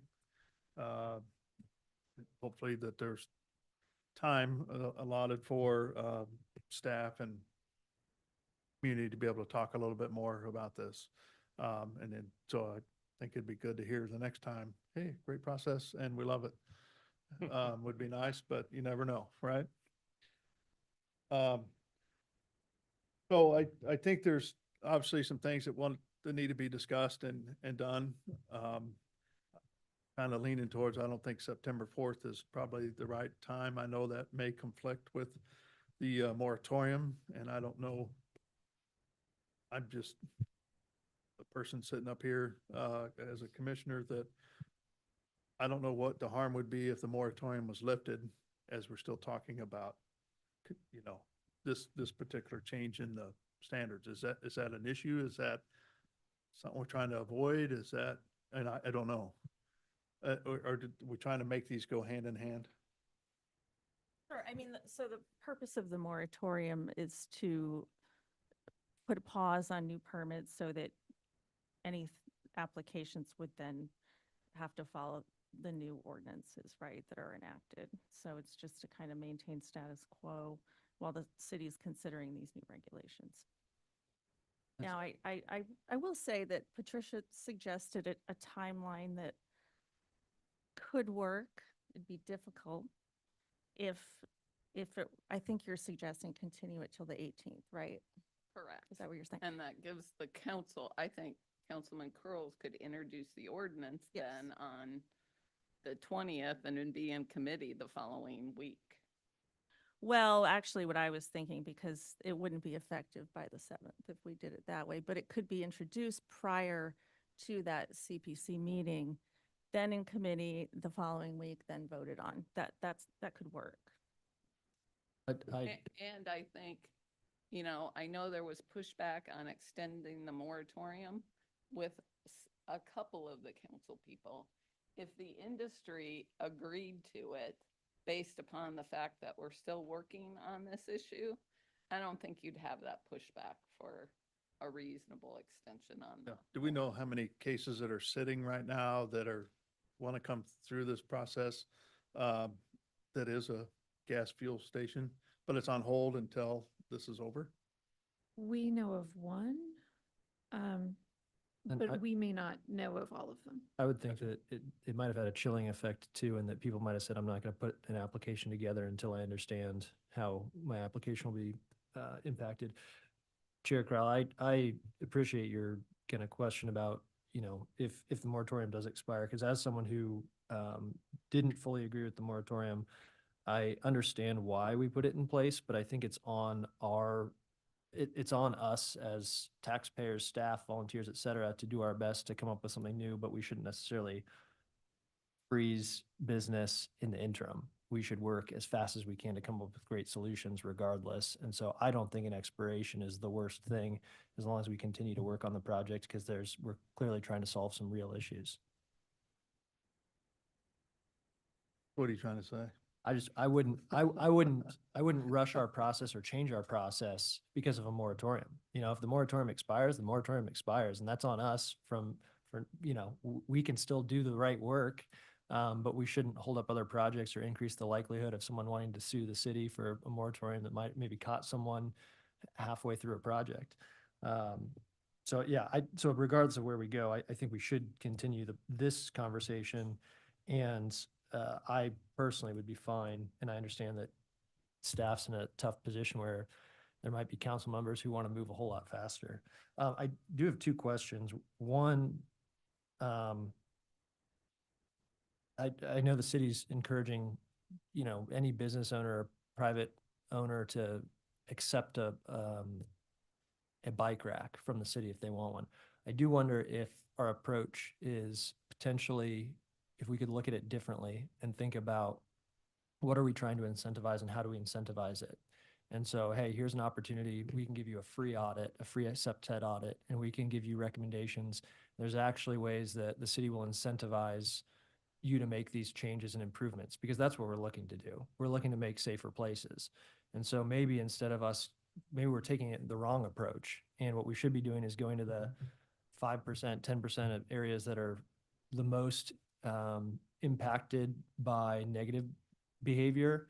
And maybe we come up with funding where we say, you qualify to improve your lighting, change your dumpster, get new glazing. That might be a cheaper approach that doesn't frustrate the good actors, as we've called them, or people who just this isn't as applicable to. And then secondly, I'm curious just what makes it so tough to go after. I have no doubt that you all know the areas that are the most frustrating and that you've run into issues where, whether it's through fines or whatnot, we can't get behavior to change, or people to take care of their space, or maybe it is just a design environmental issue with the way that their space is designed. But what makes it so tough for us to encourage the gas stations or the convenience stores that are having the most issues to improve their site? A lot of it is funding, what it comes down to. So I go out and do SEPTED assessments all the time, and when I tell them they need to increase their lighting to, try and do their best, we haven't actually adopted the Illumination Engineering Society, but those are the standards that I like to use. So I'll tell them, try to increase your lighting to those standards, and a lot of times that's what I get pushback from is, well, now, and this is what I like about working with new developments and being part of the DRC, is because a lot of times it's cheaper in the long run to do it in the beginning stages of the development than to go back. Prime example, I have an apartment complex right now up north. Auto break-ins and auto thefts are the overnight hours, and they're constantly calling us and asking, what's the PD doing? Well, with our staffing levels, we don't have time to just come babysit the parking lot. So I did a SEPTED for them, and I mentioned back to them, well, in order for you, we've done our part as far as what we can do. Now, if you guys can take that step and get additional lighting and improve your lighting, I promise you'll see a drop due to the through science, right? Lighting deters crime. So funding is probably the largest pushback. And then right now doing these assessments, there's no ordinance in place that makes these developers or existing or new developments have to do any of the recommendations that I provide. So a lot of times too, I see my report go on a shelf, and it doesn't even really get reviewed. Well, personally, I'll reach out to the sponsor and suggest this, but I would like to see us incentivize improvements where they're needed in a targeted way, as opposed to create sweeping change for people where we have those unintended consequences. I think that we were the city was right in identifying a problem, but I think that there are many, many ways to go about solving this problem. And I think that we do need to interact with the industry a whole lot more. But then I think it might be a lot cheaper in the long run as a city if we get a little more targeted with our approach on the solution. Yeah, I think from our standpoint, we want to help you, so it makes it easier on you, but we also want to do it so it's as equally easy for those that are actually the users of the regulations, just working hand in hand with one another.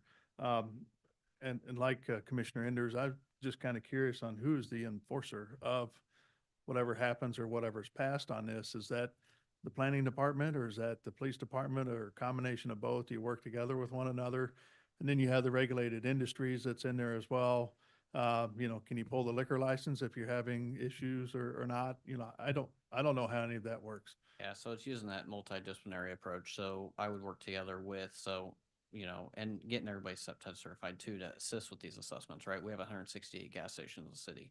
I'm only one person. So in order to Right. do like yearly audits, that's just not going to be logistically feasible for our department. But as far as, having that multidisciplinary approach where I'm working with regulated industries, city code, city planning, or city code, city planning, that would, yes, definitely assist. You've identified that there are definitely overlapping sections of the municipal code, and so overlapping departments that enforce different parts of this. Yeah. Development Management Division specifically would enforce anything to do with the zoning ordinance. And so site design and site development. We have neighborhoods, which enforces Chapter 48, which is about nuisances, regulated industries, and PD. We all, have a portion of this. This does really focus on just what's going on with development. But, Andy and Officer Krebs have also had some discussions about what's going on with Chapter 48 and ways that that could also be used to attack some of this problem. That's just happening outside of the discussion about this ordinance. Yeah. Another thought too is the length of time for the special use permit. Is it forever? Or is there a time limit on it so you can address some issues that are concerned? I don't know. And maybe it's a new store versus a rehab or something like that. I don't know. But there might be some thought on that as you having your discussions with each other, kind of work through that too. I imagine that there might be one store that you would want to audit annually because maybe they don't make the improvements or it's a different situation. But I imagine there are other stores where you wouldn't need to do an annual audit, and if it was built, to the right, I don't want to say standards, but if it was built in the right way, maybe it wouldn't require as much follow-up. Yeah, but then it comes into play, how many times do I go and educate somebody before they just continue to not do anything? Yeah. And just so you know, the standards proposed today were just introduced for feedback. There is a national trend for cities to have some type of standards, and like Commissioner Padilla asked earlier, what's the current setback requirement? It's 0. So we currently have nothing on the books, and that was really the request from the sponsor, was for planning to look at what can or should not be in the zoning code.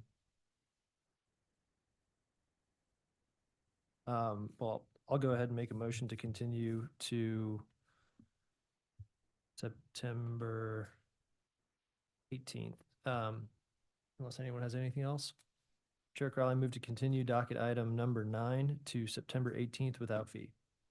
Just curiosity do you want to add anything that you'd like to see before it comes back? I know obviously there's a lot that came out of this meeting itself, but I think there needs to be just